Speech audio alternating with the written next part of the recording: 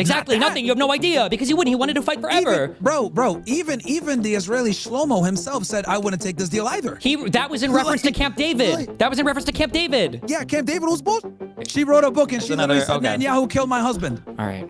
And the guy that killed him was a Likud party guy. Who's the head of the Likud party right now? Netanyahu. Sounds pretty clear to me. It's not. Being in a political party means that you were ordered by the party to go kill somebody? Okay. The head of the party, yes, for sure. Today I'm hosting a debate with political commentators Stephen Bonnell, otherwise known as Destiny, and Myron Gaines.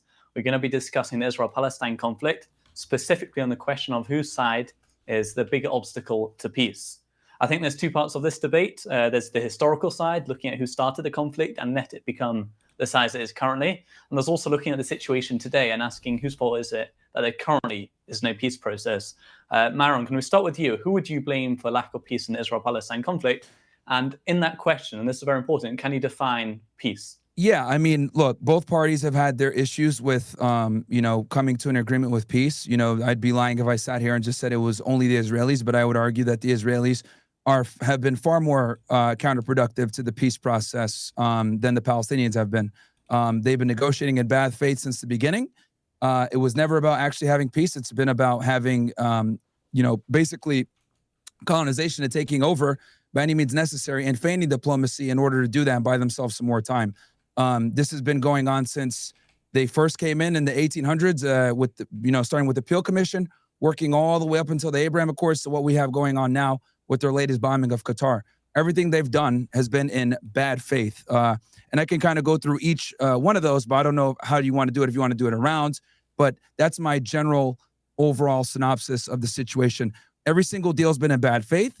The Israelis never wanted a two-state solution. This has been sabotaged several times by Benjamin Netanyahu, which I'll go into more detail.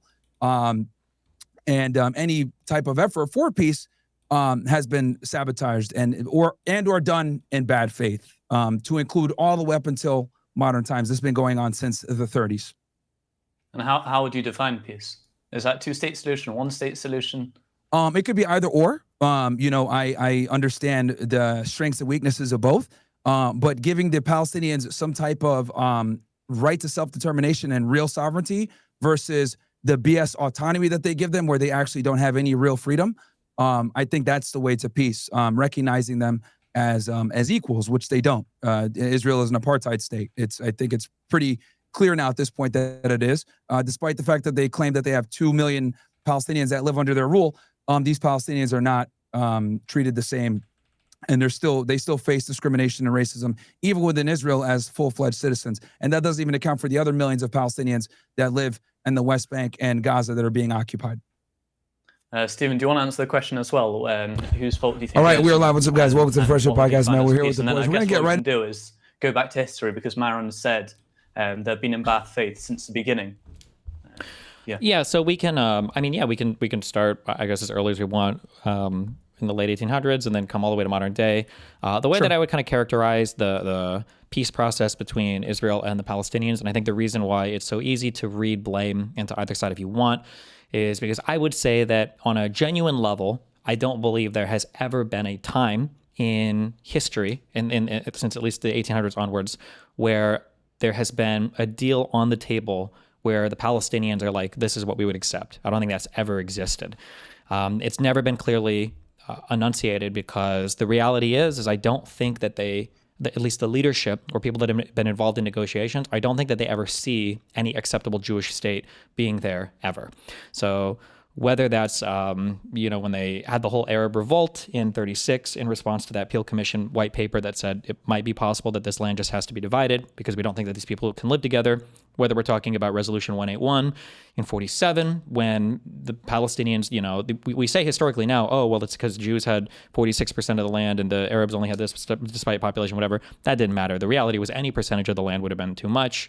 Whether we're talking a couple of years later at Lausanne, where in 49, Israel said, well, we'll take Gaza and all the Arabs and that'll be fine, but that wasn't enough. Like there was nothing on the table that would have been acceptable for the Arab population. And then going forward, now with just the Palestinians, it's hard to say over the past 20 years, but up at least through Arafat's death, I don't think that there was ever a proposition on the table that the Palestinians would have truly accepted, because there are just a couple questions that are difficult to broach, and the Palestinians will never give a solid answer on it. The two, one has to do with like holy relics, like sites around especially Jerusalem, and the second has to do with the right of return, which is a hugely hotly contentious issue. How many Palestinians that are considered refugees right now should be allowed to live back in Israel proper, regardless if they do a one state or two state or whatever. I think that the reason why sometimes you can read different things into this historically is because while Israel, at times in their history, have tried to reach an agreement with the Palestinian people, Israel is also happy to see no agreement materialize, because the longer the conflict goes on, the more Israel can kind of push to take more territory on their own.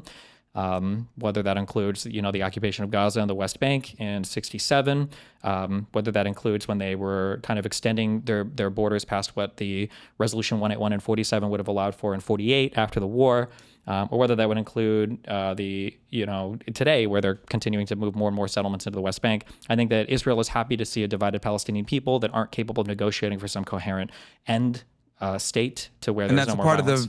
That's a part of what I mean when I say that they're not negotiating good peace, and they're not negotiating good faith, and they're doing everything they can to keep things fractured and create problems. But I mean, keep going. I don't want to interrupt you as you're giving your sense. Yeah, I mean, I agree. I think that they will do what they can to kind of keep things fractured, but the Palestinians, I believe, will as well, because at the end of the day, I don't think either of these people really want to see a final settlement to their issues, because both of them will. Both of them think they can get more than they could if they were to actually do some kind of peace agreement. Would you say that the Arabs, just a quick one, would you say that the Arabs have ever negotiated in good faith or no? I don't like say, sorry, which one was it? No, go ahead. I think he was asking you that, Destiny. I don't like to say, when you say the Arabs, particularly, do you mean Palestinian leadership or? You could talk about Palestinian leadership. I was talking about also neighboring Arab states. Neighboring Arab states, I think, have definitely, from what I'm aware of historically, I think have generally always negotiated in good faith. If there's a negotiation to be had, there's a negotiation to be had. But I mean, the reason why is because by the time you're at the negotiating level, like, you're already paying big political consequences. Sadat being willing to go to the Knesset in Jerusalem or to negotiate with Israel already, put Egypt on the chopping block. They got 10-year removal, I think, from the Arab League. So by the time you're ready to negotiate with Israel, like, you're already making big political concessions. So yeah, I think that the states that are rightfully so. Them, Rightfully so, because the 1978, Camp David Accords were scam. Okay, let me go through. So I'm going to go through every single one of these peace agreements and explain why they were BS. Okay, I'm gonna go from 1937 and work my way all the way through. I might take me a little bit of time. Destiny, how do you want me to do it? Do you want me to do it? We can just go one. Yeah, let's just go one at a time. One by one. Yeah, sure. Okay, let's go one at a time. So let's start with 1937, right, with the Peel Commission. So with the Peel Commission. Basically, the Israelis were going to get 20% of Palestinian land, which was, most of the coastline and most of the fertile agricultural land. And we're going to see a trend here where when the Israelis negotiate with the Palestinians, before it became a state of Israel, but the Zionists, the colonists, it was never really a good faith. And what it was they were trying to get the best land and the best, most fertile land where they would basically be able to, control the farming. Sure. Well, can we real quick on that? So my understanding is that most of the fertile land would be kind of like West Bankish area. And then the rest of what would have been given to Israel, at least in Resolution 181, which I think mapped pretty closely onto the Peel Commission. I'm talking about Peel right now. Yeah, but I think 181, kind of mapped onto what the white paper in 36, 37 said. But most of that was like Negev desert. And there was some fertile land, but that land was only fertile because Jews had come in and had hardcore put a ton of effort into working that land to make it fertile. Like, it wasn't originally. The Palestinians had it first. It was labor unions, right? It was Israeli labor unions that took that from them. That they had cultivated, and then what happened was the Israelis came in, they kicked them out, and then they created these labor unions where Palestinians couldn't sell their merchandise, they couldn't do business with them, and they brought in these unions. And this is back in the 20s. This has been going on. So the Peel Commission. So first they come in, right? The Zionists come in. They come in and they colonize, right? The Palestinians bring them in and they allow them to come in. As they come in, right, and these are refugees, etc. They welcome them in, and then they start to realize, like, okay, these people are starting to take more and more land. They're starting to get more violent. What's going on here? And then these labor unions start popping up, and they start taking the land, and then they start basically kicking them off their land of this fruitful land that they had already cultivated. Okay, okay, yeah. Hold on, wait, one thing at a time. And this been going on for a while. The name of the organization was called the Histrodot, which was basically Jewish labor unions that pushed the Palestinians out. Sure. So I think in terms of pushing people out, there were two organizations that were created for the Zionists. It was like the Jewish Agency and then the other one, I don't remember. But the reason why they got kicked out, the Palestinians did, is because they bought this land from prior owners, originally I think part of the Ottoman Empire and then I think afterwards. But there were huge swaths of land owners who were, they were absent owners. But then once the Jewish organization would buy the land, when they would move in Jewish people, well, they bought it, right? And then they kicked off. Myron, did they do it legally? No, so a lot of the people were absentees, and then the people, and then when they did buy the land, and this is bad, like once we start getting into 1948 now, 1937 it was even less. In 1948, they only owned about 6% of the land. Well, hold on, wait, they purchased. Well, that's what I'm trying to say. Let me stick with the Peel. Let's stick with Peel real quick, right? Well, sure. Wait. There's like a ton of claims that just got made. So just to see those, and we can go through the Peel Commission report if you want. But like the land that was taken, there was no mass exportation of agricultural goods from the mandatory Palestine area, right? All of the farmers that existed that were Palestinian did subsistence farming. They just farmed enough to feed their family. When Jewish people came in, they're the ones that, brought huge swaths of agricultural, I guess, like fertilization to a lot of this land. That's why there's a lot of fighting over, is it the Galilee or whatever, the sea to the northeast or whatever, to route water and stuff. That they had to fight with Syria. I think in the 60s they fought like a big water war basically over diverting water. But that land was nowhere near as fertile, or it wasn't really used much at all until the Jews came in and started working that land and then started to like make it more agriculturally bountiful. Yeah, but they stole it. The point is, they didn't steal it though. They bought it. They bought it. No, they did not buy it. The majority of when we get into the 1947 partition plan, they had only owned about 6% of the land in 1947. So I'm talking about 1937. So they didn't own anything. Well, they owned very little of the land. That's why they didn't accept the 1947 deal in the first place. But let me hit. Wait, we got it because it's important. They didn't steal it. They bought it. When you say they owned 6% of the land for the 47, when you say own 6%, that I know the number you're talking about, but that's just like where people lived, right? But that's what they bought. Yeah, that's what they actually owned and bought fair and square. The rest they stole. No.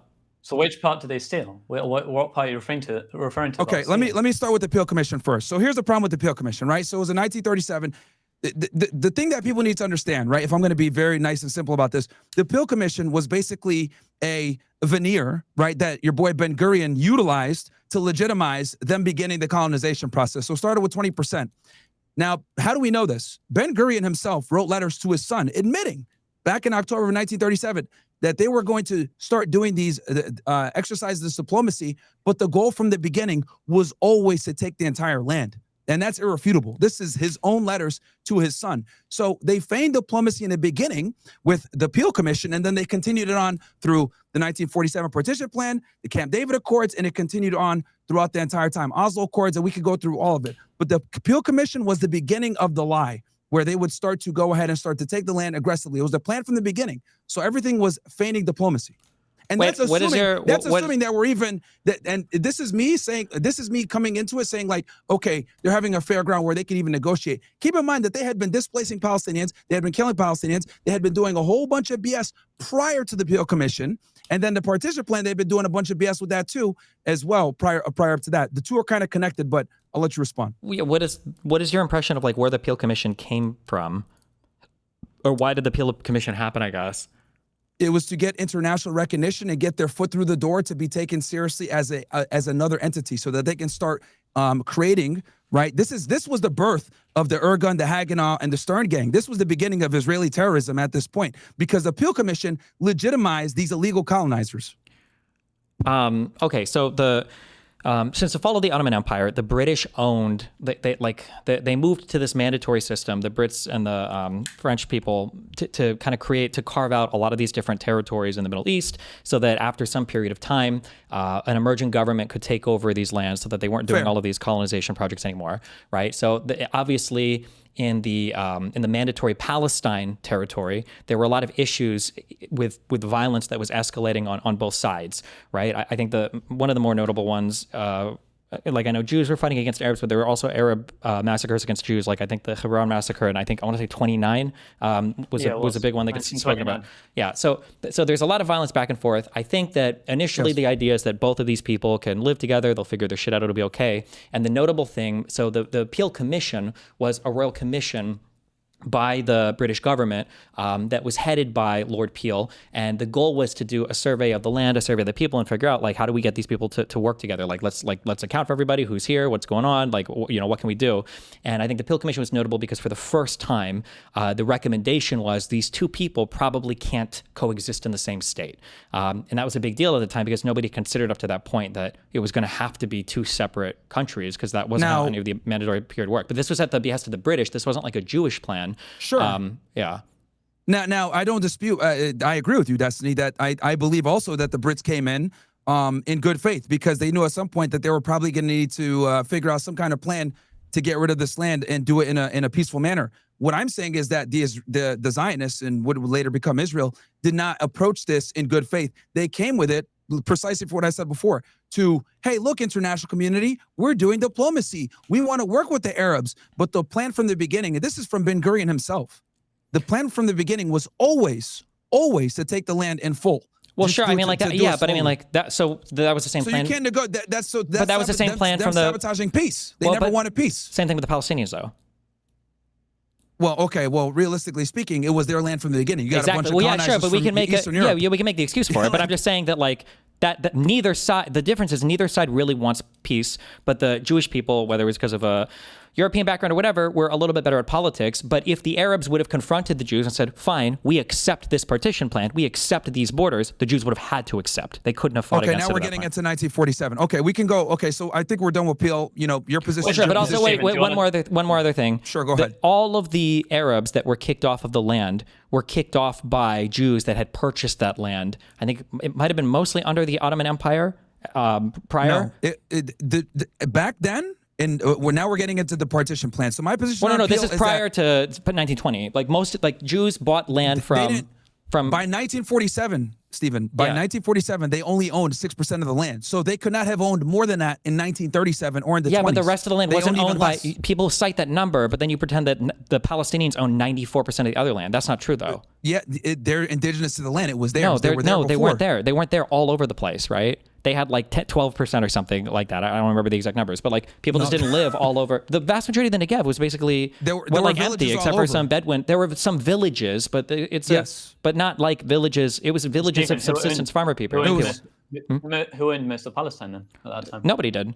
You have to consider that region, that Levant, existed as kind of like a territory of the Ottoman Empire. Once the Ottoman Empire collapsed, it was the Brits that came in and carved out and said, initially it was a larger area that included Jordan as well, and then they chopped off that, and that became the British mandatory state of Palestine, basically. But there's like 6% was I think occupied by Jews. I want to say like 12 or 15% or something was occupied by Arabs, and then the rest was basically just empty. The Palestinians, look, so the Brits absolutely messed up here by, basically they made promises to both sides. They had the Balfour Declaration on one side for, the Zionists, Theodore Herzl and them. And then you had on the other side, they were promising, hey, look, if you help us fight in this war, we will go ahead and we'll get you your own land. And that's what the Arabs thought. Okay, the Brits are going to stand by what they said. But so going back to 1937, the Peel Commission, my position is simply this, just to summarize. Ben Gurion, the chief negotiator, the head Zionist here, who would later become the prime minister of Israel, the first prime minister, he negotiated in bad faith. This is proven by letters that he wrote to his son on October 5th of 1937, admitting that the goal was just to enter the negotiations that the Brits had set up with the Peel Commission to give them legitimacy as going from violent colonizers to a potential agreement where they could be taken seriously politically. Well, I just think we have to do this thing. We can't say use that. Hold on, let me finish. Let me finish my thing. I'm just giving you my summary on Peel Commission. Then you could give yours. Then we'll go to 1947. So he entered the deal, right? Or he entered the agreement with the Palestinians with the ideology of we are going to expand. We don't care about what they really want to do. We're just going to go ahead and accept this where it's 20%, but we're going to get all the fertile land. We're going to get all the coastline, and we're going to continue doing what we're doing. We're going to keep using our labor unions. We're going to push them out. We're going to keep kicking them out as much as we can, and then revisit this later, which they always use that to their advantage. So my argument with the Peel Commission is they used the Brits Appeal Commission to create the veneer of legitimacy, but the whole time, and we know this from Ben Gurion's letters, it was feigning diplomacy to take over and create the entire state of Israel and take all the land. Yeah, okay, that's like negotiating in bad faith or feigning diplomacy doesn't make sense. Both sides wanted more.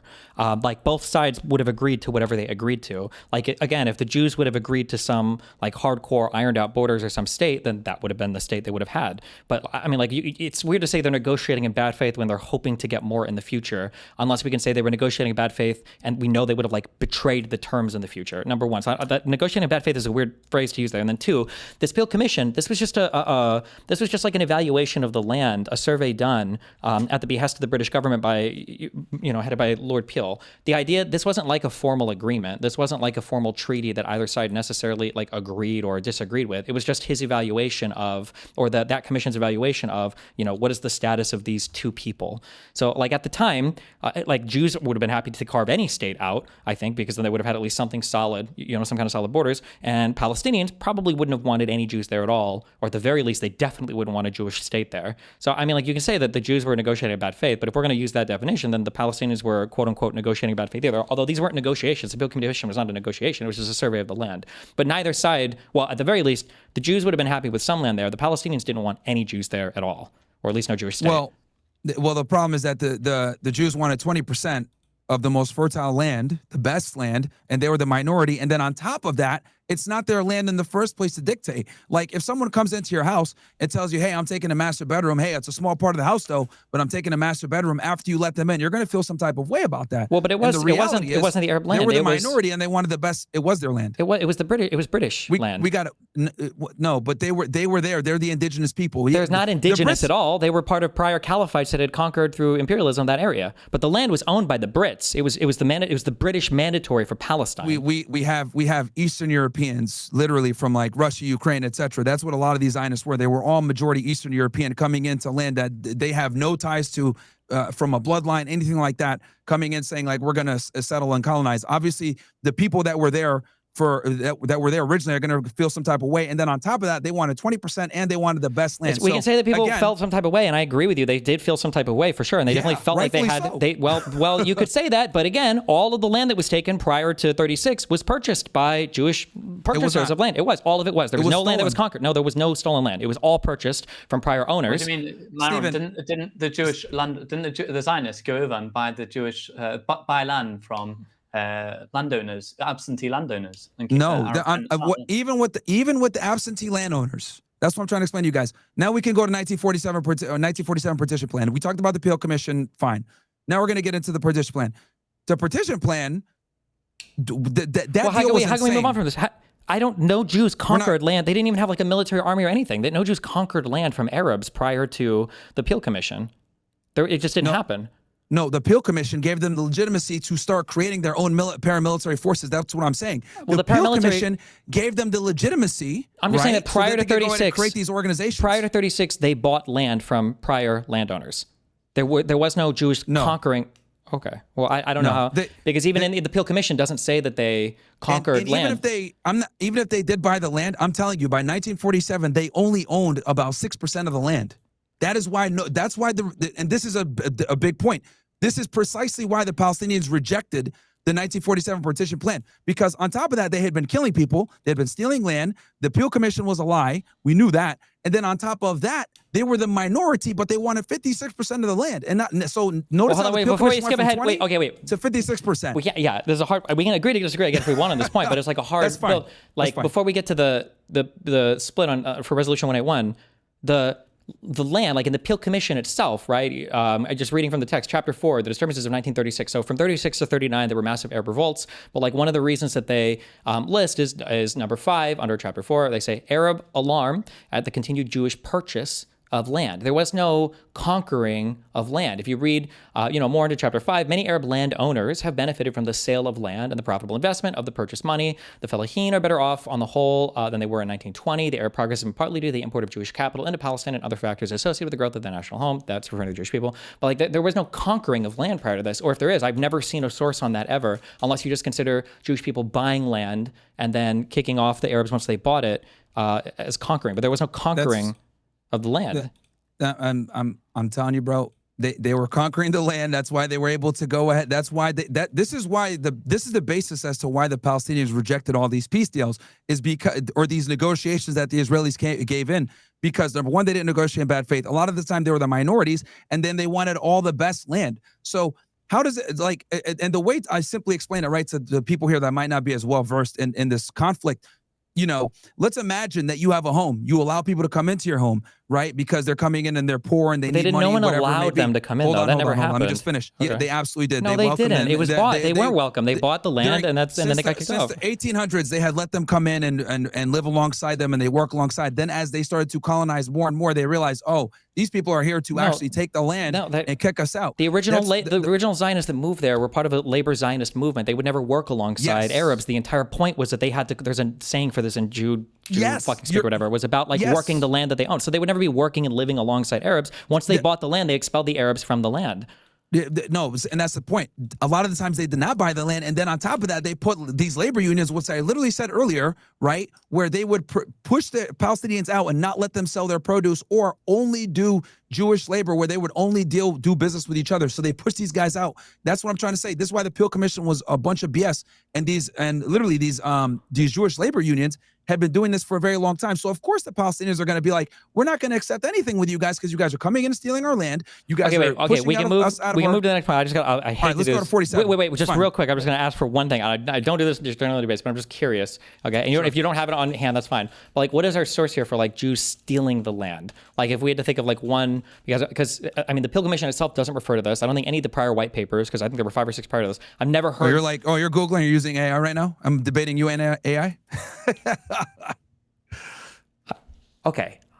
No hands up right now. I'm not using AI. The only thing I have on my screen right now is the text of the Peel Commission refer to make sure that I'm not missing anything in there. Okay? Sure. You keep referring to Jews buying stuff and stealing it and kicking Arabs off. That's not true. If you wanted to make the argument that there was some illegitimate purchase of land, the only thing I could possibly think of was that in the Ottoman Empire, but this also contradicts your other claim of the Arabs allowed the Jews to live next to them. That's not true. In the Ottoman Empire, they brought them in they didn't, because the Ottoman Empire actually explicitly forbade the purchase of land by Jews in the Ottoman Empire. So if you wanted to make the argument of illegitimate land purchases, sometimes Jewish foreign companies would have to create shell companies to buy this land from absent Arab land owners and then do it that way, because the Ottoman Empire wouldn't actually allow Jews to purchase the land before the collapse of the Ottoman Empire in 1917. That's why I know that claim can't possibly be true. They absolutely didn't welcome them in. Number one. Number two, Myron, there was back and forth. What's your source for that?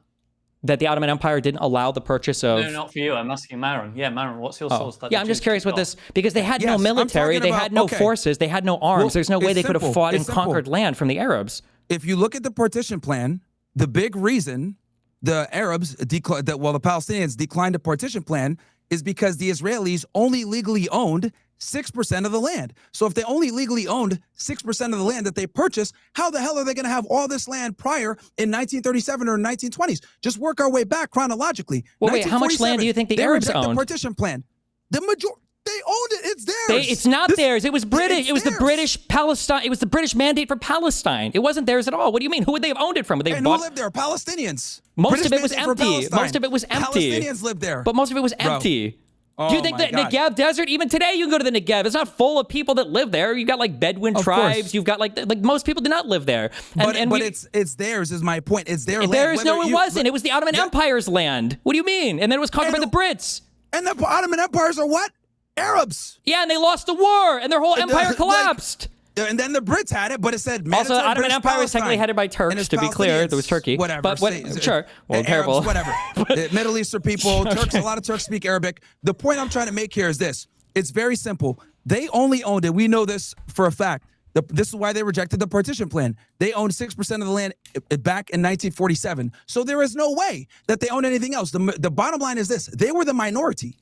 So if they're the minority, the big minority, why are the Palestinians going to go ahead and concede to these individuals who are violent colonists, stealing their land, killing them? Why would they agree to that? The reason why they would agree is because when they did the mandate, we're skipping ahead now to the mandate that was suggested as part of Resolution 181. We'll go to the reason why is because... Okay. Myron, do you have that? I still want to know if you have that source. That's why they rejected the partition plan. You can look it up. This is precisely why they rejected the partition plan. Is because no, they rejected it because they wouldn't have accepted any Jewish state. Would they have accepted 1%, 2%? No, they wouldn't have accepted any Jewish state at all. There was nothing acceptable there. Look. What I'm trying to explain to you guys, okay, is that there's a multitude of different reasons, because you guys have not been letting me go into why they rejected the partition plan. The 7% is just one reason. I can go through all the reasons that they rejected the partition plan, and rightfully so, because it was a bullshit plan. And on top of that, the Israelis were conducting acts of violence and destroying villages all over the place. They were raping the women. They were destroying the villages. They were killing a whole bunch of people, stealing land, like the Irgun Haganah, and the Stern Gang. We had Jewish terrorist organizations running a rampage all across. Why the hell would they accept any type of deal with these guys? They were destroying them and killing them. So they have every right to fight back and defend themselves and defend their villages. Like, this is indefensible on the Israeli side, and they were a minority of the of the population in the area. The only reason they had the weapons is because they illegally smuggled them there from the United States thanks to organized crime. They didn't illegally smuggle them from the U.S. They smuggled them from Czechoslovakia. They absolutely did not bring them from the U.S. It came from Czechoslovakia, number one. Number two, I mean, like, we just have a total disagreement on the history. The violence was on both sides. Initially, a lot of the violence came from the Arab side in response to the Peel Commission. The huge Arab revolts and everything only intensified after the Peel Commission recommended a partition. And that's why the Brits cracked down on Jewish immigration to the mandatory area. I think at 39 or 40, they basically said they either severely limited it or they said no more. And that's why the Jews started to fight back from 40 to 44, where they started to do things that I think this culminated in the King David Hotel bombing or whatever. It was like one of the worst terror attacks from the Jews to the Brits. And then the Brits just fucked off because they were like, this is... But like, there was violence back and forth from both sides. They assassinated a British British official as well when he tried to, figure out a plan. The Israelis conducted massive acts of terrorism. Lots of people, everybody was conducting acts of terrorism. In Jerusalem, the Palestinians, I think, murdered the Jordanian king when he was in Jerusalem. I think at 48 or 49. So I mean, like, everybody was doing their terrorisms and fighting each other and blowing each other up back then. It wasn't like there was one peaceful side accepting everybody. Well, here's the difference. Whenever Israelis conduct terrorism, no one cares. No one says anything. Well, you mean everybody cared back then? Hold on, that's absolutely not true. The curb on Israeli immigration was one of the biggest reasons why, or not on Israeli, I'm sorry, Jewish immigration, was one of the reasons why the Jews got so ass-pained in 1940, was because the Brits, they felt it as a betrayal of their promise, plus there was the ongoing Holocaust, and there were ships being turned back full of Jews that weren't allowed to go to where they thought they previously had, as per the Balfour Declaration, the ability to send their Jewish people to. So the Brits absolutely cracked down on that. Most people in the West and most Americans are completely unaware of who the Irgun is, who the Stern Gang is. They're completely unaware of these but these are paramilitary groups that didn't exist past 48. Who cares? What do you mean? It rebranded its IDF, which is conducting terrorism right now as we speak. They didn't rebrand into the IDF. They were disbanded, and then the IDF was the formal military. Dude. Haganah, Stern. Not only did they not rebrand, the Haganah literally set fire to and laid siege to the Irgun. When Menachem Begin came back into Israel from the Mediterranean, and he's a terrorist too. That's fine, but Ben Gurion stood on the shore and he watched as the Haganah literally blew this ship up that they were coming to shore in and started arresting people from the Irgun because they didn't want to be associated with them when the state of Israel was formally properly made, and then the Haganah eventually reformed to the IDF. But they disavowed and they fought with a lot of their more radical elements. Yeah, of course. But Stephen, Erkan and Lehi did join Haganah in the end, though. They kind of did, but the Haganah was by far the larger. What was it? I don't remember the numbers. It was like 20,000 plus strong, wasn't it? And the Irgun and the Lehi combined had wasn't it less than 2,000 or less than 1,000 people? Regardless, the point I'm trying to make here, but also wait, real quick too, the Irgun and the Lehi, they all combined. They did combine. Yeah, but it's to say they all combined. They're all terrorist organizations. They're not, and they rebranded to become the IDF. The Irgun and the Lehi formed in response to Arab terrorism and Arab violence as well. That was the reason why these organizations formed, was because they felt, especially post 29 after the Hebron massacre, they felt like they were being attacked by Arab extremists constantly, and that's why these paramilitary organizaans, because they were stealing land. They were stealing land. They were killing people. Any land. They were colonizing. Dude, it's the reality is that the state of Israel was created through the very terrorism that it tries to condemn every single day. But let me go into the 47 partition plan real quick, right? So European Jews started colonizing, obviously, for decades already. They banned Palestinians from land and labor markets. We talked about that earlier. They promoted exclusive Hebrew labor, evicted Palestinians from land and farms that were fruitful. This is why they had the right to reject this partition plan, because they had been kicking them out for before, since, like I talked about with the Peel Commission. That's another reason why they rejected it. Also, the partition plan was, for which I think is 210 is what you're saying, 56% for under 33% of the population. So at the time, they wanted 56% of the land, but they were less than 1/3 of the population. Wait, but right? what was going to be? It does make sense. And they only owned. It does. They only legally owned 6% of the land. Does that sound like a good deal to you if you're a Palestinian? When you talk about legally owned, you're making this weird assumption that the Arabs own the other 93%. That's just not true, right? You can't source that. There's no record of that because that's absolutely not true. Number one. Number two, when you say that they were going to be given 56% of the land or whatever, the division, look at the ethnic division of who was to live on that split. It was going to be 55% Jews and 45% Arabs. Whereas on the Arab split of the land, it was like 99% Arabs. So yeah, there were a few percentage points more given to the quote unquote Jewish government there, but almost half that population was going to be ethnically Arab people. Number one. Number two, a huge chunk of that land was the entire Negev, which was like empty, dead land that nothing was even going on through. Anyway, the major... And that's what they wanted to give to the Palestinians. No, that's not true. Wait, excuse me, look at Resolution 181. Look at the partition plan. What, the whole Negev was going... That was part of that 56%. Oh, this guy's using AI and Google. I haven't typed on anything. What do you think? I studied this whole issue for a year. No, go look at the map. Go look at Resolution 181. Go look at the partition. All the whole Negev was going to the Jews. And look at the delineation between ethnicities that were living on both parts of the partition. You can see my type shit. So here's the other thing too. Also, that's important because you mentioned earlier that you said that the Arabs would live amongst the Jews. Yeah, but they would have to be under their rule. Correct. So. Yeah, so they're the minority of the people, but they would be ruling everything. Why would they? Well, they wouldn't be ruling everything. They'd rule their partition that they had 55% Jewish majority on and 45% Arab. Yeah. Yes. But what I'm saying is, I think it was like 16 districts or whatever, and 9 of them were Arab dominated, and I think only 1 was Israeli dominated or Zionist dominated, Jewish dominated. Why would you want to go ahead and live amongst people and they rule you and they're the minority? Well, why? They would be the majority in the state that would have been carved out for them. Yeah, but why would you want Jews to run you as an Arab Muslim when they're the minority? I agree with you. You wouldn't want that, which is why my original claim is that Palestinians would have rejected everything. Correct. There's no amount of partition that they would have accepted. But that goes to my argument in saying that there was never a peace plan. Every deal to them was a bad deal. No, but it's a and that's what I'm trying to say. No, that's my position. Jews, every deal, they wouldn't have accepted any deal with Jewish people. No.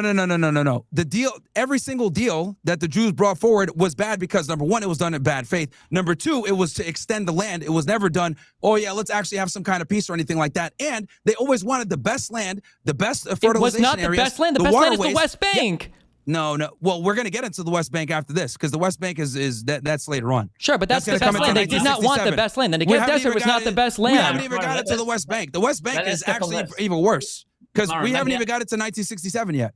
We're still on 1947. Well, yeah, but the partition that you're talking about, the eastern part of the partition, would have been the west bank of the River Jordan. But this land I think is way better. It's way more fertile, and it looks better and everything too, compared to the shit land that is the entirety of the Negev, which is nothing. I think is still nothing. And then compared to you have your coastal regions, right, with Jaffa and Haifa and Kaffa and all that bullshit. I don't know what they're all called. Well, like all your ports, during the Peel Commission, they were fighting to take that. That's what I'm trying to explain to you, bro. Like, yeah, but they also would have had. They always fought to get the best land, right? Most fertile land, and that's what a lot of this problem came from. The land that was fertile was only the land. It was only fertile because they had made it such. No, that's not true. Okay. No, it was. Why would if they were there first? If the Palestinians were there first, and how would if the land was there? If they were there first and the land was fertile, right? Obviously, they're going to want to take it and be like, oh, the land was not fertile. That was the whole point of labor Zionism. It's why the first 2 aliyahs failed miserably. The 1881 and the 1901, the first ones that came from the Eastern Russian Empire or whatever, is because the land sucked shit. There was nothing there. Most of the people that came just up and left afterwards because it was so bullshit. It wasn't until they had a ton of financial funding afterwards. Yeah, it wasn't until they started stealing land. They didn't steal land. The land sucked shit. The land, they were not exporting a lot of shit. The Peel Commission found this. Every early white paper found this. They were subsistence farmers that lived throughout all of Palestine. They just made enough for their family. That's it. They weren't exporting crops to anybody else. But the point I'm trying to make is it wasn't until they started stealing land. That proves my point even more with the No, because you haven't proven anything about them stealing land. They haven't. They bought it. They purchased land.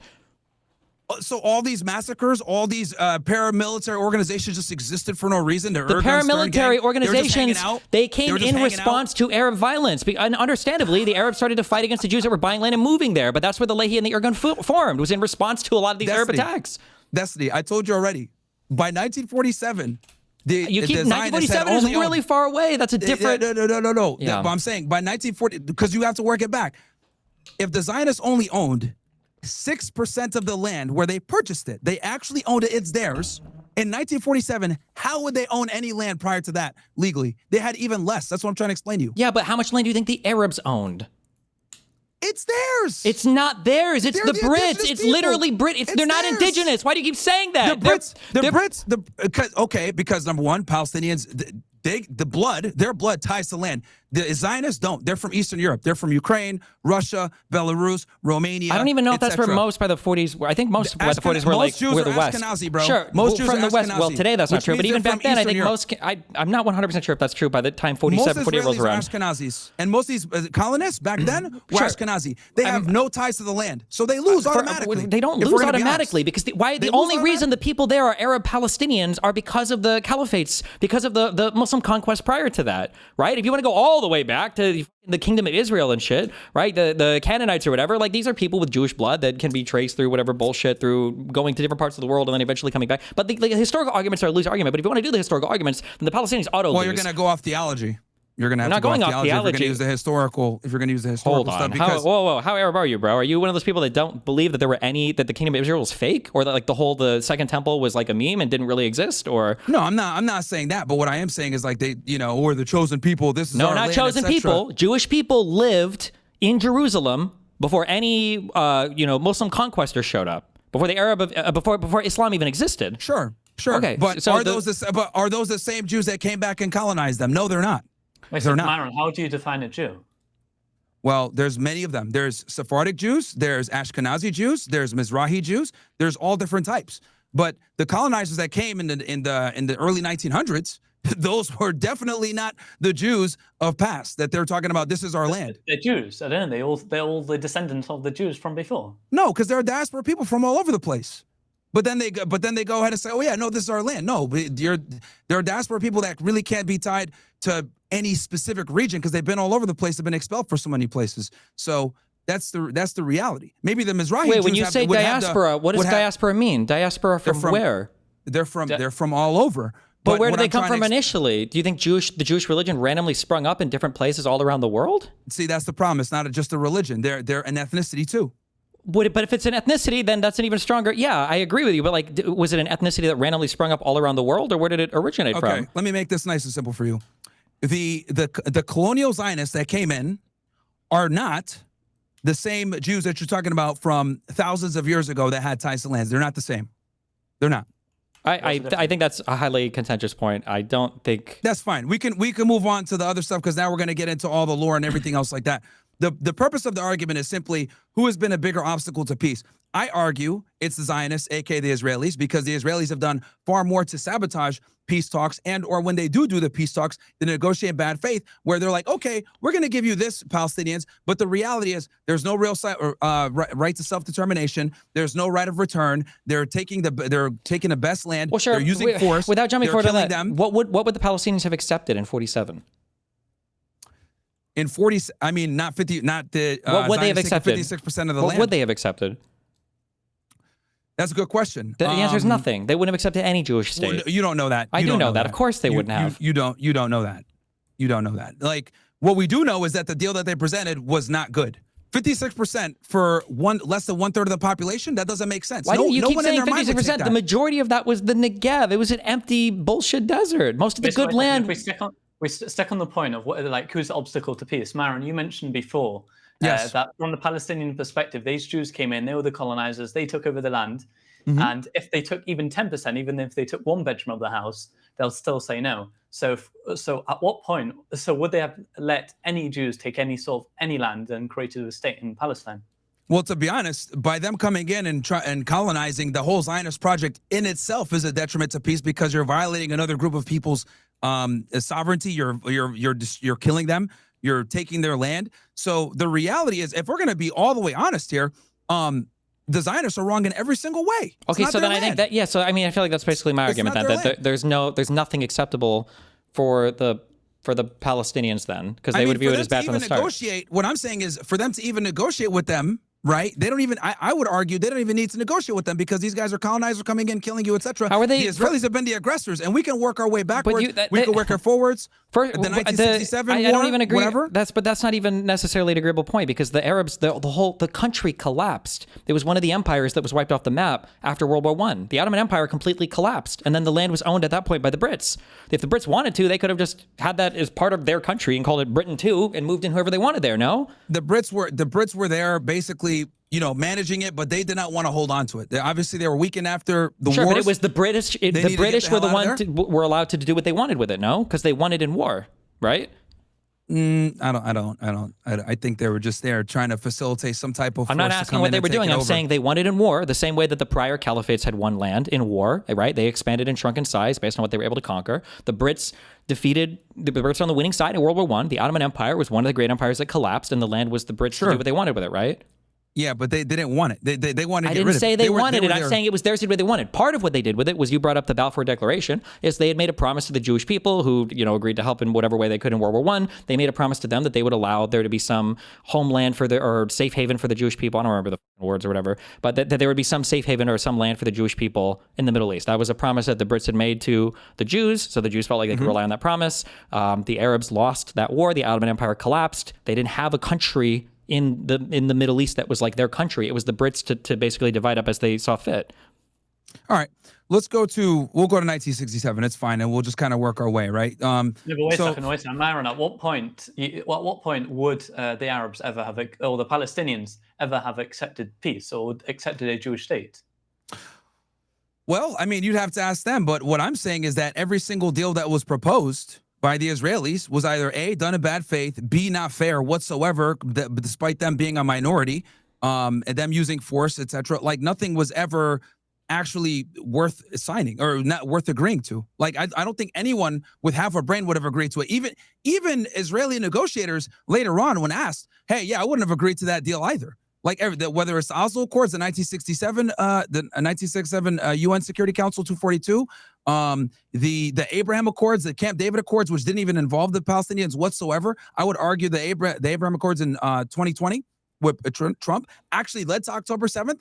And then we could fast forward all the way until last month or a couple weeks ago, where they bombed Qatar during the middle of negotiations. The reality is the Israelis sabotage every single peace deal, and then they lie and say, oh, no, the Palestinians don't want peace. When in reality, you got people like Benjamin Netanyahu. The closest we ever came was maybe the Oslo Accords, I would argue. Maybe that came the closest. But what did they do? They assassinated Yitzhak Rabin. Who did it? Someone from the Likud party. Who's they? The Israelis. Yitzhak Rabin was assassinated by a member of the Likud party. By a radical Zionist. Yes. By a radical extremist. That's precisely my point. And then who came into power after Yitzhak Rabin? Benjamin Netanyahu. Because even though Yitzhak Rabin didn't forfeit anything, he barely gave them anything. He just basically gave them the PLO, which was a scam in itself. Oh yeah, you could the PLO. We're going to give you the Palestinian Authority. Right? Wait, stop. We're going way too far. Okay, because we've said a lot of things that I disagree with up to this point. Yeah, but like, because if you want to point out the fact that Rabin was murdered by an ultra radical Zionist, that's fine, sure. But Sadat was also assassinated as well, and Arafat felt like he would have been assassinated if he ever made any peace with Israel. So that doesn't matter. The Camp David Accords in 1978 are a joke. They didn't even involve They didn't even involve the Palestinians in it whatsoever. Because it wasn't about the Palestinians. It was a peace deal between Egypt and Israel. Yeah, no, but it's used all the time as like, oh yeah, us negotiating peace. But the reality was just an agreement between the Egyptians and the Israelis to facilitate, get the Sinai Peninsula back, etc. Yeah, it was a massive undertaking. It was the first peace deal between Jews and Arabs ever, right? Yeah, but people market it as if it was a deal that benefited the Palestinians. It only hurt the Palestinians. No, I don't think help them whatsoever. I don't know who markets it that way. It doesn't benefit the Palestinians. All the just time. Benefited. Zionists say it all the time. Oh yeah, they've dropped every single peace deal that we've given them, they mentioned the Camp David Accords. Wait, I'm sorry. 1 second. Yeah, go ahead. No worries. No, so if I could just continue, if he's not here. I mean, the title of the debate is "Who is a big obstacle to peace?" And what you're saying is that you're not sure if the Palestinians, anything that the Zionists presented, the Palestinians wouldn't have accepted because the Zionists were doing it in bad faith. Yes. But you can't name anything that the Palestinians would have accepted. So are you saying both of them? Well, here's the thing. I am not Yasser Arafat. I am not one of the main I don't know what they would have accepted, but what they wanted was Obviously, the right of return, let's be honest, they're probably not going to get that. But they wanted some type of sovereignty, right? They wanted a Palestinian state, independent, and the Israelis never gave them that, ever. That's all they wanted was, hey, look, we're going to figure something out, even though these deals that you guys keep giving us are bullshit, whether we're not even invited to the table or we're not getting any type of sovereignty, we're not getting any type of right to determination. They might get autonomy, but it's always bullshit autonomy. Like, for example, with the 93 Oslo Accords, right? What basically happened was, oh, we'll go ahead and give you guys the Palestinian Authority. The Palestinian Authority was nothing more than a Shin Bet frontman and IDF frontman. They would go ahead and just basically give information to the Israelis.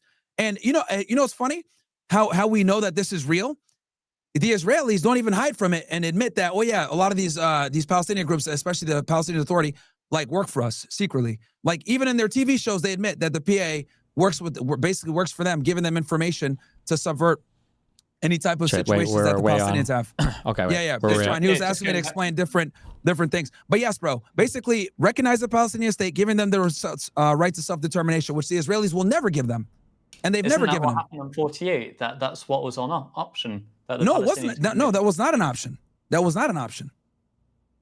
That was not an option. The Israelis still had the majority, even the majority of the land, despite being the minority, and they were ruling. And even the Palestinians that lived in their territory, they would have the authority over them. So the thing with the Israelis is this: they negotiate in bad faith, and then they always ensure that they have the monopoly of force. They have the monopoly on airspace. They have the monopoly on resources, and that is how they always negotiate. And then when the Palestinians say no, we don't want this, they get into a war.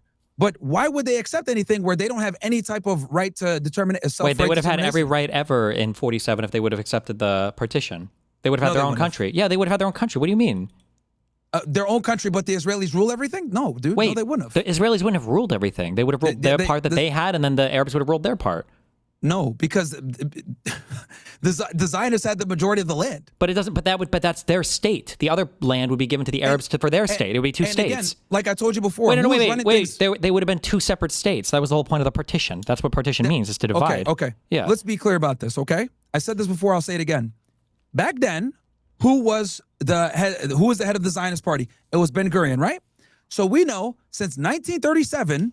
He had been planning to steal all the land. He had been. We don't have to go back. I'm just saying that if they would have accepted partition 181, it would have been a Jewish state and it would have been an Arab state. It would have been two separate states. That would have never happened because Ben-Gurion was that his intention. You have no proof of that. You have no proof of that. There's no way that I can't prove the counter. I can't prove the counterfactual.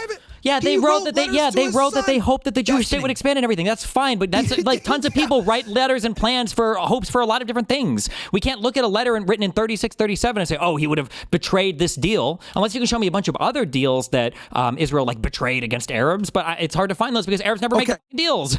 The first prime minister of Israel, Ben-Gurion, admitted himself, we are going to feign diplomacy. We're going to pretend like we wanted to make peace. No, I don't think he said that. And we are going to take all the land. No. It's in his letters. You want me to pull it up? I could pull it up. It's in his letters, dude, where he's writing it to his son. We are going to take all the land and we are going to, I think I wrote down the exact quote he wrote. Let me find it. I feel like the letter, the thing was like a stepping stone into a future Israeli home or something. No, it was a stepping stone for them to take all the land. They never were negotiating. Okay, here we go. Okay, we will abolish the partition of the country, and we will expand to the whole land of Israel.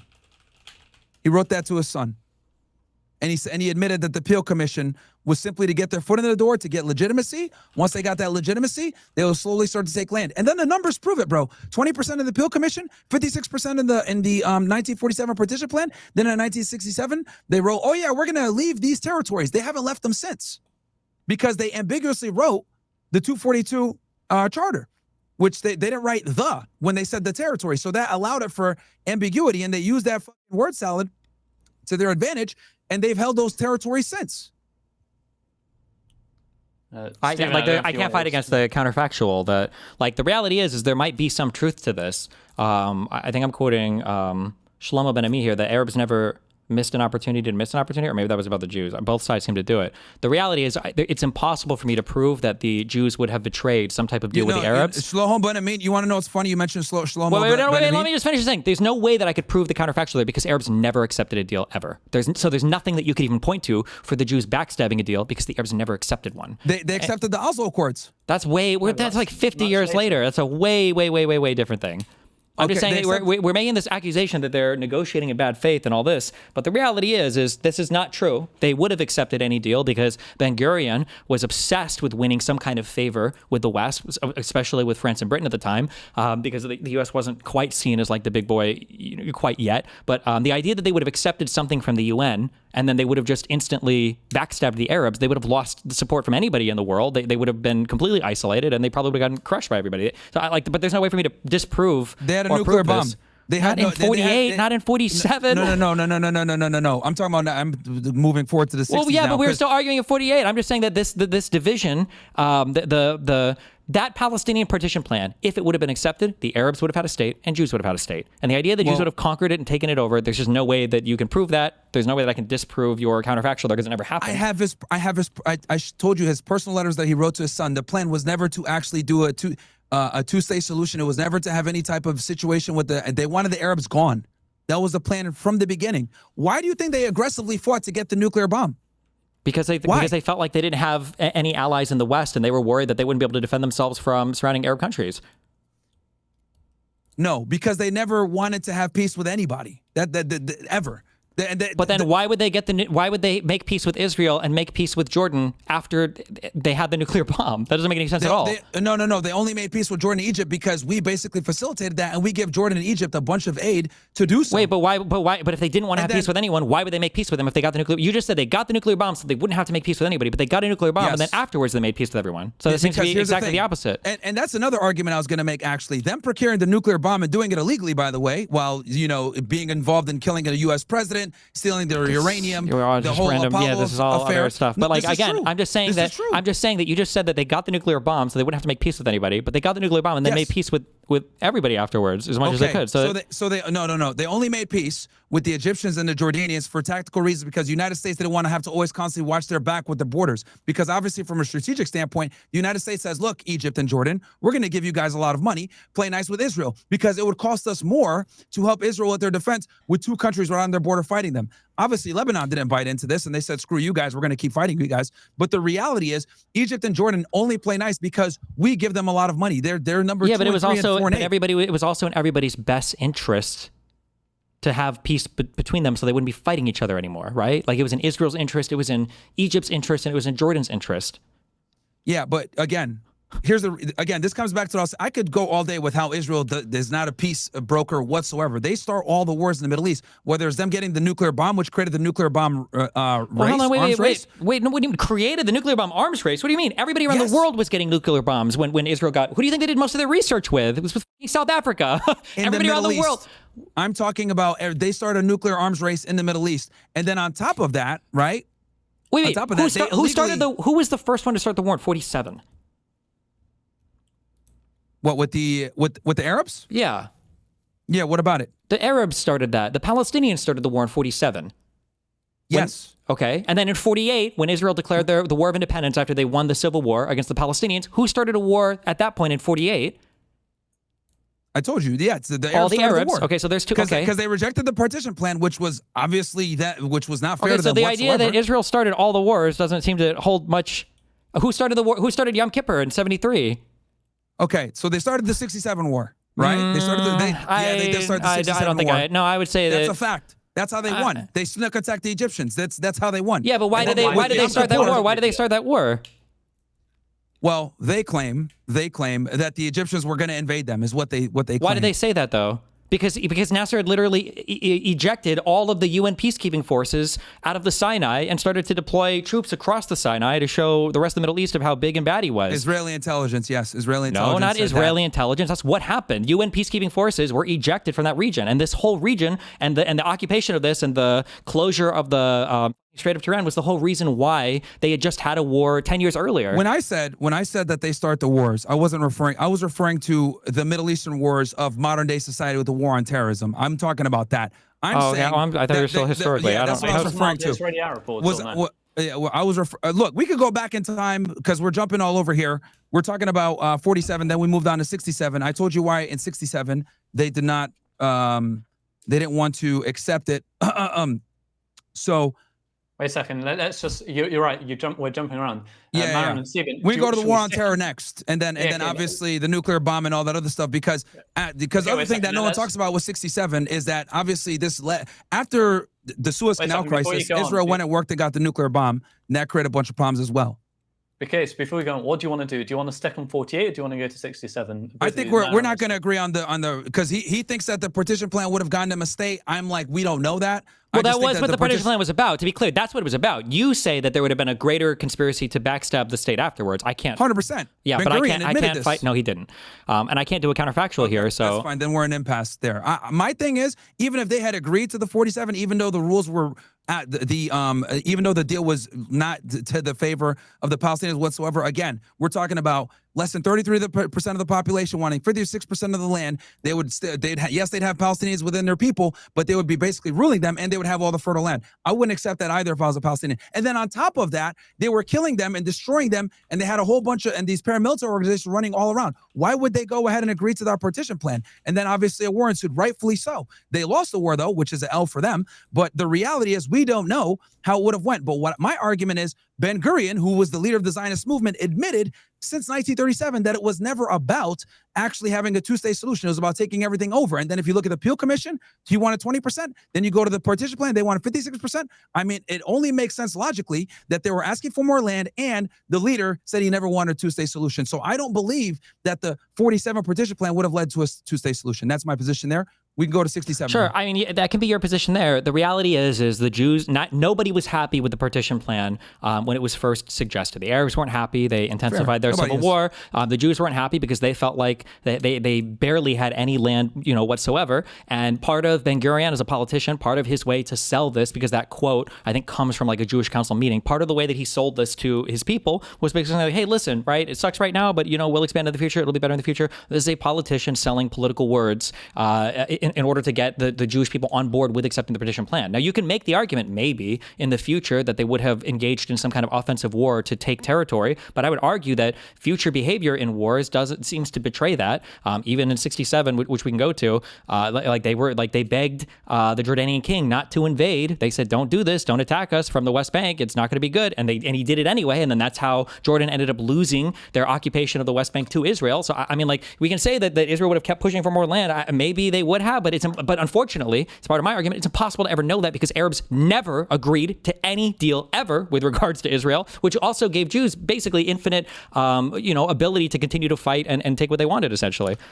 Well, I think the Oslo Accords is where we'll get to that thing where there was something on the table there, and we can address that next. But I think the partition plan and the Peel Commission were BS, and we can kind of get into 1967 now, why they rejected. I'll give you my position. Can I ask you a question before we move on to 1967? Yeah, sure. I'll just ask you a question. 1948. You said the reason why you can't trust David Ben-Gurion is because he wrote those letters to his son. Yes. You also mentioned about Menachem Begin, that he was a terrorist, but he's the one that managed to do a peace deal with Egypt later on, quite a few years later on. So if someone had one mindset at one point, could they not have changed it and start doing peace like Menachem Begin did?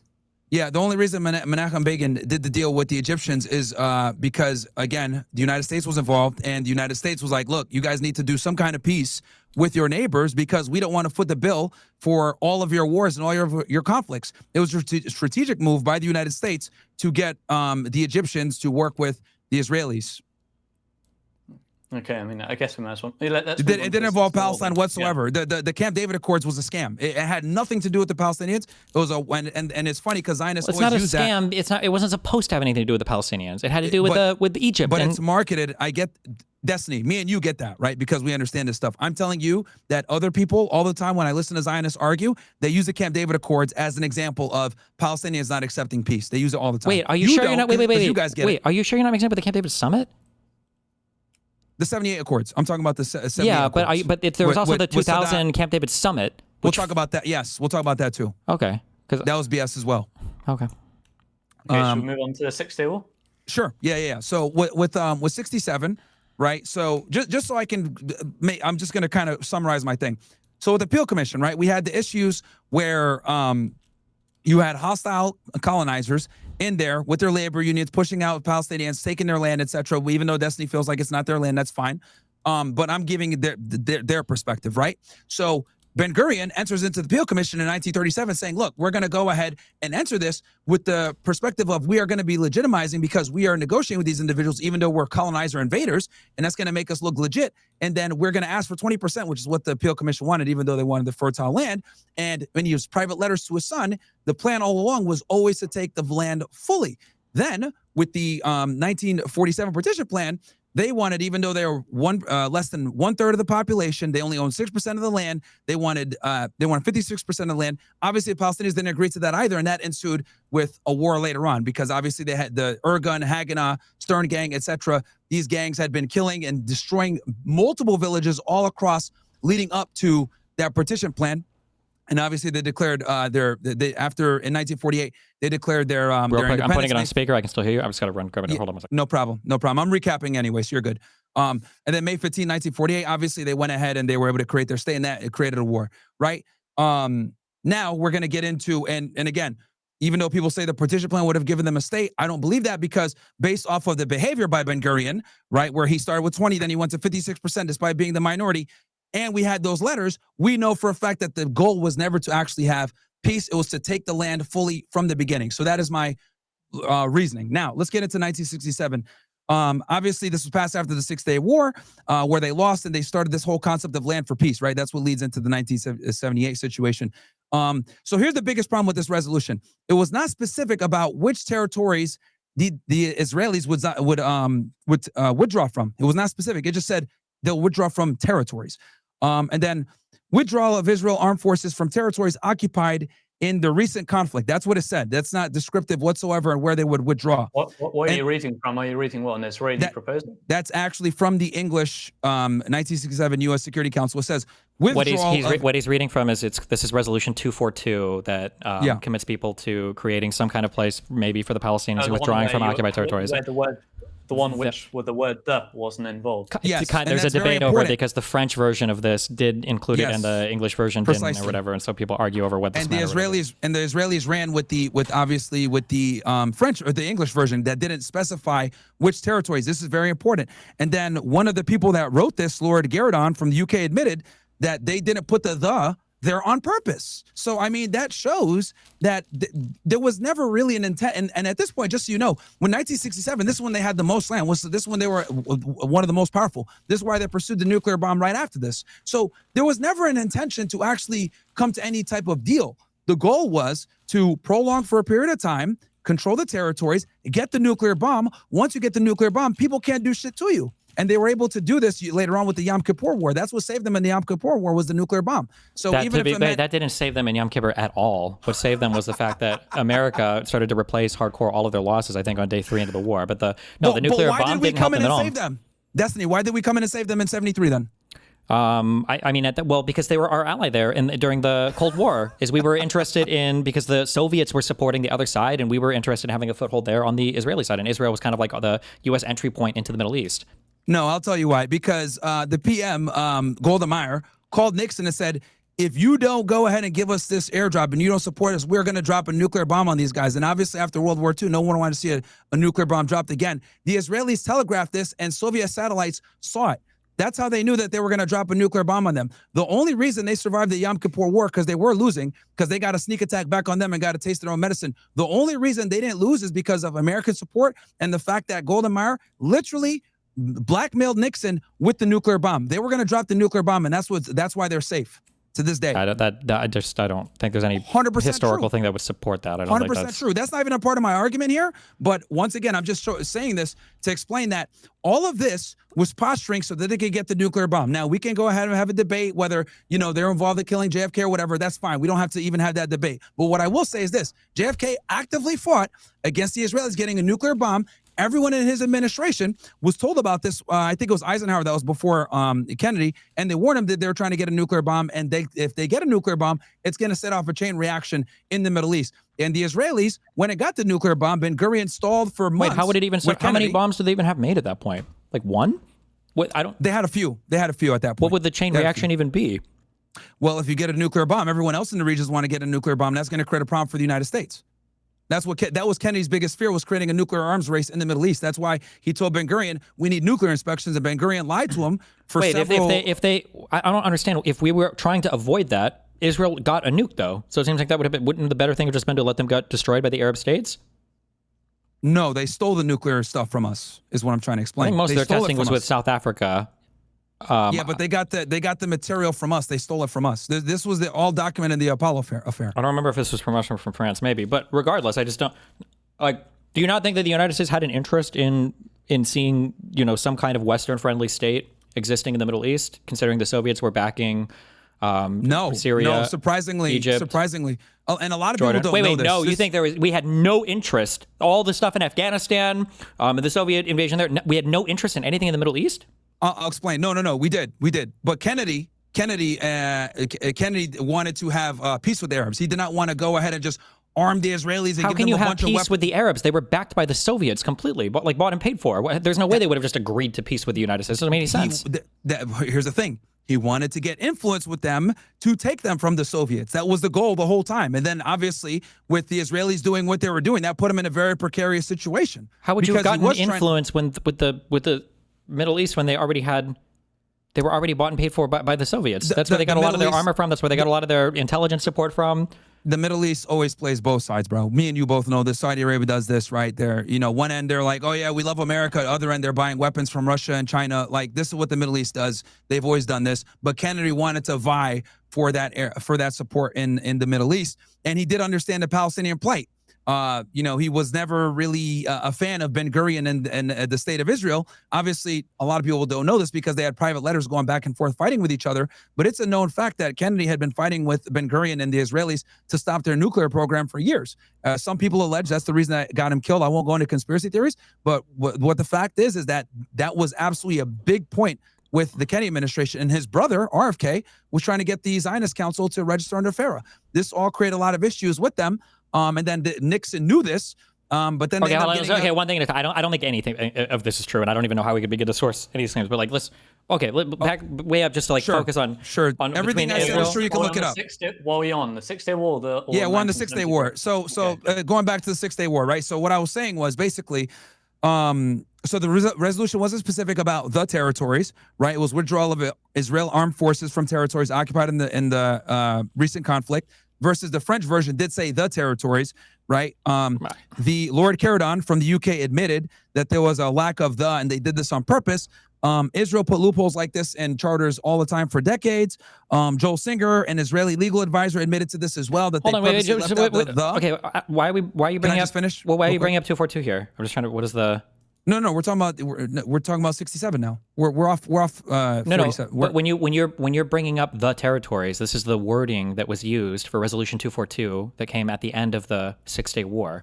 But this wording is only brought up when people are attacking the idea that Israel fulfilled their obligations to Resolution 242 in 79 when they made peace with Israel, because Israel said that its obligations had been fulfilled because they had returned Sinai, which was a conquered territory, it was an occupied territory. That's why people bring up this, theoretically, this difference in wording or the lack of the word the in the English version versus the French version for Resolution 242. So I don't know why 242 is relevant here for 67.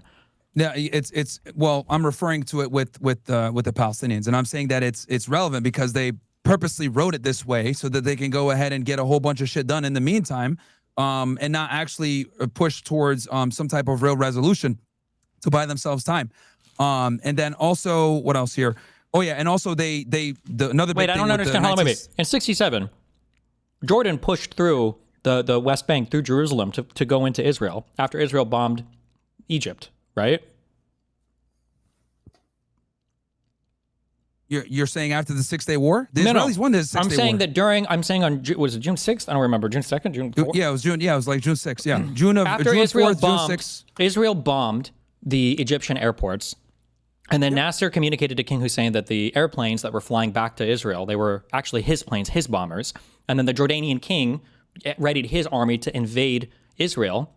I want to say Moshe Dayan, I think, was the minister of war, whatever at this point, was communicating with the king and saying, hey, don't do this, don't invade us. And he said, I think the quote is, the die has been cast. And then they invade, and then Jordan loses that invasion miserably, and that's when Israel conquers the West Bank. That was in response to Jordan attempting to invade, okay? So then they get the West Bank there from Jordan. They get the Gaza Strip, I guess, in the Sinai from Egypt during that. And then I think they get East Jerusalem from Jordan. Well, sure. I mean, the whole West Bank, right? Includes East Jerusalem, right? And then the Golan Heights. The Golan Heights, yeah. Yeah, from Syria, right? But this is in response to fighting with all of these countries, right? Yep. Okay. So what do we make of this? What I'm saying is that number one, we know that they never really retreated from anything except for the Sinai Peninsula, because they struck the deal with Egypt. But the point I'm trying to make is that this document was written ambiguously on purpose, and then it didn't address the Palestinian issue. I'm talking more specifically with the Palestinians, because it didn't even refer to the Palestinians. They just referred to them as basically like a refugee problem. They didn't even refer to them as the Palestinians, and they purposely Wait, why do you think that is, though? Well, there was no intention of ever giving them any type of sovereignty. Because arguably there was no, even the idea or the existence of like a Palestinian people, that's a more recent phenomenon. I don't even think that really emerged that much until like 47, 48. And then from 48 to 67, the West Bank was occupied by Jordan. Jordan annexed it formally and just made all those people Jordanian citizens. Egypt annexed the Gaza Strip, and for 1 year had like a little faux government that they ended up recalling to Cairo and then disbanding almost immediately, like after a year. So there were no Palestinian people there. It wasn't until Israel occupied both territories that all of a sudden some people started to talk about like a Palestinian people. But I believe, 242 just calls it the refugee problem. But another reason why that resolution is not specific because nobody knew what to do at that point. Nobody knows, like, what do you do at that point? Like, the idea, like they're not going to say these territories should be independent. They weren't independent before Israel conquered them. They were owned by Jordan and Egypt, right? Well, what I'm saying is that it didn't address the problem at all. It didn't address the right of return whatsoever, completely ignored it. And then also on top of that, my argument is they had no intention of having peace, because while this was going on, they also bombed the U.S. Liberty, right? Well, that was during the 6-Day War, right? Yes. So while this was going on, they bombed the USS Liberty, right? And then after that, they went ahead and tried to get the nuclear. Well, they already had the nuclear bomb at this point. I don't think they had it in 67, but yeah, they got it pretty much that year. And so what I'm arguing is that Israel is not a true broker of peace whatsoever, whether it's not acknowledging the Palestinian problem. Yeah, but you're saying this in a war where all the Arab countries are again like fighting against Israel. It's not like Israel is the one who's like starting these wars, right? The Arab states were. Well, they started the 67 war. I mean, like, but they started it, dude. Yeah, because the entire Arab world had poised themselves as being about to attack, right? Well, here's the thing. They started the war, right? They started the war. They didn't address the Palestinian problem, the right of return, etc. When I'm talking about this, hold on, I'm saying that Nasser had already closed down the same straits that had led to a war 10 years earlier, kicked out all of the UN peacekeeping troops to ensure that there wouldn't be another war, and then was telling people, the Arab trade unionists, the next war will be a war of annihilation. I mean, it looked like they were poised for war. You could argue that Israel, but they didn't start though, technically. Well, no, they didn't start technically, but it was obviously like because your argument you're saying is that you said that the Arabs started. The Arabs started. They didn't. The Israelis started that one. No, but they were poised for war. You could argue that the closing of those straits was a casus belli for war. That's like they had been fighting, bro. They're always poised for war. They're obviously right now they're poised for war. Like you can make they're the argument not even close to poised for war right now. That's absolutely not true. No, I'm saying other countries. I'm saying Israel. Before the 6-Day War, the Straits of Tiran were closed, weren't they? You know, there were a lot of troops in near Israel's borders. And if you look at historians, a lot of historians say that the Israelis, there were a lot of them reservists called up. So they were in like a state of emergency.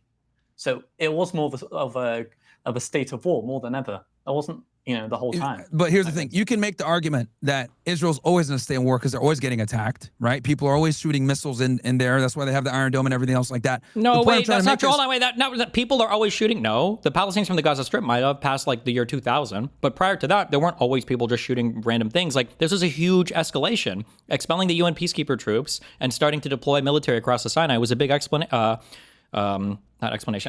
of stuff. And this was literally what had just caused the prior war. So the assumption was that, I guess they're about to invade again. Well, again, who started the war? It wasn't the Arabs. You can say that they postured all day, but did they start the war? They didn't. It was the Israelis that started the war in 1967. So what I'm trying to say is that, again, the debate is who is a bigger obstacle to peace. I would argue the Israelis, because again, they start the war, they win the war, fair. Then they don't address the Palestinian issue. They write how would they have addressed the Palestinian issue? What would they have said or done? They had a right to return that had been agreed upon before that. No, there was absolutely no agreement before that. That doesn't make any sense. The right of return had existed before that, and they completely ignored it in this in 242. No, right of return had existed before that. Prior to this, we have what, the Armenian genocide, the expulsion of some Greeks from Turkey. What do you mean right of return had been agreed upon? No, this is absolutely not the case. There was the Palestinian right of return after the Nakba. There was the right of return. The 242 didn't address it whatsoever. Again, there was no right of return after the. I don't know what you're talking about. There was no right of return that was guaranteed by any international or domestic people. Nobody. Here, I'll get it for you real quick. I had it written down real fast. Yeah, UN General Assembly 194. Does that call for a right of return, or does that just say a just resolution to the refugee problem? That addresses the Palestinians' right to return. UN General Assembly 194. Again, what I'm arguing here is I'm arguing that the Israelis are a bigger obstacle to peace than the Palestinians. And my argument when it comes to the 1967 war is they ambiguously wrote the document, not including the territories. They didn't acknowledge the Palestinians whatsoever. They just left it as like kind of a refugee problem versus the people that were originally there being displaced. They didn't give a shit about them. They didn't acknowledge the right to return whatsoever. Okay, from 47 for right of return, and then they're procuring a nuclear bomb, which is not going to help at all. So the language here is refugees wishing to return to their homes and live at peace with their neighbors should be permitted to do so at the earliest practicable date, and that the compensation should be paid for the property of those choosing not to return. Yes. So this wasn't just about Palestinians. There were also Jews that were expelled from the West Bank when that war happened as well. They weren't allowed back. Nobody was allowing anybody back. All of these territories were in conflict with each other. The majority of the people that were displaced were overwhelmingly Palestinians. We're talking about almost 1 million people. Yeah, sure. Well, 700,000 or so. But that's because the Jews won the war. Yeah, because the Israeli side won. But there were some, I think it might have been less than 100,000, but there were Jews that were displaced. It doesn't matter with the number. Nobody was seeking to figure out this quote unquote refugee problem when all of these territories were still actively at war with each other.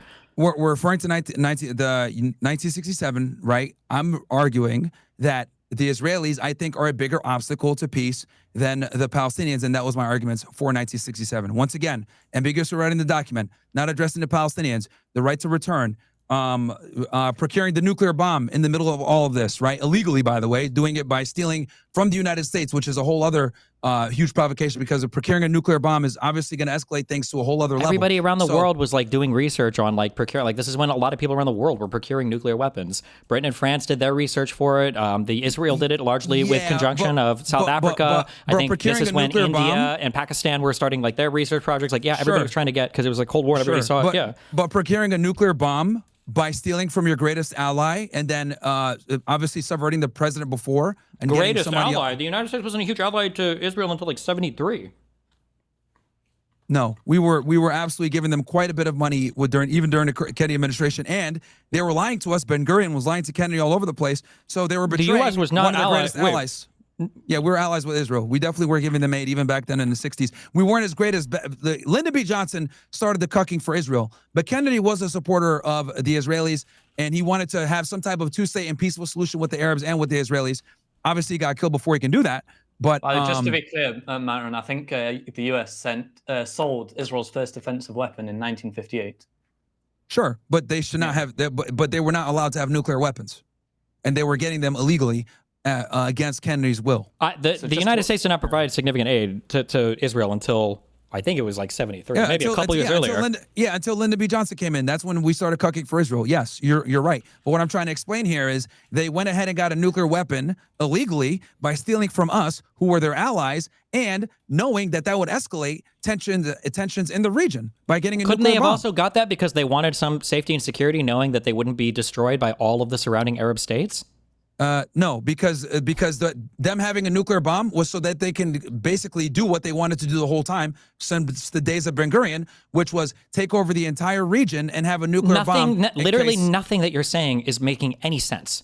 You're saying that it's inconceivable that they would have wanted a nuclear bomb to keep their state safe. You're saying instead they got one for offensive purposes. After they got a nuclear bomb, they gave 100%. land back to the Arabs and made more peace with the Arabs. So their entire plan worked backwards. Nothing that you're saying is causally connected to anything. If what you were saying was true, prospectively, after they got the nuclear bomb, they should have captured Cairo. They should have gone north to Lebanon and taken Beirut, or they should have, crossed the river and taken, more of Jordan, or they should have gone and expanded their territory in the Golan Heights. They didn't do any of this. Their territory receded after they acquired a nuclear bomb. So it seems like it's working exactly the opposite, but somehow you can still explain the same behavioral pattern. I don't understand that at all. Yes, because here's the thing. The United States basically forced them to play nice with the Egyptians, with Jimmy Carter is getting the Camp David Accords in 1978. Because, again, we didn't want to foot the bill for their recklessness. Why would we have to foot the bill for anything? We could just let them fight. And I think it was Sadat that was pushing for peace more so than anybody in the United States. I think the United States eventually became a mediator or a facilitator under Carter more than anything else. But yes, we facilitated, but at the same time, we didn't want to foot the bill for all their wars because obviously it had been creating quite a bit of issues. And then also the Yom Kippur War. Why would we not want to foot the bill for their wars? We were literally doing this all over the world. It was the Cold War time. We were doing this all over South America. We were already, helping like Mujahideen in the Middle East, in Afghanistan. Like we were footing the bill everywhere. This is the whole Cold War. Even more so, not wanting to foot the bill because again, when it comes to Egypt and Jordan, they're in strategically good positions where, hey, you know what? You should be allies with them so that we don't have to necessarily foot the bill where these guys constantly have to defend themselves. Also, the other thing you got to keep in mind was the Yom Kippur War in 1973, where they threatened to use a nuclear bomb. So that was another reason why we needed to. I don't think nobody threatened. Who did Israel threaten to use a nuclear bomb on? Nobody. Yeah, they absolutely. On who? Golda Meir literally called Nixon and said, if you don't give us the airlift, we are going to drop a nuclear bomb on these guys as they're invading us because they were going to lose the Yom Kippur War. Everybody knows this. Nixon literally got nuclear blackmailed with the nuclear bombs, by the way, that they illegally stole from us. And we want to make that very clear. These nuclear weapons that they got them from us and they stole them from us, okay, against John F. Kennedy. So Nixon said, yo, we got to do this. And he basically gave them the biggest airlift ever so he can win the war. Otherwise, they would have lost. So what I'm saying is that the Israelis not only... What was that? Where do you find that? Where's the source for that? That the Israel threatened to use nuclear bomb? Look it up. Look it up. Golda Meir, Yom Kippur War. She was absolutely going to use a nuclear bomb against the Arabs because they were losing. Well, hold on, wait. Because they were losing is a lot different than because they were threatening to nuke somebody. Yeah, they were losing the war and they were going to use the nuclear bomb. Yeah, I think they were internally considering that. But I don't think that's what made the U.S. cave to helping them. That's 100% why the U.S. caved. They did not want them to drop. So you're saying that if Israel didn't have a nuclear bomb at that point, that the United States would have just watched the entire Middle East be ran by the Soviet Union? We would not have given them the aid as quickly because Kissinger at the time. No, hold on. You're saying that the United States would have watched Israel collapse. Yeah, and then you're saying something else. You're saying the U.S. would have watched Israel be completely destroyed in the Middle East and just ceded that whole region to the Soviets. There's a good chance, yeah, because Henry Kissinger did not want want to get involved in the Afghan civil war then? Why were we supplying so much and doing so much training and everything for the Mujahideen or in other places in the Middle East? Well, again, Osama bin Laden had a very capable rebel force where he was fighting. We were giving him weapons and money and shit like that. But keep in mind, Osama bin Laden was a multi-millionaire. His family were billionaires in Saudi Arabia. They built up the entire infrastructure. So he was very well equipped to handle things on his own. Yes, we gave some aid and support and everything else like that, but we didn't need to give him the same amount of help as the Israelis. And again, it's very important for you guys to understand. The Israelis got the nuclear weapon by stealing the technology from us against the will of a former U.S. president. That's a problem. That's a big problem. So just to recap, you're saying that the reason why the U.S. in the 1973 war, I presume we're going to that one now, the reason why they gave $2.2 billion worth of aid to Israel and that they called DEFCON 3 against the USSR was just because Israel threatened them with a nuclear bomb. They were going to drop a nuclear bomb on their enemies, and that was a big problem because obviously, that would be a big escalation, and Nixon could not afford that. So he gave Golda Meir the aid that she wanted, and that's what ended up happening. That's how they won the Yom Kippur War. They were going to lose. But I wasn't even gonna. But again, I'm using the only reason I'm even bringing up the Yom Kippur War is because I'm making the argument that the Israelis don't do any. They're the bigger brokers of chaos. And they don't negotiate for peace whatsoever. And I'm using the nuclear bomb. Them getting a nuclear bomb, right, in 1967 created instability throughout the region is what I'm trying to say. Because my argument is that... Peace? Do they not want... Do you not think they want peace as a country? No, not right now. I think what they want is a hegemony, and they're going to do whatever they need to do to get that hegemony, to include stealing the nuclear weapons and running their cowboy foreign policy. We could fast forward to now if you want, but this one, I was going to go into the Oslo Accords next. Well, post 73, what's like a more stable, if Israel's causing chaos or Israel's like a chaotic country, who is a more stable country to look towards, like after 73 besides Israel? Like, isn't Israel one of the more stable countries in the Middle East? Well, again, they're stable because they've stolen nuclear technology from us, and they get aid from us. Like, that's why Israel would not exist without the United States at all. Much the same. The Soviet-backed Arab states would have probably all been even more annihilated by Israel prior to any U.S. involvement if the Soviets weren't backing them. No. Yes. That's we don't know, because that's like, who knows, right? But the point, my argument is simply that I think, again, I'm not saying the Arab world is perfect, guys. I'm not saying the Arab world don't create problems and that they're not that they're bad brokers of peace too. The argument I'm making is that the Israelis are a far bigger obstacle to peace than anywhere in the Arab world. Even though we go and blame the Arab world for all the problems, but we never actually look at the documents. We don't look at what Israel does behind the scenes. I mean, you guys didn't even know that they illegally got a nuclear weapon, and this is on purpose. I don't even know if I've heard that claim, but like most of their testing and everything was with South Africa. What are you claiming exactly that they stole from the U.S.? They stole the weapon, the technology, or the uranium, or what? Which part? Yeah, they stole uranium. They were building a nuclear program against the wishes of John F. Kennedy. John F. Kennedy told them just in terms of what they stole. You said so they stole all the enriched uranium they stole from the United States? They stole enriched uranium from the United States. And then on top of that, Kennedy knew that they were running a nuclear program, and he told them, you guys got to stop. We need inspections. And Ben-Gurion lied to him. He even made a fake nuclear panel for inspection. Kennedy found out, and he got pissed off. And his brother was trying to get the Zionist organization, which is now AIPAC. Sure, but other people around the world were also pursuing nuclear programs. It wasn't just Israel, right? A lot of people in the Cold War were pursuing nuclear programs. We didn't really want anybody to, but people were. And we didn't stop them. Fucking Pakistan has nuclear weapons, right? I think more people would be happy with Israel having nukes than Pakistan. But fair. Here's the difference, though. Here's the difference. We were giving them aid. So Kennedy told them, if you guys keep building your nuclear program, we are going to stop giving you aid. And guess what happened? Ben-Gurion resigned. The first prime minister of Israel resigned to buy himself more time. Wait, resigned in what year? This is 1960 shit. I think in 67, I think Ben-Gurion was still the prime minister, right? For 67? I think he might have resigned afterwards, did he resign or did he just not run for PM again? Wasn't he old at that point? He completely left. He completely left because he left because Kennedy was putting pressure on him, and he needed more time. They needed more time to get the nuclear bomb. Well, Kennedy was dead by 63, but I don't think we weren't giving them much aid under Kennedy. How much aid were we giving Israel in 63? We were giving them quite a bit, and then we upped it even more once Lyndon B. Johnson came in. I disagree. I would have to see. I don't think we were giving that much aid. I don't think it was until 1970 that we started to, and then really 73 is when we started pumping the aid. Lyndon B. Johnson was the beginning of the ushering of the super pro-Israel foreign policy that we have. He basically made the guys on the USS Liberty sign gag orders, even though they had attacked us, and that was an act of war. He doubled or tripled the foreign aid to Israel. His family, one of his I understand what you're saying. I'm saying my claim is I don't think we were giving significant aid prior to 1970. I don't know if there's a place I can look this up where I can see this. Can I look? Because if I Google anything about aid to Israel, all the numbers basically start in 1970. I don't think so. We were 100%. We were giving them aid because that is precisely why Ben-Gurion stepped down. Because Kennedy said, if you do not comply with these nuclear inspections, we are going to our aid of you. Us giving you aid is going to be significantly impacted. Basically, he said what he basically told him is we're going to stop giving you aid. He worded it much nicer than that. I think we've gone around the nuclear part. It's probably best to just go forward. Yeah, my argument, the whole nuclear angle, the only reason I'm even bringing up the nuclear bomb is that what I'm saying is that the Israelis are willing to backstab allies to illegally get a nuclear bomb to conduct and or what they say, to protect ourselves. But no, it's so that they can be more aggressive. Look at how more aggressive Israel's been since getting the nuclear bomb. But we go into the Camp David Accords. I'm going to, that was for Egypt and Egypt and Israel to have peace, basically, when it can begin, and Sadat.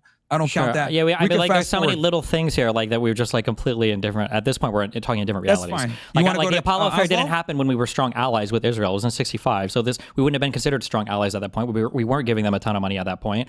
I don't. We're still giving them quite a bit, though. I don't We're believe still that's giving true. them a lot. No, we weren't. We weren't. Yeah, we weren't. The idea enough that from here, enough for Ben Gurion to resign. It was that much aid that he resigned. That's significant. Resign about the first what prime is the minister claim of you're Israel. making, that he resigned so that they would investigate, but they couldn't find the nukes anyway? Or it's simple. Kennedy told Ben Gurion, "We know that you have a nuclear program." He wrote a flurry of angry letters at him saying, "We know that you have a nuclear weapon, and we need to do nuclear testing." Ben Gurion stalled. First he denied, then he said, "Okay, you could come inspect." They send inspectors over there. It's a fake nuclear panel, not real whatsoever. They make a whole fake thing. So Kennedy is like, "Okay, we are not going to give you aid anymore if you guys don't comply with these nuclear inspections." What did Ben Gurion do? He resigns. why would that matter for him resigning? How would that prevent nuclear inspection? Because what ended up happening was, when in the interim, while they're trying to find a new PM, that bought him time to get a replacement. So wait, that doesn't make any sense. It's not like they didn't have a prime minister for years after he resigned. He would choose a successor, which Eshkol after, whatever. The idea, like, why wouldn't they just do the inspection right after? This doesn't make any sense. That he thinks that they're going to nuclear inspect, so he just pushes the resign button, and then they get 100 free turns. No, he literally left so that his replacement would be like, "Oh, I'm not familiar with what's going on, John. Please aware me." Of course, Kennedy got killed later on, right? So they didn't really get to finish this. But the reason why he did that, remember, bro, this is the '60s. They're writing telegrams to each other, right? So this bought him a significant amount of time. Isn't that electronic? It's not like telegrams are taking years or whatever to get. No, it took time to get over there. They didn't have a way to pick up there were no phones in 1960. They didn't have phones in the 60s and 50s? It's classified. Got it. There's classified documents. They have to write it in a different way. You can look it up, bro. I'm not like, yo, this. I think that they had ways to instantaneously communicate with each other. I don't think there'd be weeks and weeks of delays. That's fine. The point is that Ben Gurion resigned when he got pressure to have nuclear inspections. That's the bottom line. Okay. I mean, I disagree. We can try to move on from this factor, but it's sure, probably best that's to move fine. on. We're just going to go around. Yeah, that's fine. Stephen, should we go on to the Camp David Accords? Okay, yeah, we can go. Camp David I was going to skip because that's just a peace treaty between Egypt and Israel. The title of the debate is who's a big obstacle to peace. Wouldn't them doing a peace deal with Egypt show that they do want peace? Well, I'm referring to the Palestinians in this case. Okay, because they completely, yes, they made peace with Egypt, but they made peace with Egypt from a strategic position, which you can make the argument, oh, well, Myron, everything is done strategically fair, but they completely ignored the Palestinians. And the Camp David Accords are often utilized as a peace plan where they say, look, the Palestinians rejected this too. They rejected every single peace plan. They rejected the PLO Commission. They rejected the 47 partition. They rejected the 67. And they use the Camp David Accords, even though it's not, the Palestinians aren't even mentioning it. No one here is claiming that. No, not you guys, but I'm saying in general, like other Zionists have debated, have tried to say that on me, that like, oh yeah, they rejected the 78 Camp David Accords. I'm like, dude, the Palestinians weren't even involved in that discussion whatsoever. And then on top of that, I would argue that the Israelis did that because they knew that the Egyptians were a powerful ally of the Palestinians, right, in the Arab world, and that would create even more problems because, like, there's no way that they didn't foresee, okay, if we go ahead and we do this with the Egyptians, that this is going to create issues as well. Because what we saw later on, if you fast forward to 2020, was the Israelis doing this where they're, circumventing the Palestinians with the Abraham Accords that led directly to October 7th. So on one side, they say, oh, look, we're doing peace. We're negotiating with these Arab countries, but they never answer the Palestinian question. And that's what I'm trying to say. They never had an intention on a two-state solution, making peace with Palestinians, giving them the right to self-determination, any type of sovereignty. They circumvented it every single way, whether it's doing side deals with other Arab countries, whatever. Do you think that they offered to Egypt, that part of the Camp David Accords, to keep Gaza? They offered it to Egypt, and Egypt said no. Does that make any difference to you or not really? No, because my argument is that they don't really care about doing anything for the Palestinians. They want to get them out of there. And I think we have proof of that now. I think I'm being vindicated because they're getting the Gazans out of there now. They're trying to do an ethnic cleansing right now as we speak. They bombed Qatar, who was the negotiators, because they don't care about necessarily doing peace. They're like, oh, you know what? Let's go ahead and invade the sovereignty of Qatar, who's one of the middlemen, and bomb these Hamas guys. right? And not even get them and look like idiots in the world stage and make ourselves look bad in front of UAE, Saudi Arabia, Qatar, make the Gulf states question our alliance, or potentially joining the Abraham Accords later on, because Saudi Arabia was going to actually join the Abraham Accords. So there's just so much, there's just so many things that the Israelis have done to sabotage, but we can go into the Oslo Accords. I can give my position on that one. Yeah, Stephen, are you happy to move on to the Oslo Accords? I mean, I guess, but we're at like totally different. We don't have to agree, Stephen. I mean, it's for the people. Like, you gave your arguments, I gave mine. People can agree or disagree. I'm sure your audience might say, what the hell? My audience might say, what the hell? It's fine. We don't have to agree, and that's totally I guess, cool. like, broadly speaking, is there a single, like, peace agreement that has been presented to Israel that's on the table to solve, like, the Palestinian problem that, like, Israel has rejected during negotiations? You mean the closest? You mean the one that, like, the Palestinians rejected that could have done something? You mean like where Palestinians are like, this is what we want, and then we will accept peace during any negotiation ever? I think the Oslo Accords and the 2002 Arab Summit, Arab Peace Initiative. So the Oslo Accords were never going to be. That was never a peace agreement. That was just like a framework to kind of move in the direction of hopefully figuring stuff out. So the Oslo Accords happened, and Oslo II happened. The Arab Peace Initiative is that's not like a formal agreement. That's just the Arab states are like, oh, like, yeah, all of us are coming together and hoping that something works out. And the Israelis didn't want to do that either, because they never wanted peace with. They never wanted. Well, we don't even know the Arab peace initiative doesn't mean anything. It's just like a general statement of things, but nobody knows. Okay. Because nobody wants to touch the refugee question on the Palestinian side. Nobody will negotiate that, and they've avoided it intentionally over and over again.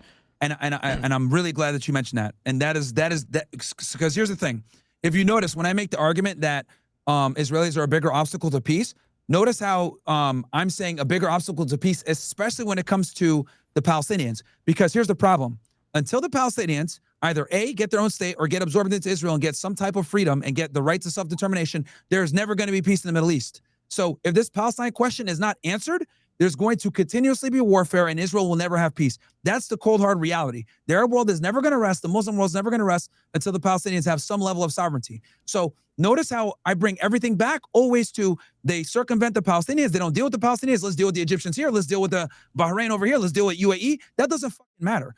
Until they deal with the Palestinian question, which Netanyahu has done everything in his power to avoid since the Oslo Accords, which I was going to get into here. I do think the Oslo Accords was the closest we ever came to something, even though it's still bullshit. But at least, like you said, Destiny, it created the framework for us to potentially get somewhere. But what did the Israelis do? Well, let's go over the Oslo Accords real quick. Then I'll talk about what the Israelis did, and then you can give me your rebuttal to it. But basically, the 93 Oslo Accords, right, between Yitzhak Rabin and our boy Yasser Arafat. Let's see here.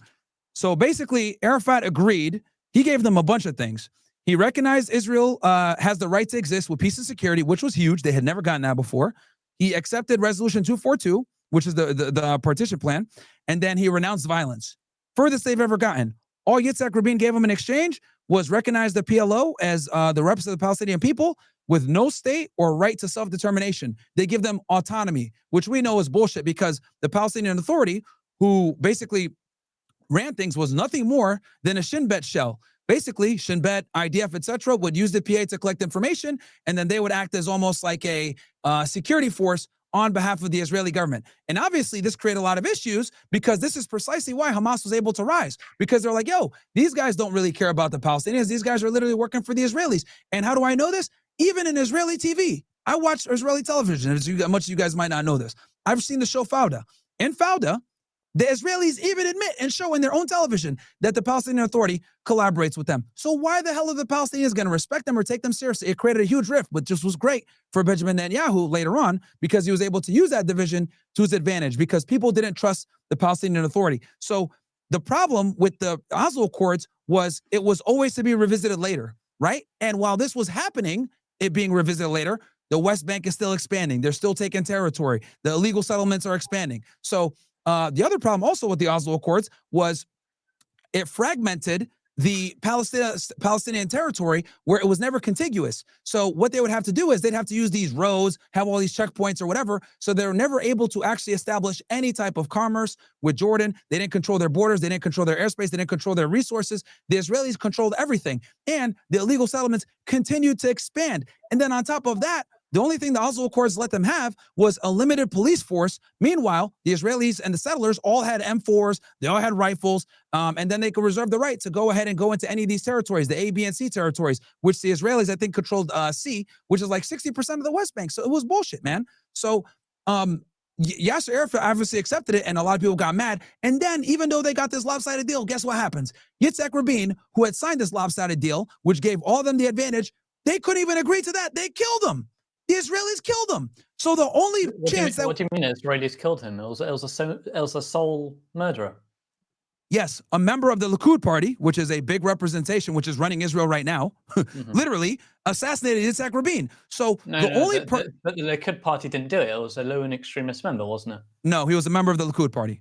He was a 100% a member of the Likud party. And then the year after, your boy Benjamin Netanyahu goes ahead and becomes prime minister. And to this day, Yitzhak Rabin's wife thinks Benjamin Netanyahu was behind the murder. And honestly, I'm not too surprised, because what happened after Yitzhak Rabin got killed? Now the clean break memo comes out. Now the Institute for Foreign Affairs comes out. You got all these neocons that come out and write up this paper about securing the realm. Then you got the rise of the PNAC, etc. So with Yitzhak Rabin being killed, the Oslo Accords died alongside him, and then Netanyahu comes in, and what did he do? He's caught in the village in the West Bank talking about how he sabotaged the Oslo Accords, how there's never going to be a two-state solution, how the Palestinians are never going to have any type of sovereignty. He said it today after the Brits and the Australians recognized Palestinian state. He said they'll never going to be a Palestinian state. Obviously, he did it in Hebrew. He did it in the Israeli media. But the point is this. Yitzhak Rabin came the closest to having any type of deal, even though the Palestinians didn't get shit for it. All they got was basically a snitch force with the Palestinian Authority. And then on top of that, for him doing that, he got assassinated by the Likud party, and then Benjamin Netanyahu took over. The Oslo Accords were the closest, and they killed him even for that. So the Israelis have no intention whatsoever of having peace. The one guy that came an inch closer to peace, they fucking killed him. Stephen, you've got a lot to respond to. Yeah, I mean, we're just in totally different realities. So the Oslo Accords were never supposed to be the final settlement. I think that people were inspired after the piecemeal deal that had been made with Egypt in terms of giving back the Sinai, and then piece by piece, eventually, Israel had achieved like a formal peace with Egypt. Sadat was also assassinated after that peace deal had been reached, by the way. Hafez Assad, had nothing to do with Oslo had nothing to do with Egypt. I didn't say that, but Sadat was assassinated after he had agreed formally to peace with Israel. Some people theorize that the guy that killed him was because, again, like a lot of people that are, dug in on wanting to fight forever between Arabs and Jews don't like it when people make peace deals. Here's the difference. The Camp David Accords didn't die, though. What? Here's the difference. The Camp David Accords did not die with Sadat. The Oslo Accords died with Yitzhak Rabin. The Oslo Accords didn't necessarily die. The Oslo II came after. The issue is that they never reached a final state. But also you have an issue, too, where the fact is Arafat never really wanted to stop fighting. The guy was a general. The foundation of the PLO and Arafat's popularity in the Palestinian and larger Arab world was that of a resistance fighter. The whole name and party that he'd carved out for himself, as well as all of the kind of like terrorist mini parties that were a part of the Palestinian Liberation Organization, the Palestinian Liberation Front, the Palestinian Defense Force, the PFLP, the BDF, all these other, or the DFLP, like these things, like they were fighters. They were, they were involved in plane hijackings around the world. They killed a couple of Jewish athletes in Munich. This is what they did. The Mossad had their stuff against the Arabs. The Palestinians had their stuff against Israel. These guys were at each other's throats constantly during the 60s and 70s. As you move forward, you get to Oslo I, which was 93. Oslo II was 95, I think. You get you have some agreements, but these are just like larger frameworks that is hopefully going towards Palestinians having an independent state. Now, the most noteworthy thing was the creation of the Palestinian Authority, which was an actual official Palestinian government. Now, yes, there is the propaganda line that you're giving that they're just security subcontractors for Israel. That's the line that everybody who is incentivized into having infinite conflict between both sides will take, though. Arabs will look at the Palestinian Authority and go, oh, they're a security subcontractor. Jews will look at the Palestinian Authority and go, oh, the PA, well, they're part of the, basically ran by the PLO. They have the martyr fund. They pay shaheeds and everybody else to go and kill themselves, while blowing up Jewish people anyways. Well, there was no sovereignty yet. They're on their way. They have some kind of sovereignty over Area A. Area B is your connective areas that I think still have Israeli security involved. And then Area C are mainly your Green Line settlements on the west. But it was supposed to be, steps towards a peace process. But the issue is Arafat would never, ever, ever, ever agree to any peace ever, because he would never list final terms or final settlements or final agreements for what peace would look like. Now, you can argue that Israel betrayed the terms of, it was not very simple what they wanted. It's absolutely true. They want a two-state solution and the right to self-determination. That's simple. But the Israelis would never let that happen. Even what you just say, a two-state solution, what do you do with Israel? There was never an agreement on what would happen with Israel would exist. Temple Mount. I misspoke. I'm sorry. What do you do with Jerusalem and East Jerusalem? East Jerusalem would be the capital for the Palestinians. No, but the Israelis would never agree to that. That's what they wanted. Well, wait. They might not have agreed to that, because generally, when East Jerusalem is brought up in talks, Arabs are not okay with Jews visiting the Western Wall ever, because Arabs don't believe that there was ever an old temple there, so they would restrict access at every point in history when Arabs have been in control. The Western Wall or the Mount? The Western Wall is the Temple Mount. The Western Wall is the Western Wall. I think you're talking about the Mount where the Al-Aqsa Mosque is. That's the wall. The Wailing Wall. They can go there, of course. That's where the Western Wall is. They're both there. But no, Arabs would not allow Jews to go there because they don't believe a temple. They don't believe that's a Western wall, a last standing wall of some Jewish temple. They refuse that any Jewish temple there ever exists, because even though people in the West are keen to argue that, we're only going to run the clock on history since the Ottomans were there, that's not true. The Arabs want to run the clock back indefinitely, and they believe that it was always Arabs there and there was no Jewish temple there. So they would never allow Jews. Every time it's been owned in history by Arabs, Jews were not allowed to pray at the Wailing Wall. It's only when Israel has been in control of it that right now I think it's a Jordanian Waqf or whatever that runs it, that allows Jews, to go to the Wailing Wall and allows Arabs to go to Al-Aqsa Mosque or whatever. Yeah. But the Mount. They could visit the Mount. They wouldn't, not if the Arabs controlled it. So what would happen with East Jerusalem has never been settled. That's never been put on paper. Number one. Number two, the right of return question has never been tackled by any Arab leader, not by Arafat, not by Mahmoud Abbas. Nobody has ever put a number on paper for how many people are allowed back. That's always been because the Israelis will never let it happen. The Israelis will never let it. Here's the thing. Because there are 5 million refugees that Palestinians argue should be allowed to return to Israel proper. And they're never going to let that. And I understand because most of these refugees have never even set foot in Israel. A lot of the people that are considered refugees are people that had full Jordanian citizenship, but they're still considered refugees, even though they were made full citizens of Jordan and live in Jordan and have lived in Jordan for over 2 generations. Here's the thing. I said before at the top that first, you'll acknowledge that Palestinians have never put a number on paper that it seems like in their world, 5 million Arabs have to be allowed to emigrate into Israel proper and have full citizenship there. That would make Jews a minority in Israel. That's always part of the thing, the unspoken thing in the background that no Palestinian leader has ever given up. Well, yeah, that's literally why I say Israel is an apartheid ethno-state. Okay, that's fine, but realistically, that's a non-starter. That's never happening that Jews are losing their state to Arabs. So in that case, because they have to maintain the 80% majority. Yes, not necessarily 80%, but they have to maintain some kind of Jewish ethnic majority. Otherwise, they feel like they'll probably be treated the way they were in every other Arab state. They'll feel like they'll get overrun or whatever. But look, the point I'm trying to make is here with the Oslo Accords in general. Is that, yes, I understand what you're saying. You're saying the Oslo Accords were a framework to work towards something. My argument is, even when they had that framework, what did the Israelis do? I'm talking about the Israelis now. I'm not just talking about Yitzhak Rabin or whatever. Both sides f***ed around. There was still violence on the Arab side, and there were still expansionist settlements on the Israeli side. Both sides accused each other of sabotaging the deal, and both sides kind of sort of, were f***ing around for sure. But here's the difference, though. See, at least you mentioned Sadat got killed. The Camp David Accords didn't get killed alongside him. They still maintain peace to this day. Hell, the Egyptians even warned the Israelis about October 7th. Sure. Here's the difference. When Yitzhak Rabin got killed, because Yitzhak Rabin got killed for giving the Palestinians the Palestinian Authority, he got killed for that, and then Netanyahu came in and then sabotaged everything. That's not true. The Oslo Accords are still active. The Palestinian Authority still exists. Yes, they are. Area A, B, and C are still there. The Palestinian Authority still exists. They did the division of Hebron, and they moved most of the Jews out of there. They live in the H1 section of H2 or whatever, so there's the redeployment there. The Oslo Accords are still in effect, but the Oslo Accords were just temporary. They were never supposed to be a final arrangement. We have nothing. But that's my point. So it was a framework towards something better to eventually get to a two-state solution. Yes, but the problem is, no. They sababotage. That is the definition of being an matter. obstacle. Arafat never agreed to any final deal anyways. Arafat could have agreed with Netanyahu to something. Arafat could have agreed with Barak for something, but they didn't. They never did. Arafat never made any final agreement ever because he always wanted to see the fighting continue, because he always thought the Arabs could get more.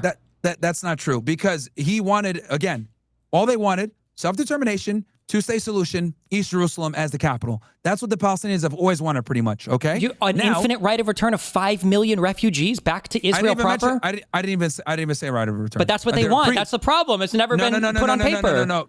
Even the right of return, bro. A lot of them have given that up. It's no, they haven't. No, none of them have given them up. That's absolutely borders. The borders don't matter. They don't care about the land. That's not the important thing. The important thing is what to do with the holy landmarks, especially in East Jerusalem, and what to do with the Palestinian right of return. And then what sovereignty they have. My point here is, remember, the debate is who is the bigger obstacle to peace. I'm saying when Yitzhak Rabin tried to create a peace deal with the Oslo Accords, which would work towards a two-state solution. That's what it was there for. That's why Yitzhak Rabin, that's why Arafat even came to the table, right? Was eventually to get some right of self-determination for the Palestinians. What did they do? They killed Yitzhak Rabin. They killed him. The Israelis killed him, and then they put Netanyahu. Yeah, it's a contentious region. Yeah, a lot of people like to fight there. Yes, sure. But that is precisely my point. The Israelis are the bigger obstacle to peace, because even when the Palestinians came in good faith with the Oslo Accords, what did they do? They killed the guy that negotiated it, and then Netanyahu comes in and he admits on video, I am here to sabotage the Oslo Accords. They're never going to get a state. The Oslo Accords, but despite that, they still continued, and they had another shot at peace 5 years later with Ehud Barak. And they didn't take that either. No, the Ehud Barak, we could talk about that. The 2000 camps, that was bullshit too. That was complete. That was even worse. Let's move on to the Clinton parameters in 2000. Sure, we can go into that. But again, I just want to be clear about this. The debate here for me is about who is a bigger obstacle to peace. I agree that Yitzhak Rabin came in some degree with good faith, even though he made almost no concessions. And then Yasser Arafat came in and made a lot of concessions. That's how I know he came in good faith, because who came in and made a lot of concessions? Yasser Arafat made way more He didn't concessions. make any consent. What are you talking about? They had no state. They had nothing to concede. What? Okay, no. He conceded. Bro, he literally conceded that Israel has a right to exist, okay, in peace and security. Yeah, these are words on paper. And then he goes to universities. He's making speeches about strategically lying or whatever when it comes to making deals with the infidel or whatever. He said things, but the problem is, like, in the Second Intifada, he never denounced violence, and violence continued. And that was one of the huge things that moved.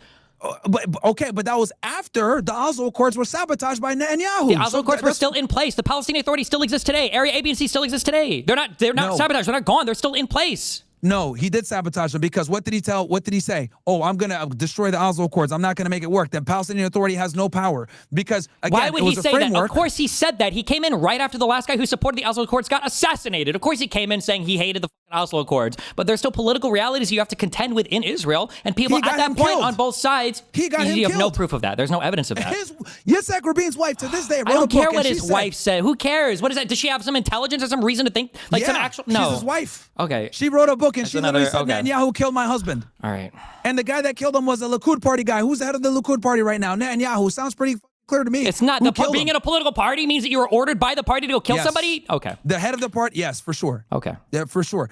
Now, again, with that said, Yasser Arafat conceded Israelis have a right to peace and security, live in peace and security. He recognized the Israeli state, which was huge. No Arab country had really done that because yet, it didn't matter. Besides the other ones, it did matter. It did matter. It didn't matter. By that point, Jordan and Egypt had already formally signed peace treaties. Most of the Arab states at that point were done. And also because they're done fighting, because they don't want to fight with Israel anymore. They recognize they're going to be there, and there's nothing else they can do about it. They were getting paid. They're literally bought off by the Americans. That's why they did that. Now, but for Yasser Arafat, he comes in. Hey, we're going to recognize you guys. We're going to give you guys peace, and we're going to denounce violence. That was huge. But he didn't denounce violence.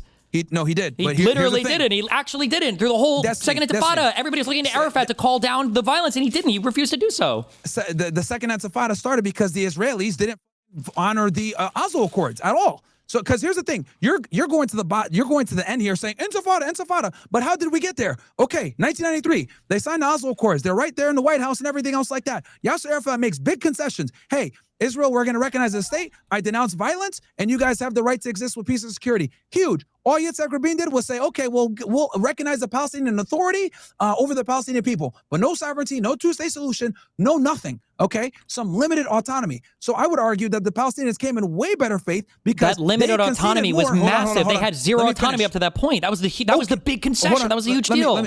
Let me finish my point. So they go ahead and they make this agreement, right?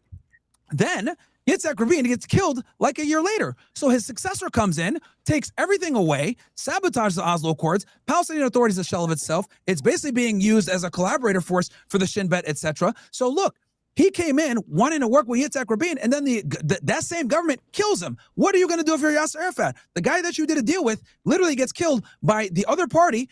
Are you going to do diplomacy? No, of course there's going to be an intifada because they didn't negotiate in good faith. They killed him. They killed him, dude.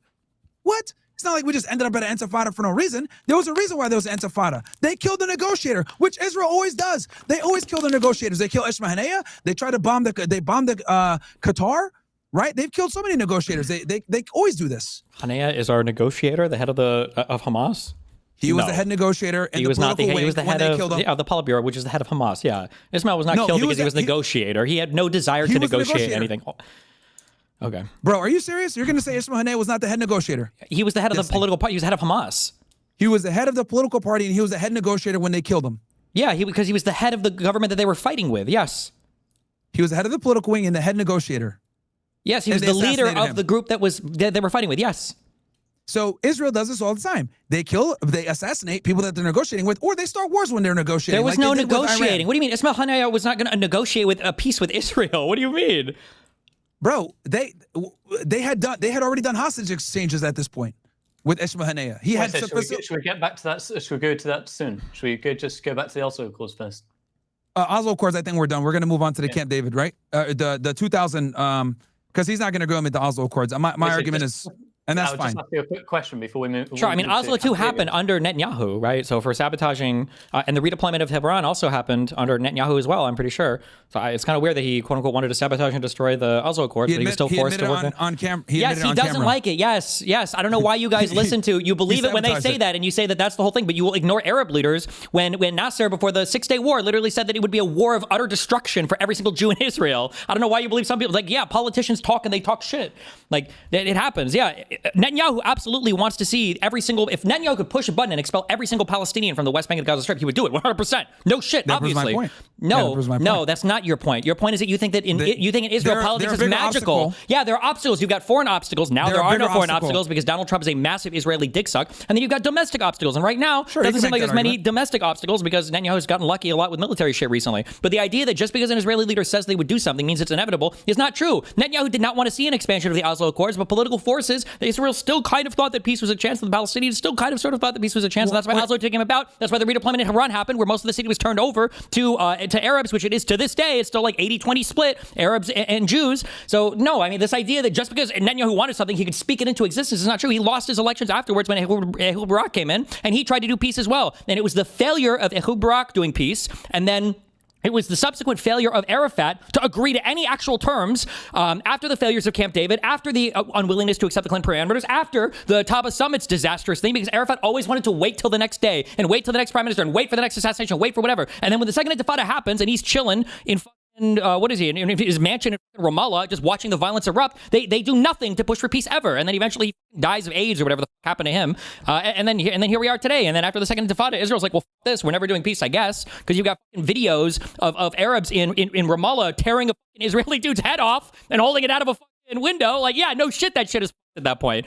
I'm just saying that if you want, you can find an infinite number of excuses on both sides for who sabotaged peace. But the reality is, when push came to shove, there was good faith Israeli negotiation and delegation at Camp David and at the Taba Summit, and it was Arafat who literally drew the ire of the rest of the Arab world. Bandar, the ambassador from Saudi Arabia, there's a whole 2-hour talk on this. Everybody in the Arab world looked at Arafat like he was crazy, that this guy wouldn't accept what would have basically been a normalization of the 67 borders and some final negotiation on the Palestinian refugee issue and on what would happen with East Jerusalem. And Arafat flew around in a fucking plane for 2 weeks, ignoring everything until Ehud Barak was basically lost his next election. And he was like, oh, well, let's see what the next guy wants. And that's been the story of the Palestinians ever since. That's exactly what happened. With no conspiracies and no random shit. That's what happened. That's fine. We'll talk about Ehud Barak right now because a lot of that was not true. And then going back to what you said about, here's the difference with Netanyahu, right? When you said that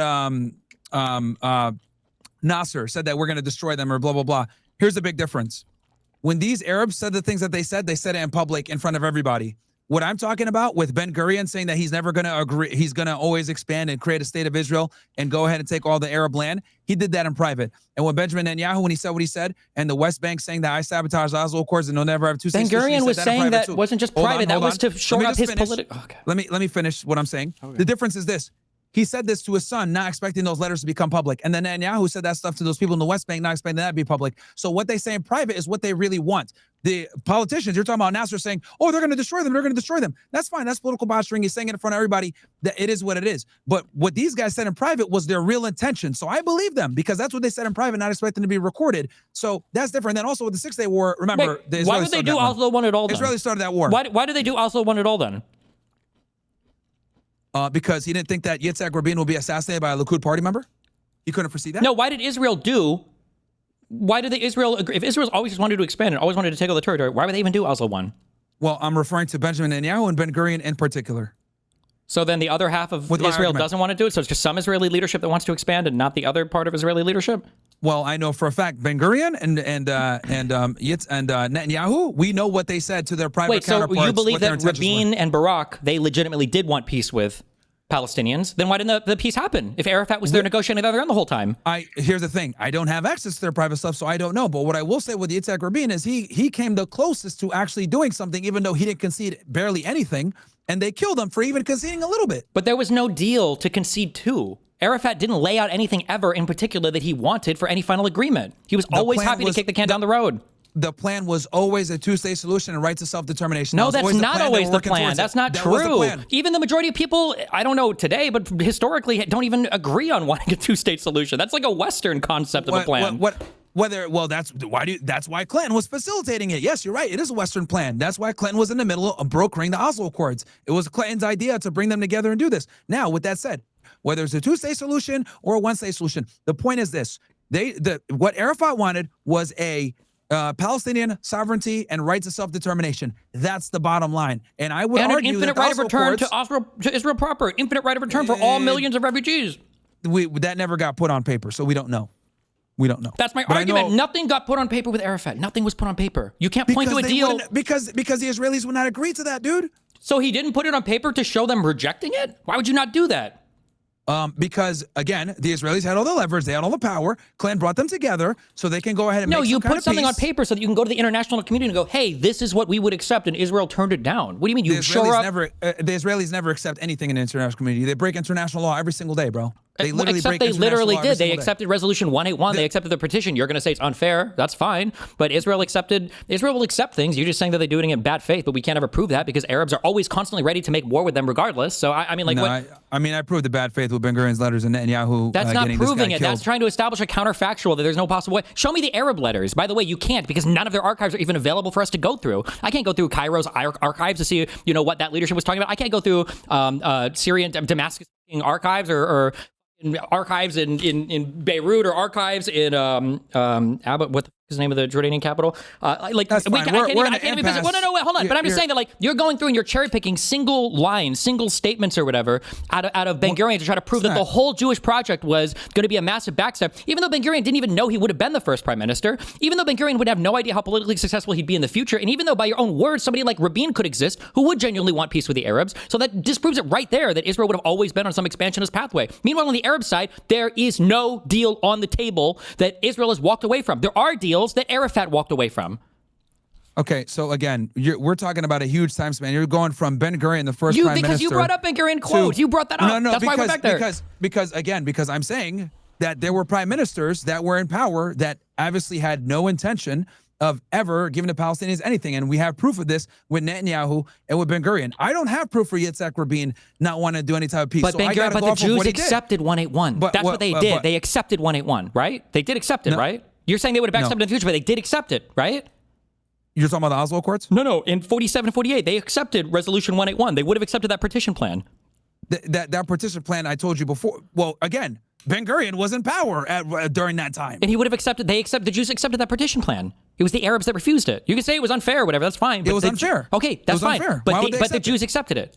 And the Arabs didn't. And the Arabs didn't put a counter proposal. The Arabs didn't counter with anything because despite what you guys want to say in the West now, there was zero place for any kind of Jewish state in that land. It's not like they said, hold on, well, 55%, I know they're going to say it's 100%, 55% is unfair. We want it to be 22%. No, there was 0% would have been acceptable. That's why there was no counter proposal ever. And that's why on the heels of 181, when that proposal was issued and the Jews accepted it, the Palestinians went to war immediately. They were like, this civil war, we're kicking them all out. If they would have won that war, they wouldn't have left them with Jaffa, or they wouldn't have left them with 10% or 1% or whatever. They would have expelled all of them.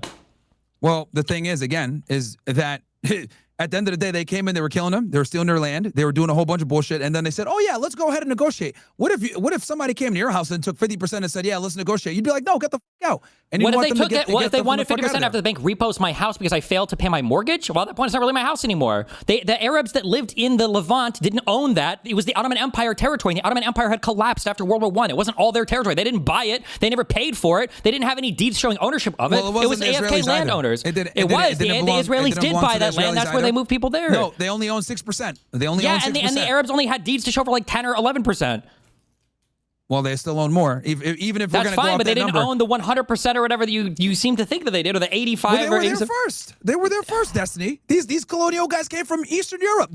Like, it's that simple. They were there. It was their house. They lost the war. They lost. Like if they would have invaded and like the territories of the prior caliphates expanded and receded depending upon how their conquest was going. That's how it worked. And they lost the war. They lost that country. Their rights to the land belonged to the British. It was the British mandate for Palestine, and it was up to the British to decide what they wanted to do with it. They made promises to the Jews. The Arabs lived there too. Like remember the debate is. It's not about who won the war, who lost the war. I'm not disputing the fact that they lost the war. I'm saying that the Israelis are a bigger obstacle to peace because they gave a bullshit plan, right? Expecting that the Palestinians would take it when they were just a minority and they only own 6% of the land. Why the hell would you agree to something like that? Then you don't have to agree, but that means you're not that you're still the obstacle to peace then. Put a counterproposal. This is the thing that hurts the Arabs the most, the Palestinians the most, is there's not a single time in all of history. I can at least point to bullshit Jewish plans and say, oh, well, look, the Jews would have at least accepted that, even though it's bullshit. The Palestinians cannot point to a single plan where they go, look, we were going to accept that. Look, we wanted to do that. I told you Oslo was the closest. Oslo was the closest. Oslo's not a peace plan. It was a framework to move them in that direction. But there are no peace plans that the Jews walked away from that were left on the table by the Palestinians, because the Palestinians were always under the delusion that they could expel every single Jew, and they could never do it. And by the time they lost like their 12th war, they were like, okay, well, can we go back to like the agreement we had on our 5th war and then go back to that? But by then you're fucked. Dude, the Israelis are such an obstacle to peace that the Oslo Accords, which was the closest thing, a framework, again, I agree with you. It was a framework towards some type of peace. The Israelis are such an obstacle, they killed one of their own to stop the peace deal. You say they killed one of their own. Hafez in Syria was worried about being assassinated by one of his own. That's why they didn't even make peace with Israel forever, because they were worried about killing by their own. Sadat had already been killed by their own. The king of Jordan had been killed by a Palestinian in Jerusalem. After they We're not talking about these countries. We're talking about Israel. Arafat was worried about being killed by one of his own as well. All of these people were worried about being killed by one of their own. It's a hectic region. If you start making peace with your enemies, everybody's worried about getting killed. Sure, but here's the difference. Israel claims to be a democracy, to be the only democracy. Yes, and that's why you have leaders like Rabin who died because they made that sacrifice for peace. Ehud Barak knew that he faced the same risk, and he was worried about getting assassinated too. Rabin made that risk. He made that sacrifice, and he died.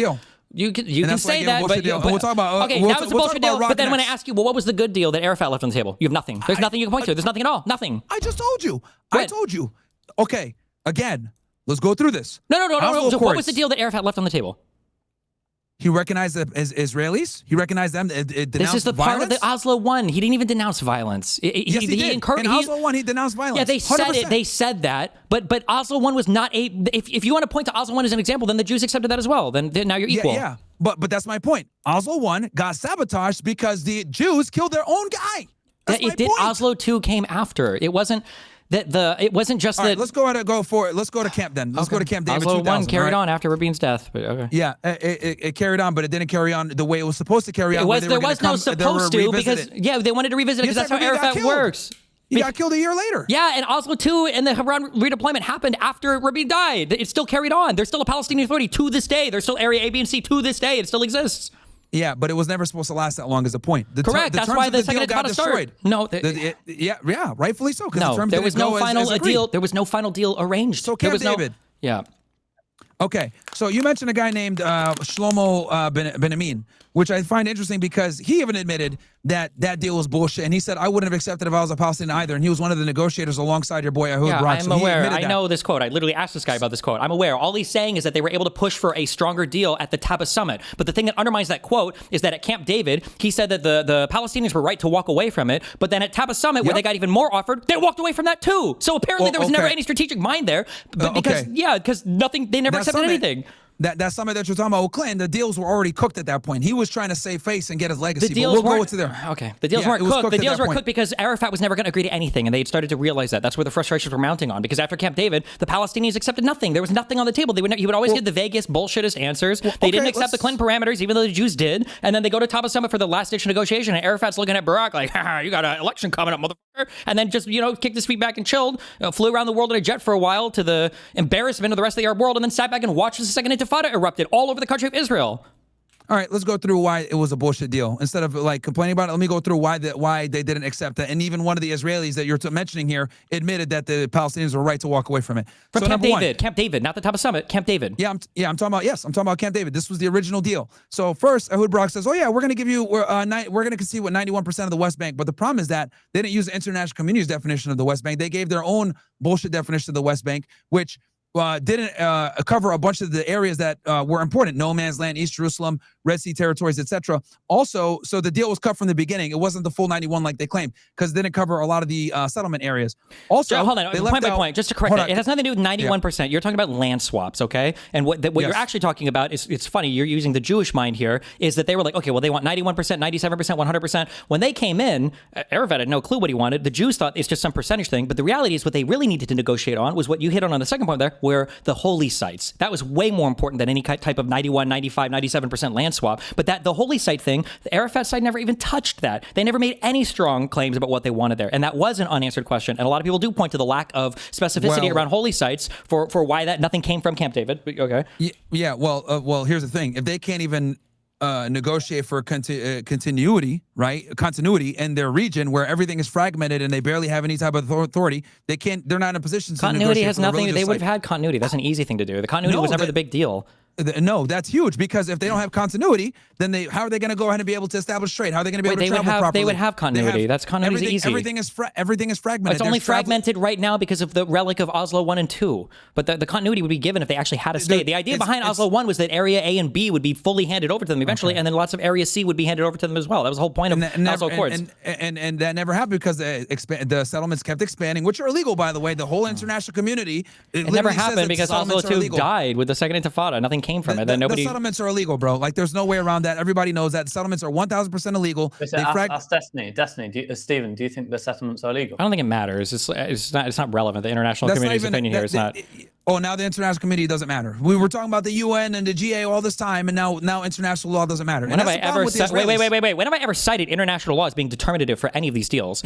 You were talking about we were talking about the Appeal Commission. Then we were talking about the Appeal Commission was prior to the existence of the UN, and the Appeal Commission wasn't determinative of anything. It was just a finding on what was happening. When you're talking about 67, you're talking about peace or whatever. You yourself just said that Resolution 242 is bullshit. So, and we agree on that, right? And the phrasing was kind of vague. When you talk about peace between Egypt and Jordan and Israel, you agreed. It wasn't the UN that caused it. It was the U.S. paying both sides a lot of money. So yes, the international community is not very relevant when it comes to dealing with peace in this region. It's always because there are leaders in the region that are trying to take big steps to make it, or it's because international pressure from some countries or assistance are the ones that are encouraging them to take it. The deal was bad. I'm not saying international law is bullshit. I'm saying that the partition plan was bullshit. That particular plan was not fair. I'm just saying that the international law doesn't mean anything to any of the players in this region until they want to wield it as a weapon against somebody else. Assad and the Houthis in Yemen and the Muslim Brotherhood. These people don't give a fuck about UN international law. None of these people give a fuck. Hamas doesn't care about international law. Well, I'll tell you this: they break the international law less than the Israelis do, which is kind of crazy because the Israelis are supposed to be democracy. I don't know. I don't even know how you would. I seriously don't. I don't believe. The occupying force. The occupying force, they're held to a way higher standard. You think that Israel? Wait. You think Israel breaks international law more than Assad did in Syria? More than Hezbollah does in Lebanon? More than the Houthis do? Ansarullah in Yemen? You can make the argument that the Israelis break international law more than these rogue terrorist organizations. Yeah. Given that the death toll is like 10x or more from all these other regions, then... Dude, Israel's doing a genocide right now as we speak. They're doing a genocide right now. Yeah, because Arabs can't genocide other Arabs. Because Arabs don't genocide other Arabs. It's never considered that way. There's not enough votes in the UN to ever say that there's a genocide going on amongst any of these other Arabs, Arab on Arab violence. It's just not considered. But I mean, yeah, if you want to call it a genocide, that's fine. More children died in Yemen than like total Palestinians have died. More children died of starvation in Yemen than more children have died in the entire Israeli-Gaza war. Like, I mean, Sudan, it's like 500,000 people dead. Syria was like 500,000 people dead. The Iraq-Iran war saw 1 million people dead. Like, yeah, there's a ton of death that happens. That's great if we want to like throw around international law here, but it's not solving anything, right? With 242 came in 67, and we're not any closer to a solution, right? Here's the thing. I've a million times shit on the Gulf states. I talked about Sudan, all this other stuff where we have all these conflicts in the Middle East, and obviously the Gulf states not helping and or contributing to it. But the reality is that there is a genocide being done right now by the Israelis on the people in Gaza. We can sit here and deflect and be like, well, yo, look at the rest of the Arab world. That's fine. You know, I totally acknowledge that. But the reality is that we have a full-fledged genocide going on right now. But the Israelis are supposed to be the most moral army. They're supposed to be, and they're the occupier. So obviously they're held to a higher standard. So why doesn't Hamas just release the hostages then? Okay, sure. We can go ahead and discuss that because that's a whole other. Let's just move to current. You don't want to. Well, no, I just want to hear that because that would immediately take the wind out of the sails of any kind of moral authority Israel has to continue the war. Why wouldn't Hamas just release the hostages? Say, oh, fuck us. Obviously we're not winning this. Like, we're just release the hostages. Okay, so are we going to do this or Camp David? Because this is going to go into a whole other thing. If I go into this Hamas I'm just curious to hear your answer to this, and then we can go back to Camp David. Well, if I answer this, I know you're not going to you're going to want to keep going. Oh, I promise we'll come to this. We'll come to Camp David then. Okay. All right, let me just go through Camp David, right? So, also the Camp David Accords, of course, it allowed them to keep the best land that was fertile. They had the strategic high ground, key waterways. Israel would control the border with Jordan, which obviously would undermine their ability to have some sovereignty or do any type of economic trade. Also, they were demilitarized, as we know, no military whatsoever, still occupied. They would have a lightly armed police force. But we know that's not nothing. And then obviously the Israelis would control everything else. And also another important thing is, according to international law, I know you say you don't care about international law, but transferring civilians to occupied territory is illegal under 49 of the Geneva Convention. So even with Ehud Barak's deal here, he was still violating international law. So this deal was complete bullshit. And then I know you're going to want to mention the whole Clinton thing. The Clinton situation, the Clinton summit was basically like, hey, I'm trying to come in and save my own legacy, but he didn't really consult with the Israelis or the Palestinians whatsoever, because at that point it was already, shit head to bed with the Intifada and everything. So, well, no, the Clinton parameters are before the Intifada, the second Intifada. The Clinton parameters were an attempt to save Camp David because no final agreement was reached with Camp David, and then the Clinton parameters rolled into the Taba summit back and forth. But I think Arafat saw the time ticking on Ehud Barak's prime ministership, and then flew around a jet all day and waited to run the clock out on his. It didn't. The deal sucked. I mean, I read it out for you. Like, they had it was fragmented territory. You keep saying fragmented because I know the maps you've seen, but that's just not true. It wouldn't have been fragmented. It would have been contiguous land. In your mind, you're thinking of like some Area A versus BC land. The final deal that they would have made, would have had not only would it have been contiguous territory in the West Bank, they would have had a highway that was supposed to have been built between the West Bank and the Gaza Strip. Like, it literally would have been. It's not contiguous at all. And then on top of that, settlers get certain roads that Palestinians don't. Palestinians got to go through checkpoints. You're talking about the Oslo Accords right now. That's not what it would have been like afterwards. But the Oslo Accords were still in effect when they brought this Camp David bullshit in. No, the Camp David was supposed to supersede the Oslo Accords. It would have been it didn't because they never agreed to anything. Yeah, but the Oslo was in point. Hold on, we can't. This is a quick thing, I guess, for the audience, or whatever. Like, this is what the map would have looked like. The idea that there was no contiguous offer is just not true. There would have been contiguous land. It would have basically solidified Area A, B, and most of, I think, Area C for the Palestinians. And the settlements were expanding the whole time. They had 60% of the West Bank pretty much with these illegal settlements, and they kept expanding. And on top of that, these settlers are starting fights all the time, beating up on Palestinians, stealing their land. The vast majority of the settlements are near the Green Line. The vast majority of settlers live near Israel, basically. Like, Palestinians themselves wouldn't care to trade away like most of this land on the fringes, because you wouldn't even have to trade that big of a percentage. The big disagreements would have been over what to do with East Jerusalem. The settlements are on the best land, bro. No, they're not. The best land doesn't matter anymore. People aren't here farming corn. That's not irrelevant. Right now, the relevant disagreements are Holy Lands. You can laugh. Okay, but so here you go. So you can laugh. And then here's the ultimate destroyer to your point. What did Arafat offer? What did he say he was going to accept? You have nothing. You have nothing. You lose on this point every single time. You would never be able to give me a counter offer by Arafat because he never wanted to accept anything. And you can say, well, this deal wasn't good enough. They didn't like that. Really? Show me that Arafat's word. Show me that Arafat's word. I wouldn't take it either. So what would he have taken? Exactly nothing. You have no idea because he wouldn't. He wanted to fight forever. Even the Israeli Shlomo himself said, I wouldn't take this deal either. That was in reference to Camp David. That was in reference to Camp David. Yeah, Camp David was bullshit. Yeah, but then Top of Summit came after, and he walked away from Top of Summit as well.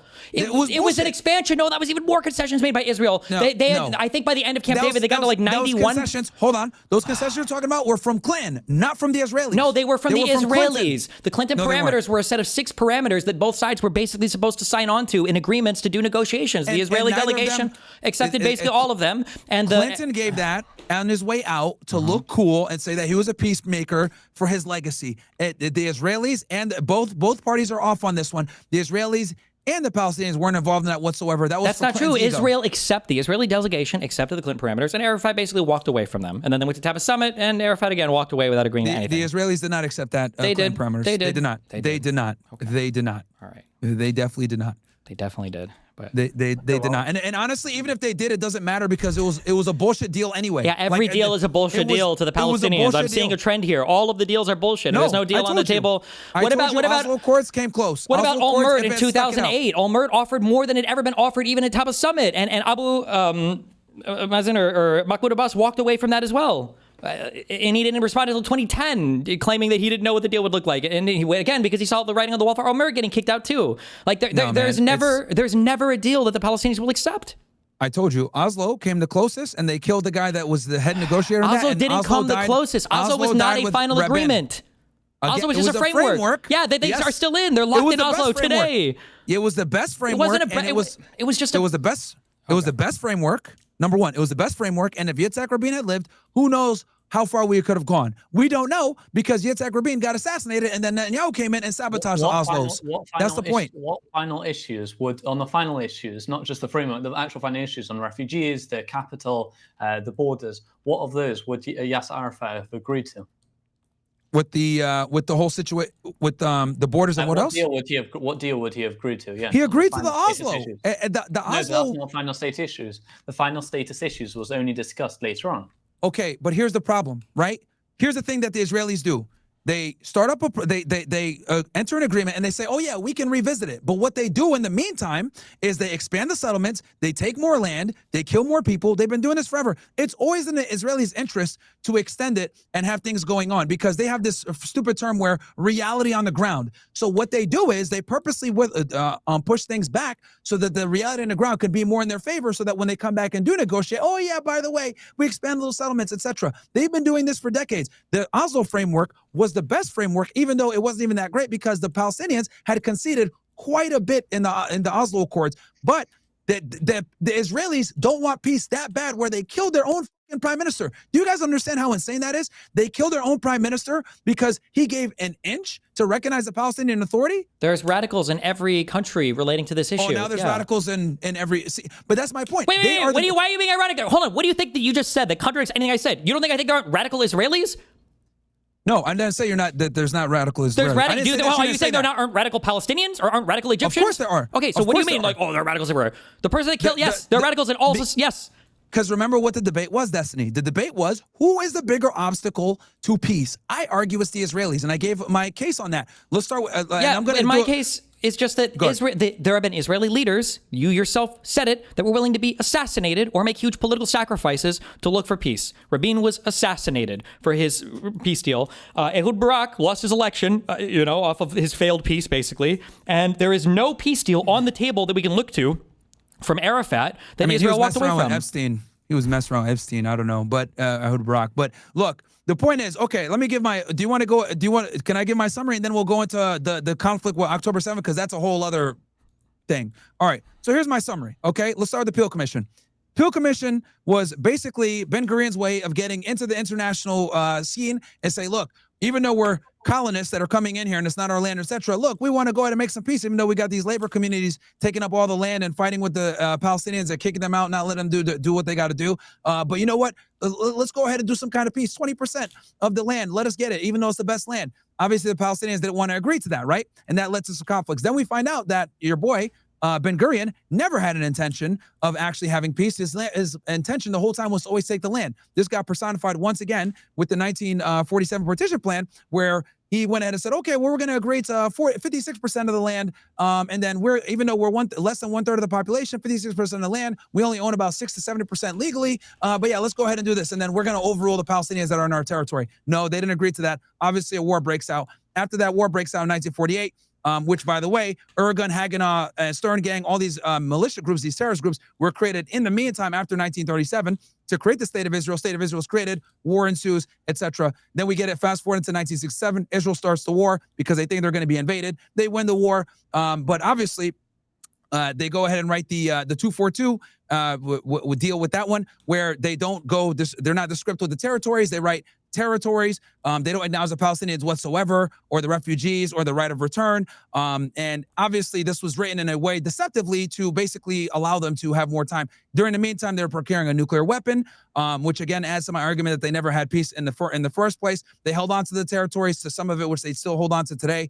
Then you fast forward to 1978 with the Camp David Accords. That had nothing to do with the Palestinians. The Palestinians were not talked about whatsoever in the Camp David Accords. It was just a peace deal between Sadat and Menachem, who's also a terrorist himself, leader of like the Irgun or the Haganah.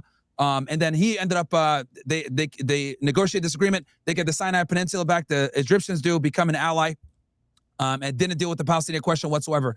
And the reason why I keep mentioning that the Palestinians aren't mentioned is because until the Palestinians have some type of sovereignty, or there's a 2-state or a 1-state where they get the right to determination, there's never going to be peace. So that is my basis as to why I'm making the argument that Israelis, they're the biggest obstacles of peace, because they never want to answer the Palestinian question. Yes, they'll negotiate with the Egyptians here. They'll negotiate with the Jordanians here, but they don't answer the Palestinian question, which is the root cause of all these problems. Then you fast forward to the Oslo Accords. Yasser Arafat agrees to recognize Israel as a state, denounce violence, and then say that they, deserve to exist in security and peace, and Israel has a right to exist, which was a huge concession from a Palestinian perspective, because they had said, "Oh, we're never going to do peace with these guys."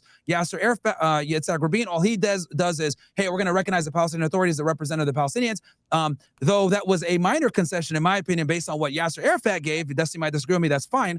Yitzhak Rabin tragically gets assassinated a year later, and that kills the Oslo Accords. And the person that killed Yitzhak Rabin, and this is very important, was a member of the Likud party. Who runs the Likud party? Benjamin Netanyahu. Yitzhak Rabin's wife writes a book, says that she thinks that Netanyahu is the one that killed her husband. Yitzhak Rabin, Netanyahu takes power over her after that, and he sabotages the Oslo Accords, as admitted multiple times in the West Bank recorded footage where he said this secretly. And then on top of that, he said it many times, we're not gonna have a Palestinian state. He did everything in his power to sabotage it, to include using Jewish American neocons like Douglas Pearl and like Richard Pearl and Douglas Feith, all these other guys, to write the clean break memo, how they can go ahead and strategize on how they're going to take over the Middle East. So once again, not negotiating good peace, not wanting peace, procuring a nuclear weapon, writing up papers to start the war on terror, which we're going to get into here next. Then you get into the Camp David Accords, which were bullshit as well, because the West Bank territories that they were talking about giving over were all fragmented. There was no contiguity whatsoever. The Palestinians had no ability to trade with the Jordanians. They had no sovereignty. They had a little shitty police force.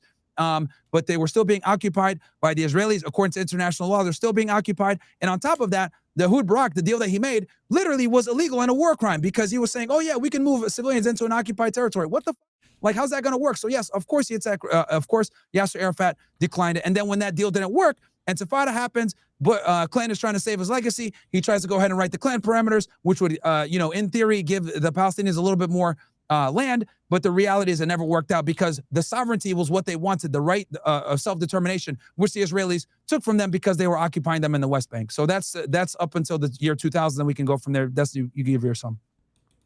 Are we doing like a summary on the entirety of the I gave a quick summary on my thing, and then we'll go into October 7th, because I know that's going to be its own thing. Okay, yeah. The way that this conflict works is you talk to the radical Zionists, which I've debated before, you talk to the radical pro-Palestinians, which I've debated before, and all they do is they give like a total one-sided telling of their history. And if you give a one-sided telling of the history, you can basically incentivize an infinite amount of justification to do whatever you want. When it comes to the late 1800s, when it comes to, who belongs in Israel, Palestinians are quick to point out that people that are diaspora Jews that might have come from Eastern Europe or that might have come from Eastern Russia didn't count. They can't trace their original bloodlines back to the Middle East, which I'm pretty sure most people don't even agree with that today, that most of the people that call themselves Ashkenazi Jews, most of the people that were the Jews that were diaspora Jews around Europe, around Russia, whatever else, like all of these bloodlines a lot of them can be traced back to the same Canaanite people that a lot of the Arabs living there for a long time have. All of the caliphates before that ultimately occupied a lot of this land in MENA, the Middle East, North Africa, displaced people there, subsumed people there, assimilated people people there, force them to change religions, kill people, or whatever doing the historical argument, in my opinion, is a loser, because if you go back far enough, if you want to talk indigenous people, a kingdom of Israel existed there way before any of the Islamic caliphates invaded, even before Islam was even a religion in existence. All of the Jews that initially existed in the Levant, in the Ottoman Empire territory, preceding the collapse of the Ottoman Empire in 1917, where it was purchased land. We can say this like they invaded and they stole it, but that doesn't pass the smell test if you even think about it for 2 seconds. Like there was a Jewish paramilitary group fighting inside the Ottoman Empire territory, displacing Arab farmers. Like, it doesn't even make sense. Like, the territory was bought by Jews. Early Jews tried to make Aliyah to the Levant. They failed. They sucked. They didn't have the money and the funding for it. After the Balfour Declaration was secured by Jews in the United Kingdom, which was basically a promise to have some kind of Jewish homeland in the Ottoman Empire should the Ottoman Empire fall. The Ottoman Empire fell post-1917. The mandate for Palestine exists. Jews are still buying up land. They're moving in more farmers. They start to do a whole bunch of agriculture. They start to bring water in from the northeast or whatever. And then eventually there's conflict that arises there for understandable reasons between the Arabs that live there and between the Jews that are starting to immigrate there. This violence escalates to such points that paramilitary groups are started to be created by Jews because the British police force is no longer able to keep check with some of the Arab on Jew violence there. Some of these people, the Lehi and the Irgun especially, engage in what the Haganah and other people would say was violence, unjustified violence or terrorism against Arab communities. You have some notable events. I think the Haran massacre in 1929 was a notable one with a lot of Jewish people being killed by Arabs. I think by 1936, there had been multiple white papers written, but by 1936 or 1937, the Peel Commission comes out, which is the first one that says, okay, like the violence and the disagreements between these two people have escalated so much that we have to separate these motherfuckers because they can't get along anymore. You can go back and you can cherry pick, whatever lines you want, saying that, oh, well, Ben Gurion said that he was happy to see the Jewish land expand or happy to see that, they could expel Arabs or whatever. Prior to 1920, a lot of Jews spoke more favorably about living together with Arabs. It really just depended on what time period you pick. As the violence increases, though, both sides obviously see each other as increasingly hostile. And the British government finally agreed with that in the late 30s. After the Peel Commission comes out, from 1936 to 1940, there's a whole bunch of Arab on Jew violence. The Brits basically destroy a lot of the what would become the later Palestinian state. A lot of the Arab elite, a lot of the Arab wealthy people are basically flee Jerusalem and flee the Levant because the Brits kind of come over, and then the Brits clamp down on Jewish immigration, and the Brits say, no more Jews. You guys are fucking around too much. The Jews get mad. They start doing terrorisms from up to around 44. They're especially ass pain because of the Hitler shit happening, and they feel like their people are now getting basically genocided, and they have no place to go to because the Brits curbed all the immigration, so they blame the Brits for it. And then Britain leaves. They say this completely. In 1947, you get your first big UN resolution. Okay, the wars are done. Israel is willing to agree. The Palestinians say no. They start a huge war against the Israelis. It's kind of harsh at first, but eventually Israel makes a comeback. They win by 1948 when they do their formal declaration of independence because the Palestinians won't accept any Jewish people there. Then, after they make their independence declaration, all of the Arab states go to war with Israel with the goal of expelling every Jew off the land. They fail that war, although Egypt manages to take the Gaza Strip. Jordan manages to occupy and then annex the West Bank. From 1967, you get the Suez Crisis, I think, in 1956, where Israel tries to make good with France and Britain. We didn't talk about this, but they kind of sort of, push a little bit further into the Sinai and towards Cairo. That's what made them get the nuclear bomb. Sure. But I mean, Nasser, at the time, there's this whole pan-Arab sentiment where Arabs kind of see themselves as trying to create like a unified state again. They long for a caliphate that's not ruled by disgusting Turks. And Nasser has fancied himself as the leader of the Arab world. And he feels like he's going to come out and be this big dude that's going to fuck around with Israel. And he shuts down the Straits of Tehran. And he says, fuck you, we're not going to let you ship shit and, suck my dick. And eventually Israel goes to war with them with kind of the backing of the French or the British. I think it's Eisenhower. The U.S. basically tells him to fuck off eventually. And then they go home. Nasser, feels like he's king shit. He rules the world. And the whole Arab world thinks he's so cool because he, won against the Israelis. And then he goes and he fucks his whole life up in Yemen and, sacrifices 80% of his troops. And then at the same time, keeps talking shit to Israel. Israel basically, calls his bluff, despite the fact that you had this unified, Syrian, Jordanian, and Egyptian front against Israel. Nasser's talking a lot of shit. He expels everybody from the Sinai, all the UN peacekeeping troops that were there from the Suez Crisis, and then does the exact same thing that caused the Suez Crisis to happen, which is close the Straits of Tehran and say, you try me. And then Israel does that. They bomb the shit out of everything. Jordan tries to counter-invade Israel. They lose miserably. Syria, walks out of a circle and dies because who the fuck knows what goes on up there. And then Israel expands their territory in a bunch of different places. Israel does make peace at this point Myron is correct to point out that Israel doesn't have an interest in making peace with the Palestinians directly, because Israel doesn't see itself as being able to make peace with the entire Arab world. Remember, the Palestinian crisis is like a newish phenomenon. Nobody thought about like a Palestinian state or crisis at the time. Even Resolution 242 doesn't say like the Palestinian crisis or whatever. It doesn't call these things out in specific terms. But it's the root cause for everything. Is my It's my not point. the root cause for everything. That's absolutely not You don't correct. think so? No, it's a rewriting of history to make the Palestinians seem more legitimate than they actually are. Because nobody was calling for an independent Palestinian state when Jordan occupied the West Bank. Nobody was calling for a Palestinian state. This is your summary, so I shouldn't have interrupted. Sure, I'm sorry. yeah, that's fine. But nobody was calling summary. for it. Nobody called it an occupation. When Jordan took the West Bank, they just annexed it, made all of them citizens. And then when Egypt took the Gaza Strip, they kind of annexed that, and they did make them citizens. They left those people there because they didn't want to deal with it. After Israel wins their war in 67, they win in 73.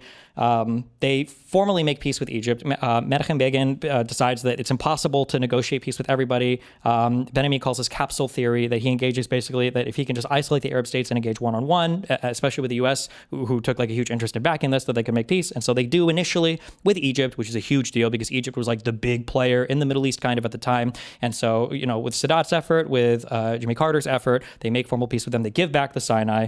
And then after the fall of the Soviet Union, it becomes easier to put Jordan on a peace track with Israel. They do that. And then for the most part, Israel as a region has kind of chilled out with everybody except for the Palestinian problem. That problem continues to get worse because the Palestinians, who were initially, earlier referred to as, like the Fedayeen, the fighters that would come from these different Arab states, they saw themselves as having the backing of the entire Arab world. And that basically completely vanished within a few decades to just being backed by extremist Iranian proxies who don't even give about Palestinians. They just see it as a way to fight against Saudi Arabia, Israel, and the United States. So now the Palestinians, in the peace agreements that Israel tried to reach with the Palestinians, they were in an awkward place because the only representation the Palestinians had were essentially terrorist freedom fighters. Arafat, emerged victorious in some conflict with Israel, I think in 64. I think 67 might have been when the PLO was formally formed. But these were freedom fighters. These were terrorists, Fedayeen, whatever you want to fucking call them, that fought against Israel. Arafat made a name for himself as being a military general, not as a diplomatic leader.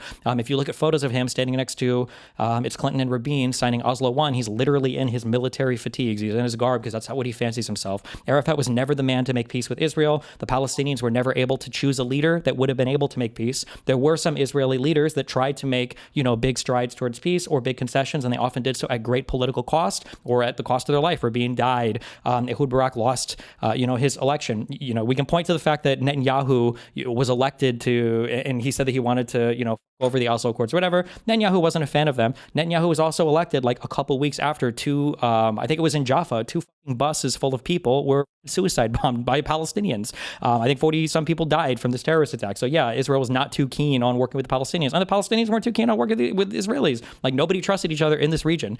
Despite that, Ehud Barak did come back in 2000. He tried to make a deal at Camp David. Arafat accepted nothing. They walked away. Clinton, in a last-ditch effort, put out these 6 parameters. Can you guys agree to it? The Israeli administration largely agreed. There were some things that they had questions on because like some of the percentages just mathematically didn't work out. Arafat didn't really agree to anything. He said, oh, maybe, I don't know, I'd have to consider like these huge points, and then didn't agree to it. They had a final meeting at Taba Summit. Arafat didn't agree to anything there, and he walked away again, despite the fact that what was on the table was like an amazing deal that would have looked like basically 67 borders and some final negotiation on holy relics, but they never reached an agreement there because Arafat fucked off, hoping that maybe the next prime minister and the next U.S. president would give him a better deal, and it didn't. Spoiler alert, Bush fucking hated everything in the Middle East and reset that completely. And then after the Second Intifada, there was basically no hope of any kind of Israeli-Palestinian, negotiation. Everything basically was after that. I think the last large overture that I'm familiar with is Olmert in 2008. Had a big negotiation with Mahmoud Abbas, who would be the later leader of the Palestinian Liberation Organization, and then I think the head of the PA. But the Mahmoud Abbas, also walked away from that deal with Olmert. Olmert went to jail, and then 2 years later, Abbas comes out with this story about, well, it was just a napkin, and I didn't know what would happen. That was bullshit. There was just no desire on the Palestinian side for peace because they always feel like if they keep fighting, they can keep getting more, and that's my take on where we are today. So. Okay. Wait, so just before we move on to October 7th, I just want to ask both of you, like we've been doing it for around 2 hours and 40 minutes. Is there any specific times you want to finish by? We can do this October 7th modern stuff if you want. Yeah, I'm cool with that. I was gonna take a quick piss. I just want to hear, Destiny's summary. Look, I think, the audience can decide what they want, whether, they think you made a strong argument for the Arabs being the obstacle to peace or the Palestinians versus I think the Israelis are the big obstacle to peace. I guess, do you want to go first and give your take on what your position is on October 7th, or do you want me to do it? I mean, my position is pretty simple. I think October 7th is probably bad. Let me piss real quick. Hold on, so I can hear what you guys say. I'm going to take a quick whiz, and then I'll get a thing. And then if anybody got to take a piss break real quick. Yeah.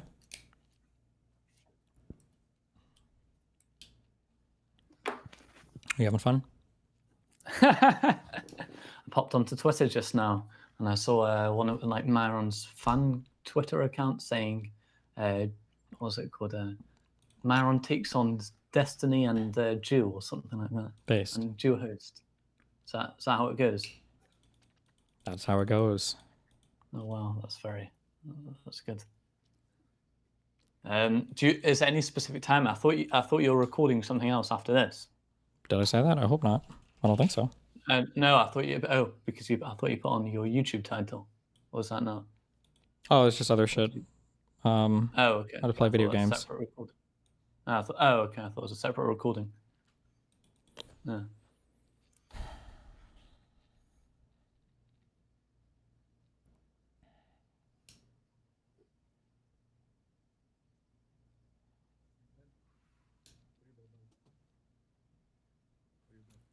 All right.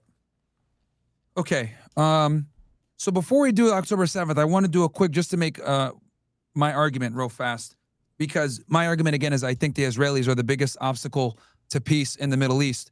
I want to cover real quick the war on terror.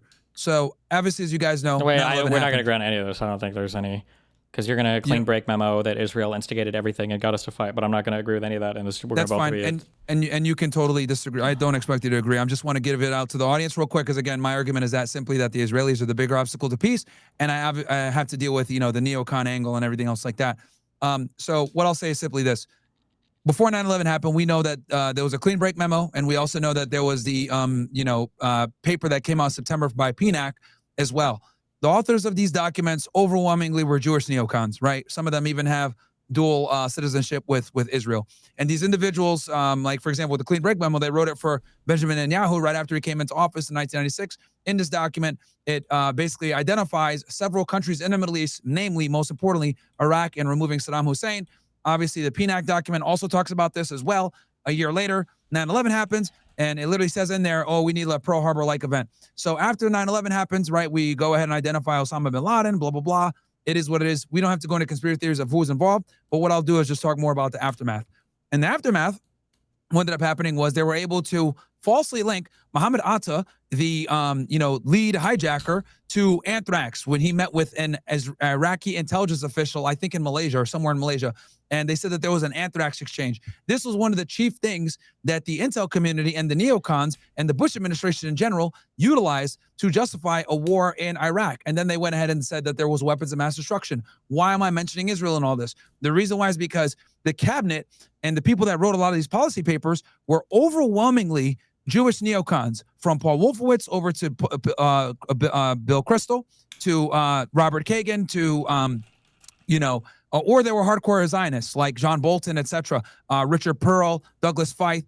It was just complete. Judith Miller, who lied about Iraq's weapons of mass destruction. Overwhelmingly Jewish neocons. It is what it is, and a lot of them had an affinity to Israel. Now, with the whole Mohammed Atta and anthrax angle, the reason why this is important is because Israeli intelligence gave us this information, and then Netanyahu famously came in 2002 and said that taking out Saddam will have positive reverberations all across the region. Well, we know what happened after that. We went over there. There were no weapons of mass destruction. 1 million people died. Kids starving. The Middle East completely destabilized. This led to a whole bunch of problems in the region, and this set up the war on terror. Now we can, and I would argue that in itself, because it was Israel that precipitated a lot of this, because we have dual allegiance neocons in America that are running foreign policy for us, and we have a bunch of donors involved.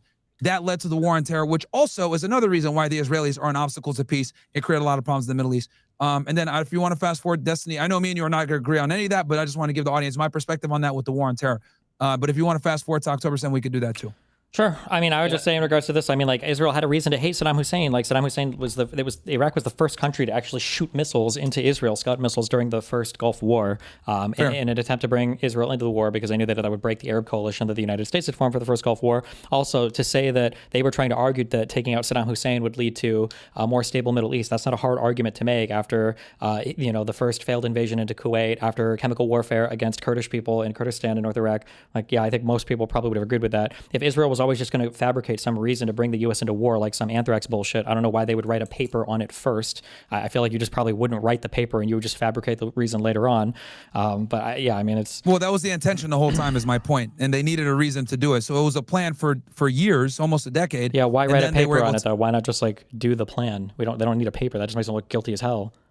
You're right. It was very stupid, and now we have the evidence. You're correct. They shouldn't have wrote a paper. They should have just done it secretly. But yes, my argument is that the Iraq War had nothing to do with the September 11th attacks. Saddam Hussein and Osama bin Laden hate each other.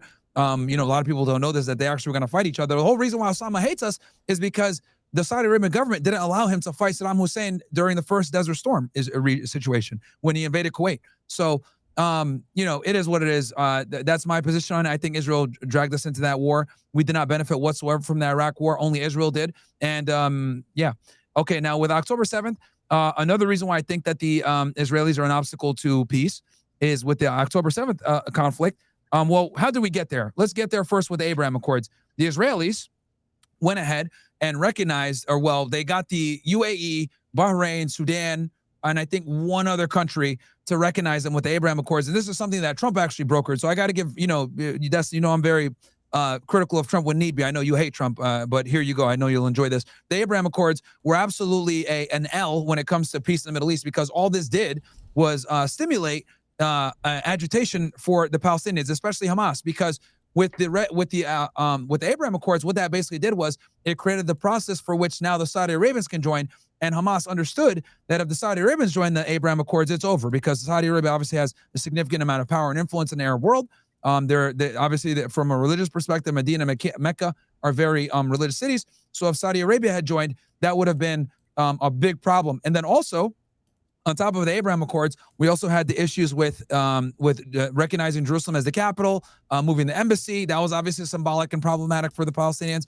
And then lastly, which a lot of people don't talk about, but it is very important as well, is bringing over the heifers and, trying to destroy the Al-Aqsa Mosque to create the temple, which there's a whole temple organization that's doing this. Ben Gvir and these other crazy people have been antagonizing them going up to the Temple Mount with their security. So this is what precipitated and what led to the October 7th attacks. And as a matter of fact, the operation on October 7th was called Al-Aqsa Flood. And the reason for that was because they were planning on destroying the Al-Aqsa Mosque to go ahead and create this Temple Mount on top of the Abraham Accords and everything else without solving the Palestinian question. And this is precisely what I mean when I say, if there is not an answer to the Palestinian question, there's never going to be peace in the Middle East. And Israel keeps trying to kick the can down the road and not deal with the Palestinian problem. Now, October 7th happens. Here's something a lot of people don't know. On October 10th, the Israelis had a chance to get all the hostages back. This is reported in the Israeli Times. Wait, before we go to the October 7th conspiracy theory. So prior to this, I would actually agree with most of this. I think that at this point, past 2005, I think Israel's appetite for any kind of peaceful arrangement, after seeing all the terrorist attacks and everything else from the Second Intifada, I think Israel's basically done at this point, thinking that Palestinians want to live alongside Israelis in any sort of like good faith manner. So I think that the Israeli side gets pretty radicalized. The Palestinian side remains like pretty and hateful of the Israelis. The Israelis are pretty hateful of the Palestinians. However, the Palestinians have now been basically divorced from every legitimate major backer or country on the planet. The only people that are legitimately backing them are really, you've got Hamas that comes up big post-2005 as the governing body in the Gaza Strip, and then you've got Hezbollah that's starting to exist in greater force in Lebanon in 2006. I think they kind of trash Israel in an attempted little war there. Under the leadership of Nasrallah. And then you've got Iran that's kind of like funneling money over to them.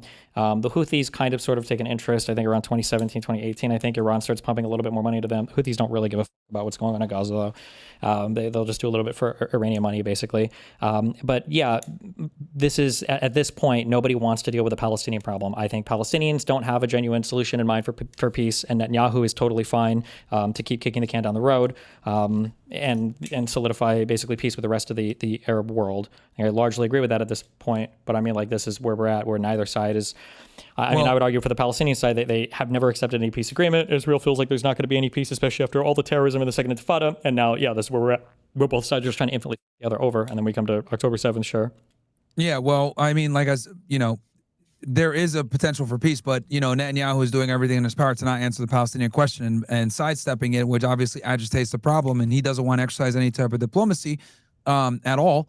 You know, Netanyahu. The Palestinians aren't even united as a people post 2003, 2004, and he did that on purpose. He didn't do that on his own. No, part of that was Hamas winning the election in the Gaza Strip. Hamas. No, that's Netanyahu has never personally funded Hamas. Qatar money was making its way in there prior to October 7th, but after, yeah, of course, because either that or allow the Gaza Strip to collapse, because the PA didn't want money going over to the Gaza Strip because Hamas was the governing body there after they killed all the Fatah people and threw them off buildings and kicked them out.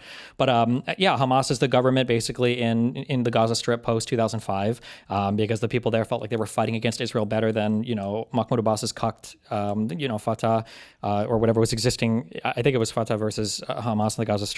And so after Hamas becomes the governing body there, and then the PA and the PLO remain like the governing people in the West Bank, well, now you've got a divided Palestinians, and now it's just infinite conflict with the Gaza Strip, which Netanyahu and a conservative Israel is happy to see, because now they've got a reason to fight against them forever, and they've got a divided Palestinian people, but it's not helping the Palestinian people at all. Like, Hamas is a huge thorn in the side there, but they're okay with being a thorn in the side there because they don't want any final agreement anyway. They want the destruction of all the Jewish people in Israel. That's why they call for global intifada. That's why they shoot rockets randomly at people all the fucking time. Well, they have the right to resist. They don't have the right they don't have the right to launch random rockets into Israel. They absolutely have the right to resist. I know that sounds up or whatever, but it's not fucked up. It's a fundamental misunderstanding of international law. You're mixing up jus ad bellum versus jus in bello. Like, yes, you are allowed to fight against your occupier, but to say that the Gaza Strip is even occupied is that's a tenuous. It's probably not. Number one, but number two, that doesn't give you the right to take hostages. That's a war crime. It doesn't give you the right to attack civilian populations. That's a war crime. It doesn't give you the right to launch indiscriminate arms against an opposing force that could kill civilians. That's also a war crime. Like, none of the conduct in war is reasonable or allowed by international law. But nobody cares about international law, so yeah. Yeah, well, yeah, but like the reality is that they are occupied by every means of the measure. They are absolutely occupied. They're not. The main means of the measure would be a police force that displaces the local police force. That wasn't the case. The second one is like administrative power over the area. Hamas was the administrator, and then there's a third one. But by every measure, Hamas was the government. Destiny. No, by every measure, Destiny, they're occupied. They don't control their airspace. They don't control their water. They don't control what goes in and what goes out. They have no sovereignty. That's called a blockade. Yeah, and you could argue there's a blockade, but they're not occupied. Yes, and they're absolutely occupied. The West Bank and Gaza have been deemed by the international community as being occupied. They are 100% occupied, which allows them to have the right to resist through it says here by any means. No, nothing says that in international law. No. And it does. I promise it doesn't. To include armed resistance. Yes, armed resistance, but that's still, you have to follow all of the other rules of war. It's not armed resistance, just killing random civilians. And here's the other thing too. If we're like, the reality is, who commits more war crimes? I mean, if we're going to go ahead and have this war crime thing, like, oh, well, you can't do this, you can't do that. The Israelis are committing war crimes all the time. You want to talk about hostages? The Israelis have 10,000, 11,000 hostages, a lot of them without any type of charge whatsoever. That's why October 7th happened in the first place. So we have all this agitation going on, right, with Israel now. And then also the other thing too, and I want to talk about the JCPOA too. That was another thing that the Israelis killed. That was another obstacle, once again being an obstacle to peace with the nuclear deal. That's another example. But with whole October 7th thing, so we have all these things that happen with October 7th. That's fine. And the other thing also that's important is that there was a stand down order, and they could have got the hostages back on October 10th, but they chose not to do that. I don't think there was a stand-down order. That's never been proven. And getting the hostages back, saying that Hamas is willing to give the hostages back if you go away, is the most joke thing in the world. You can't do a huge terrorism, capture 200 people, and then give the 200 people back and end the war. Nobody would ever agree to that ever. That's an insane demand. That's fair. That's fair. And I knew you were going to say that. But here's the difference, right? So here's the thing. The debate is, who is the bigger obstacle to peace? Israel could have gotten all their hostages back on the 10th. Now, am I saying that what would have happened was for them not invading the Gaza Strip? Now, here's the thing. Normally, I see what you're saying. Hey, well, they conducted a terrorist attack. How dare they do this and then Israel not respond? That would make them look weak. Well, here's the difference. Israel has a fantastic intelligence service, okay? The Mossad, Shin Bet, Unit 8200, Amman. These guys ran a pager operation for 10 years. They did Operation Rising Line, where they had Mossad assets in the back line in Iran. they have the ability to conduct sophisticated operations where they can easily dismantle Hamas. And here's the other thing too. They did this against Hezbollah and they did this against the IRGC. Two militaries that are superior to Hamas. You telling me that you couldn't run special operations or do some type of intel operation where you have a bunch of collaborators in the Gaza Strip and taking them out? I mean, they killed Ismail Haniyeh in Tehran, Iran. So I don't want to hear anything about like, oh, well, you know, they conduct their terrorist attack. Well, here's the thing. Who's the bigger obstacle to peace? I would argue it's the Israelis, because how many people have died because they wanted to go into the Gaza Strip and they could get the hostages back at any time? Because this is what I was going to answer your question before. You asked me, hey, why don't they release the hostages? Here's your answer. They will release the hostages. Here's the problem. Netanyahu does not want to do a final ceasefire because Hamas will give them the hostages back, but they want a permanent ceasefire and withdrawal of all troops. Israel does not want to do that because they want to occupy the Strip. It's about getting them out of there from the first place. Sure, so but again, I mean, like, you acknowledge that them keeping hostages, that is a war crime, right? Sure, but Israel's committing war crimes all the time. That's fine. Yeah, but I'm saying that's fine. Well, 11,000. prisoners of war are not necessarily the same as hostages, unless you're counting every single person who's been. They're there without charge. They're being raped at Destiny. Like I they're don't literally know. they're protesting. But the reality is that's that a war like crime. If you're raping prisoners, that is a war crime. Sure, but if you and they protest for it, so they can continue to do it. Sure, if Hamas were to release the hostages, though, the support for Israel doing any kind of war, I think, in the Gaza Strip, at least a while ago, probably would have collapsed internationally, what little support they had. And then domestically, I think there probably would have been major upheaval as well. If all the hostages were released, I think Israel would have a much harder time justifying that war to its citizens. They would keep fighting, dude. Like, because the reality is, they'll only fight as long as they have the domestic support for it. But I think the domestic support for that fighting would collapse pretty fast if like all the hostages were released and now you're just on an infinite war in Gaza to remove Hamas. The United States would continue to support them. Even the UK would continue to support them. Yeah, Stephen, I don't really think the domestic support will falter if the hostages come back. You've got to remember that the people who are supporting him, Netanyahu's supporters, are on the not on the far right, but are the people that want Hamas to be destroyed. They want a new age. Sure, I agree, but you guys have like a crazy coalition government with like 20 different parties that are holding together Netanyahu's majority, right? I think that if all of the hostages are released, there's absolutely a decent chunk of the Israeli population that would want to see a war in Gaza until everything is done. But I think it would be a lot harder. Like Israel, because even today they still keep saying that 20 or 40 hostages left. They still keep citing these hostages as like a reason, and they have to give that as like their moral front. I think internationally and to their own people. I don't know, but maybe today, maybe they could. But I know like 6 months ago, if Hamas would have just released all the hostages, I think Israel would have. It would have been different. Yeah, I think they would have a really hard time going. I don't know today. I feel like the because they couldn't bring up the hostage thing ever anymore, and now they're just on a war against Hamas, and however many people die, and they can't even put the hostages on the other side as a virtue signal. Well, here's the thing. Like they never cared about the hostages. That's my point. Is that once again, an obstacle to peace. They could have got the hostages back on the 10th, had them all back safe. Sure. Run a I don't disagree. Operation. I don't disagree with this, but both sides wanted the war to happen. Hamas could have just released the hostages in the beginning, and then it would have been really hard for Israel to continue. And Israel could have done more to get the hostages, but Israel's happy for the hostages to be there because they get to go disassemble Hamas as much as they want. Why. No, because if they gave the hostages up, that would have taken the only leverage they have. Here's the thing. They have no leverage. No, you're wrong. That's the most absurd belief. You think they have leverage? You think that Hamas has leverage over the Israeli government because they have hostages? No, they don't. I said it's the only leverage they have. They have no, it's not leverage. That's, if anything, it's a counter leverage. That's what's giving Israel the cause for war as much as they have. You think Israel, you just said it yourself, that they don't give a fuck about the hostages. I think that they're a very distant second place. Very distant. No, they don't. Proving that, and they're proving that right now with what's going on. But Hamas is proving that they wanted the fighting the whole time as well. When they should have known very early on within the first few months, there's no possible way we win this. But they kept those hostages the whole time because they want the conflict to continue. Well, no. I told you, October 10th, they were willing to give them back. The Israelis said no. Yeah, of course. That's a big deal. Well, yeah, but the Israelis were never gonna. I mean, you can't have somebody do a big terrorisms on you and then agree that they can be a permanent government, and then you just go back to normal. There was no way that was ever going to be accepted. Obviously, right?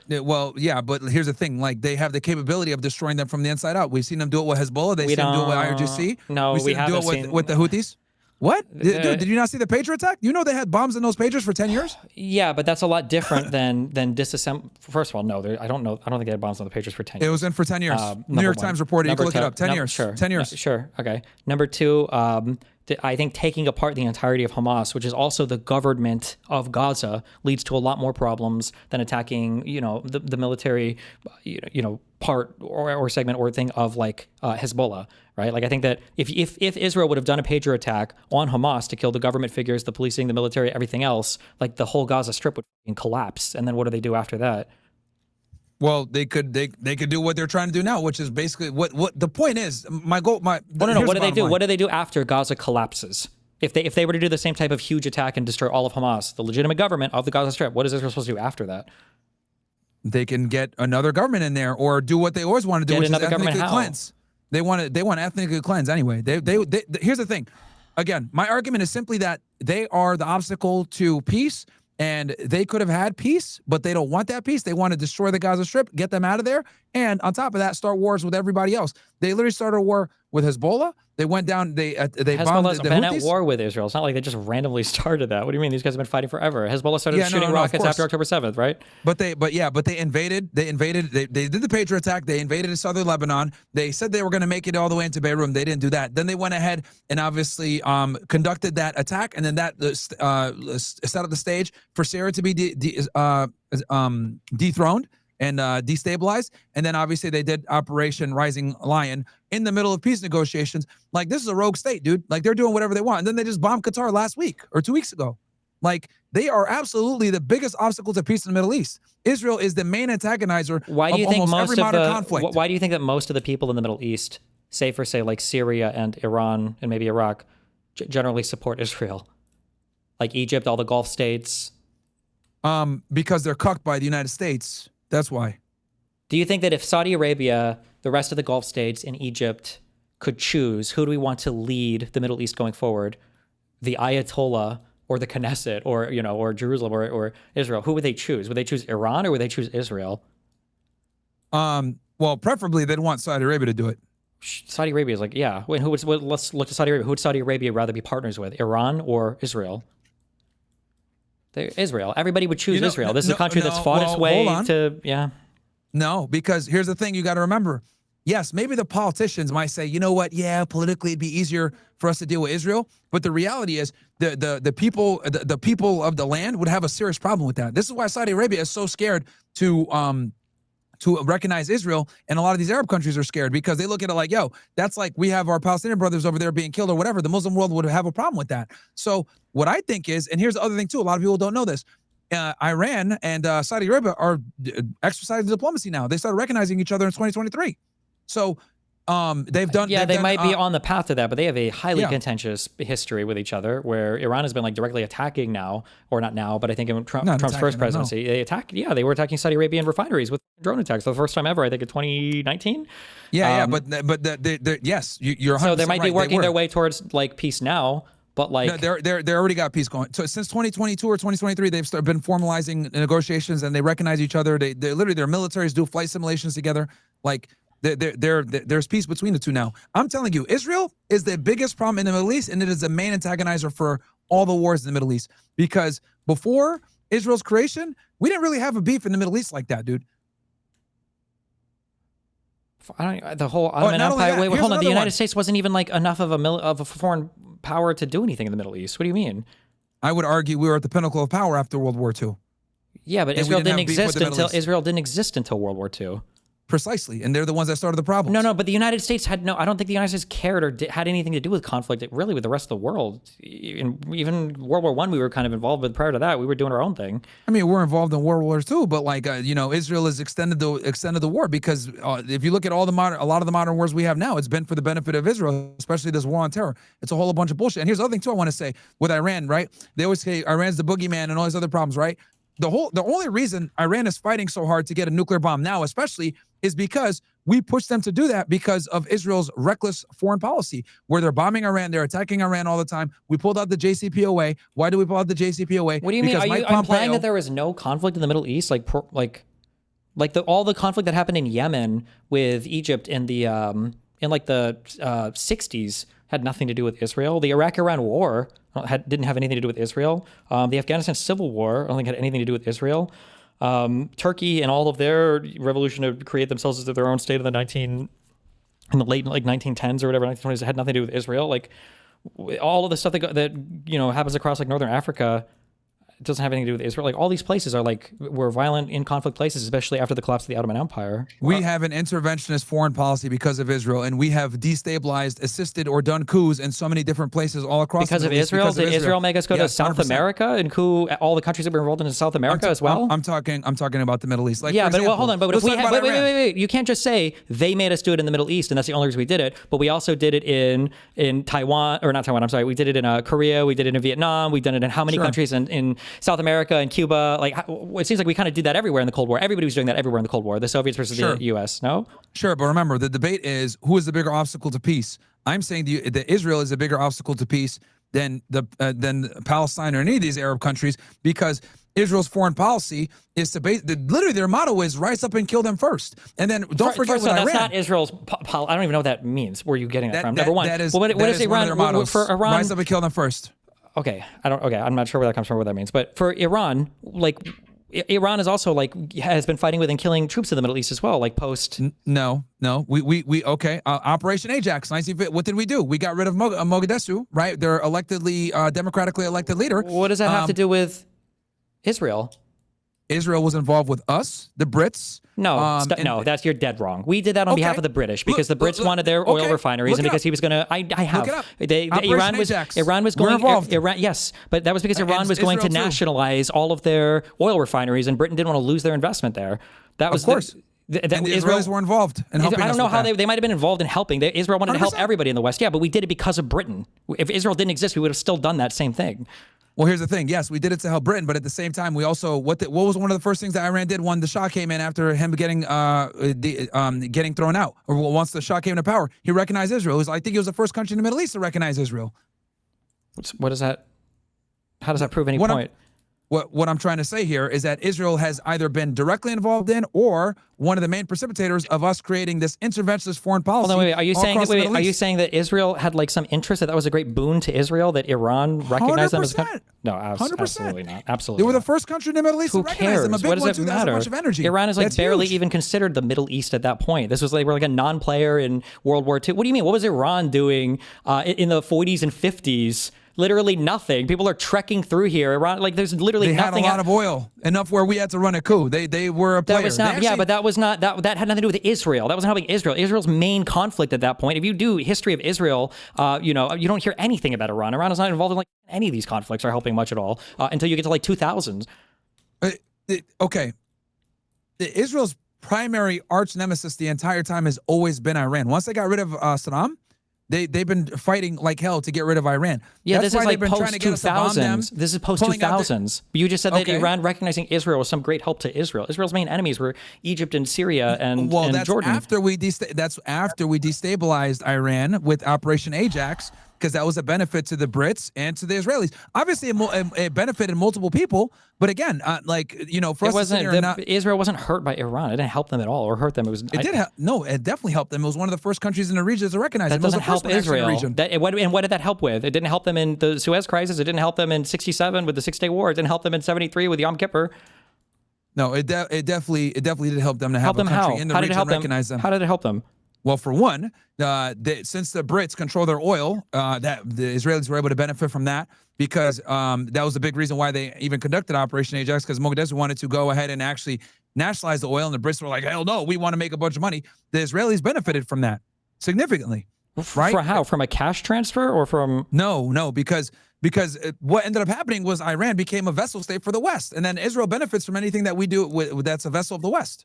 Israel benefits because they're one of our main allies over there. I don't agree with this, but you can look at Operation Ajax was conducted by who? The U.S., Brits, and the Israelis. Why? Because there was enormous benefits to the Israelis. No, you're dead wrong. It wasn't. It was for the Brits. It was to prevent all of their oil companies from being taken over and nationalized by the country. That was the Brits begged the United States to help in that intervention there. Of course, and then the Israelis assisted as well. But I don't know what the Israeli system was. Okay, in that case, so did France. So did every single country in the West benefited. I guess. Slightly off the topic, straight back to and then also again, the argument is that the Israelis are one of the biggest obstacles to peace. Another thing, they were heavily involved in us pulling out of the JCPOA, aka the Iran nuclear deal. I think that was a good deal that was going to have Iran be in a position where we can monitor what they're doing. We had inspectors in there. We would stop them from getting a nuclear weapon. Actually, it was to Israel's benefit because Israel would be the only nuclear power in the region. But what did Israel do? Mike Pompeo's a cuck. He went ahead and pressure. He's owned by the Jews. He tells Trump, hey, we got to pull out of this thing. Trump pulls out by advice of him. He's the Secretary of State at the time. He puts the IRGC on a terrorist watch list in 2019. And then bam, now the diplomacy that we had worked for multiple years under the Obama administration, gone. And then and why was that? Because of enormous pressure from the Israel lobby. Yeah, I think pulling out of the JCPOA was horrible. The Iranian nuclear deal was bad. I don't think we should have done it. But if Israel has so much control that they were able to make us pull out of that deal, why didn't they have enough control to make us not enter the deal in the first place with Obama? Because Obama had a spine against the Israelis? But then that's not, if they have a spine, if a spine is all it takes, then you have no conspiracy. Then there's no way they can control it. All you need is a little bit of a spine, and now you can't do anything. Well, like you said before, they were assassinating people like JFK or whatever in order to keep them on board with their nuclear program and shit. And now you're saying that all you need is a spine, and now you can create one of the worst. Well, I think it was a great deal, but Saudi Arabia and Israel both hated it. They felt like they got stabbed in the back by the United States, but fuck them both. I thought that was a great deal. But to say that Obama can resist Israel with just having a spine means that Israel has no power to do anything for U.S. foreign policy. Well, here's the thing. Like, Netanyahu came to the United States and literally like challenged the sitting president of the United States and addressed our house, talking about how the JCPOA was a bad deal. Blah, yeah, blah, and he rallied against it. Yeah, but here's the thing though. Once Trump came in, what happened? Yeah, because Boom. Trump is a cuck, not because he got controlled by Israel. Trump is just a retard. No, well, here's the thing. That proves my point that the Trump administration, this is my biggest criticism of Trump. He is owned by the Adelsons. He's owned by the Jews. I don't think, well, we can say that. I don't think he's owned. I think he's just retarded. I think he sees an easy conflict and he takes it because he knows that they're always going to win. And old people like Israel. I don't think you need any conspiracy there to explain shit. I mean, again, Obama stood up to the Jewish lobby more than Trump did. So when Trump came in, one of the first things he did was disband the plan, got Mike Pompeo in. Pompeo was a hardcore Zionist owned by the Jewish lobby. He was the main guy in his ear telling him, hey, we need to get out of this thing. And then he designated the IRGC as on the terrorist on the FTO list. So, sure. And then but it could just be that Trump is just like a mega cuck for Israel, right? Nobody's forcing Trump to put, who was it? Huckabee as our ambassador to Israel now. Like Trump is still cucking out to Israel now. He doesn't need the money anymore. He's got a billion other scams he's running in the U.S. Oh yeah, but that's my point.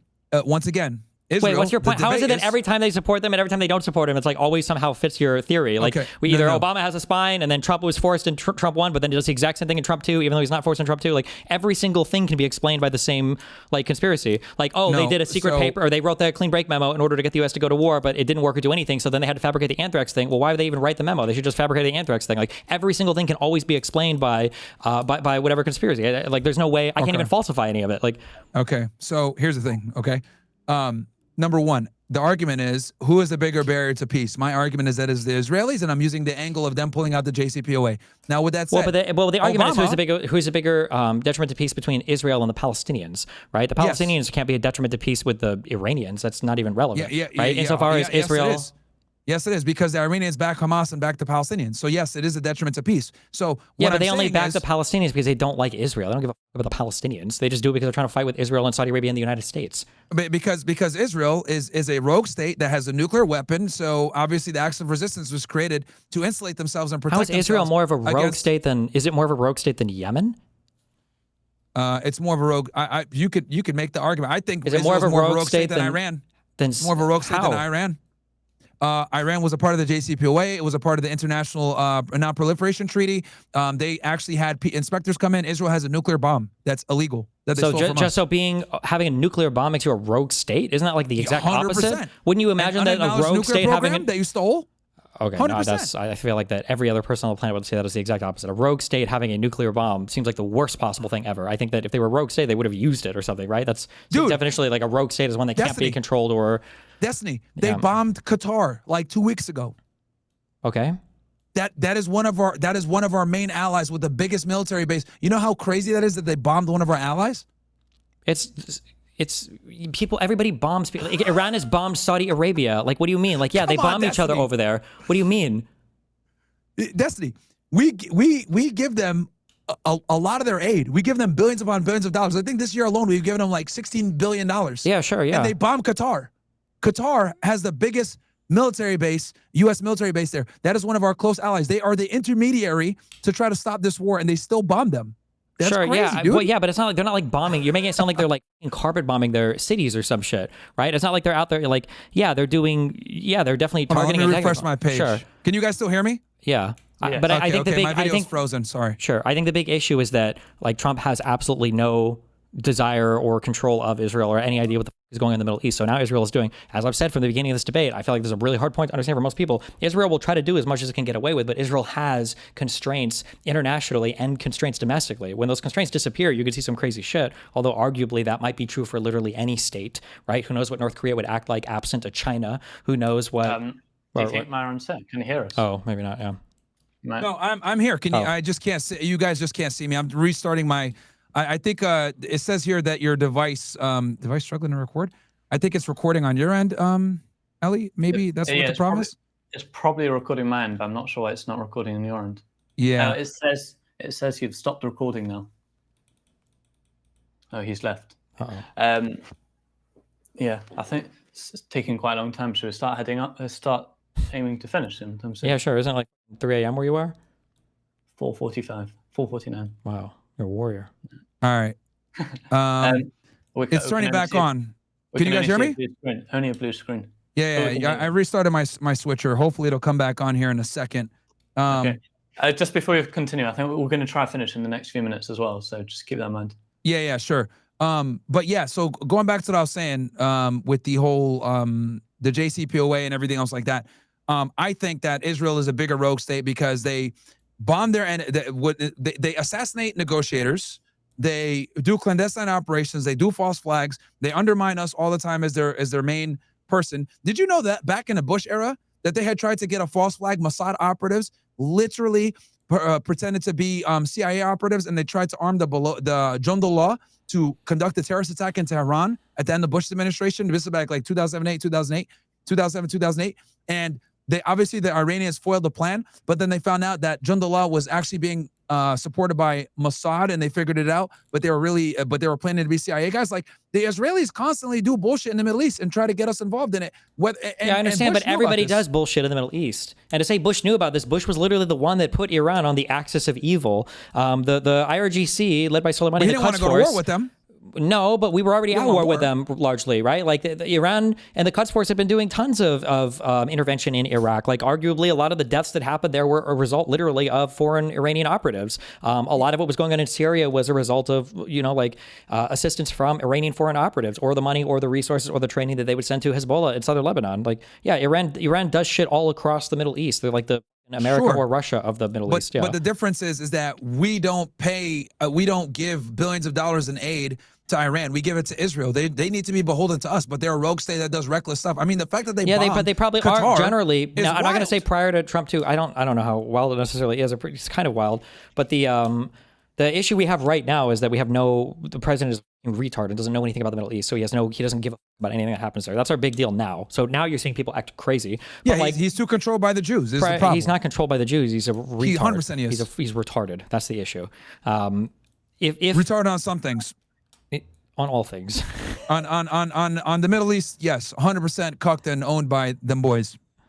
Okay. I think that yeah. Yes, just admit that the Israelis are the main problem, bro. Just admit it, and I'm happy. But they're not, though. Like, you're retarded if you think, like, oh, who would I rather have run the Middle East? Like, there's a reason why most of the Middle Eastern leadership is totally fine with Israel, even if the Arab Street, is not the, doesn't have the nicest thing to say about the Mediterranean Jew, right? Most of the Arab leadership is like, you know what? I think I'd rather fucking Israel be in charge of this shit than Iran. Are you serious? Than Assad? Then fight. Like, these are like the worst motherfuckers in the world. Yeah, he is now. Yeah. Saddam Hussein. Like, these are the worst people in the world. The fucking Houthi family. These are the worst people in the world. The Muslim Brotherhood in Cairo. These are the worst in the world. And you're like, God, Israel is a rogue state. They're fucking terrible and horrible. You would do, if you living in any one of these motherfucking places, like, every person would rather live in Egypt, or not in Egypt, in Israel. Like, Arabs would rather live in Israel. Arabs who live in Israel do better than Arabs living in any of these surrounding, states.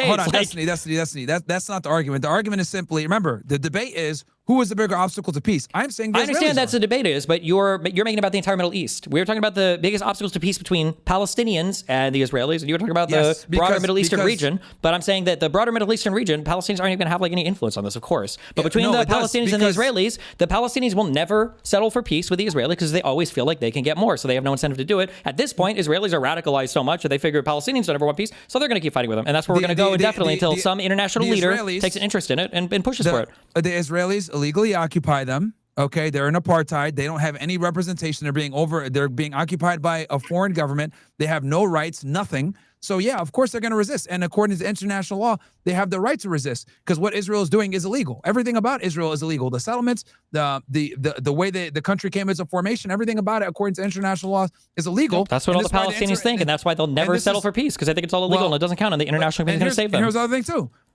And the Israelis don't even want to make it right and come to some type of two-state solution or bring them in. Nobody there wants a two-state solution. Nobody knows what a two-state solution would look like. And a one-state solution, nobody would agree to that either because that includes an infinite right of return. But my point is, who is the obstacle to peace? It is the Israelis, because since they don't want to solve the Palestinian question, the Palestinians don't want to solve it either, though. What do the Palestinians want? Really, what do the Palestinians want? Right to self-determination. What does that mean? Why you can't speak in riddles? Sovereignty and right to self-determination. What does that mean? Having a citizenship, being able to not be in an apartheid state where they're second-class citizens. What do you do with the 5 to 7 million Palestinian refugees?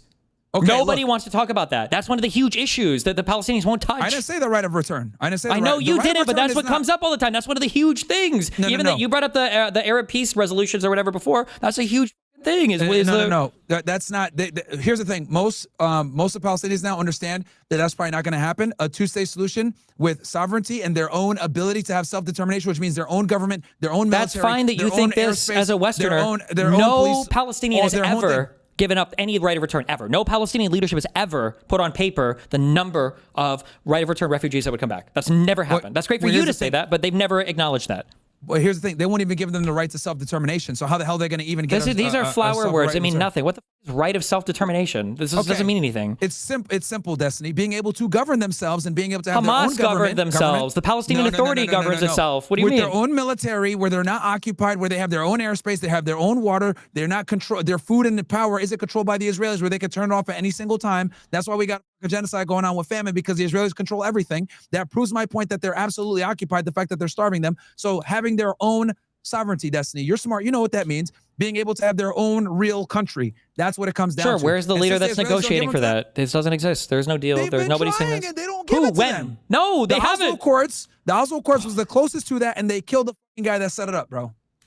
And the Oslo Accords was simply the framework. We didn't even get to that point yet, but they killed them. That's how much the Israelis don't want to have peace. They're the biggest sabotagers to peace. And everybody in the international community would agree with me. This is why nobody likes Israel. This is why, literally today, why do you think the Brits and the Australians and the Canadians recognize the Palestinian state? Because they understand that this is some bullshit that Israel's been doing for 70, 80 years.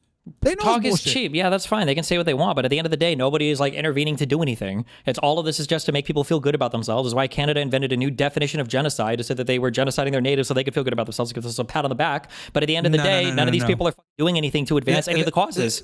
Every genocide expert, every scholar is coming out saying that this is a genocide, because it doesn't. This doesn't mean anything. That's fine. It's a genocide. You can say that. Look. Okay, let's say that. Now, how much closer are we to figuring out the solution? None. If anything, now you're further away. Why the fuck would you make a peaceful solution with a person who's genociding you? Like, all you're doing is infinitely incentivizing both sides to fight forever, and they will continue to fight. Why would you make peace with somebody who's apartheiding you, genociding you, ethnic cleansing you, starvationing you? Like, what the fuck? Well, here's the thing. Israel is losing the support of the international community. But that shouldn't matter to you. Wait, how can they lose that? Wait. How can they lose the support? I thought you said they control everything with all the Israeli money and all the Israeli propaganda. You're right. They do control everything, but that support is starting to wane. People on the left already, your entire party, how can it wane if they're controlling it all with money and propaganda? And okay, can I explain? So for a very long time, talking about Jewish power or Zionism was banned on social media platforms. We all know this. However, the October 7th attacks and the current genocide going on has brought it to the forefront of conversation. Now that it's at the forefront of conversation, we got people on the left condemning what Israel's doing. This is a topic that the left typically didn't really know about or care too much about unless they were really vested in Middle Eastern I understand what you're saying. You're just explaining reality now. But before this, apparently Israel controlled all of reality. So what is the point of all the propaganda and the money and the Adelsons and everybody else if they can't actually control any of the media? Sure. No. Well, here's the thing. They can't control the media anymore because we don't have to deal with Fox News and CNN anymore. Now we got independent media. People are coming out saying, you literally just said that we couldn't talk about this on independent media. I thought, don't you guys complain about the ADL controlling YouTube policy and Facebook policy and Twitter policy and everything else? Yes. So how do they lose that if they control it all? Sure. I'll explain that. Because Before, if you talked about any of these topics before, the ADL, SPLC would target you immediately. But now everyone, people on both the right and on the left, it used to be the right that they would target when they would talk about this shit. They would ban me, demonetize me, ban Nick Fuentes, etc. But guess what? Now Hassan's talking about it every single day. Now Kyle Kalinski's talking about it all the time. Now guys on the left are talking about it. And then other people are talking about it on TikTok. TikTok was another thing that they didn't see coming. So everybody from different political angles are seeing what Israel's doing, say this is bullshit. Well, guess what? The ADL can't ban everybody.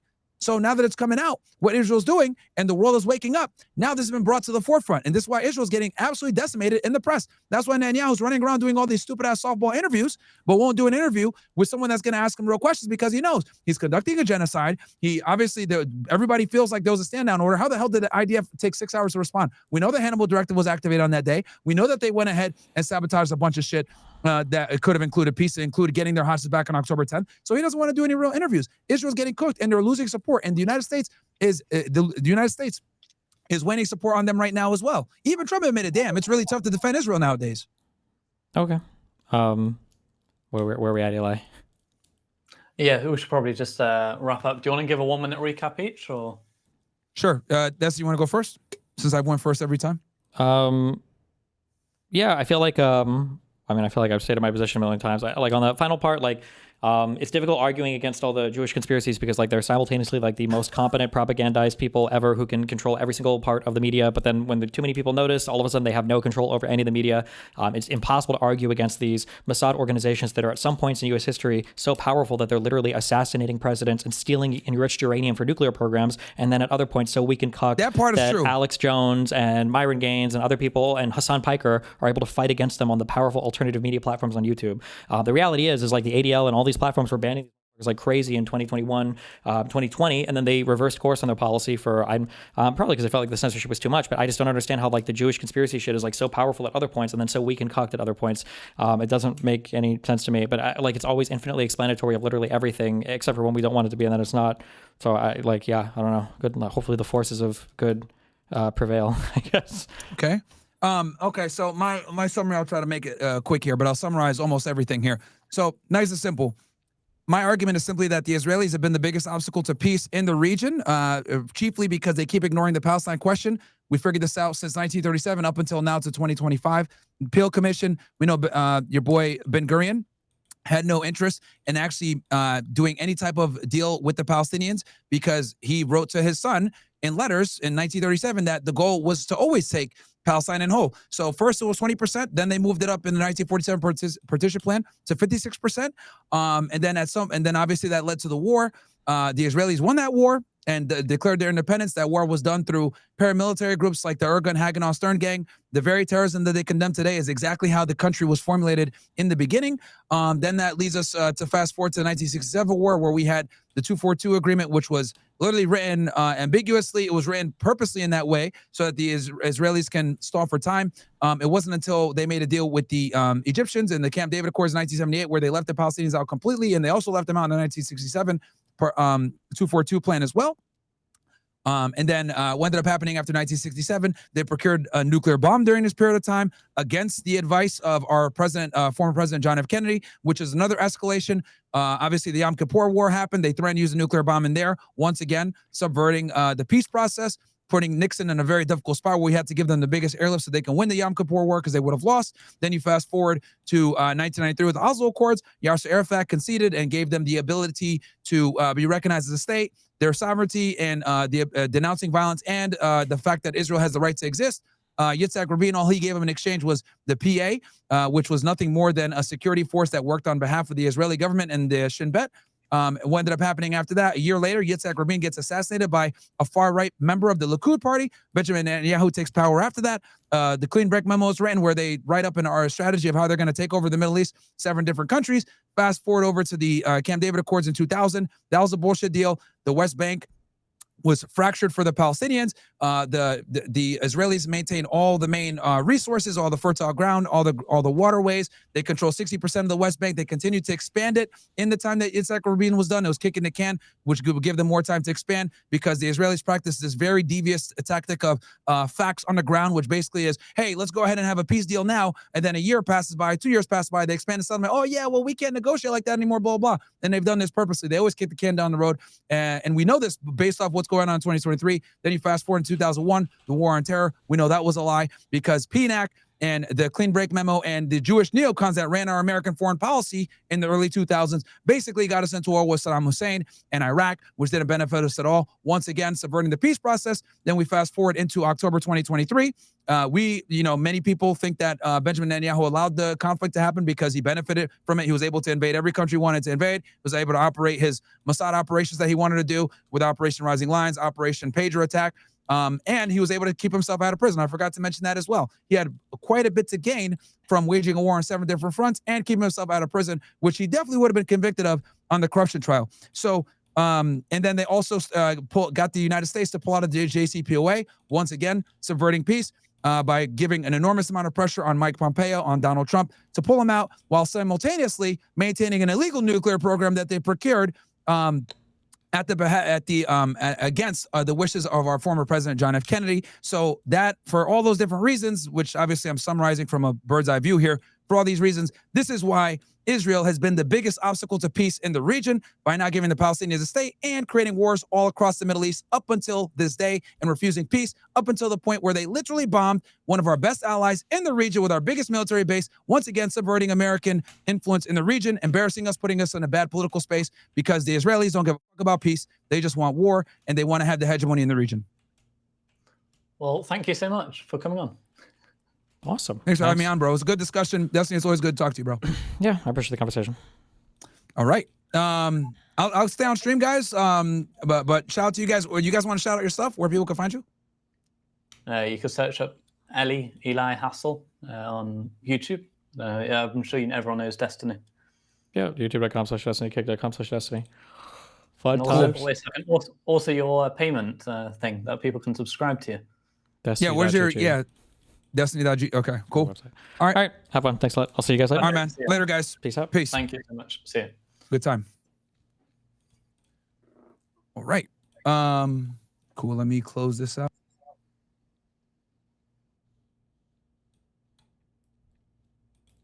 God damn.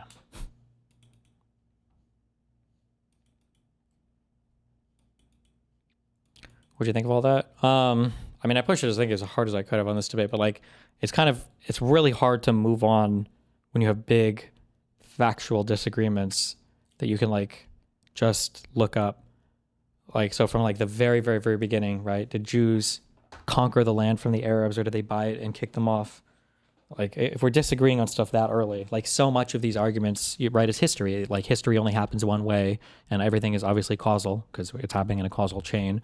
So it's hard when we're having disagreements on like facts like that to just kind of like skip past it, because if you're disagreeing on some facts, you can justify some acts, and then those acts can justify other acts, and then you realize there's zero evidence of Yigal Amir voting or being a member of Likud. Oh, I don't know. Maybe he is, he might not be, but it doesn't even matter. Even if he was Likud, it's just say that like they made him do some assassination. Just I think silly.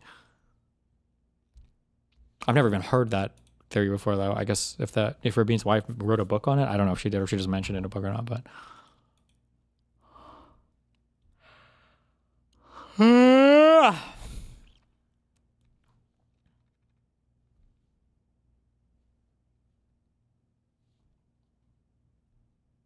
Can I get a what the helly true?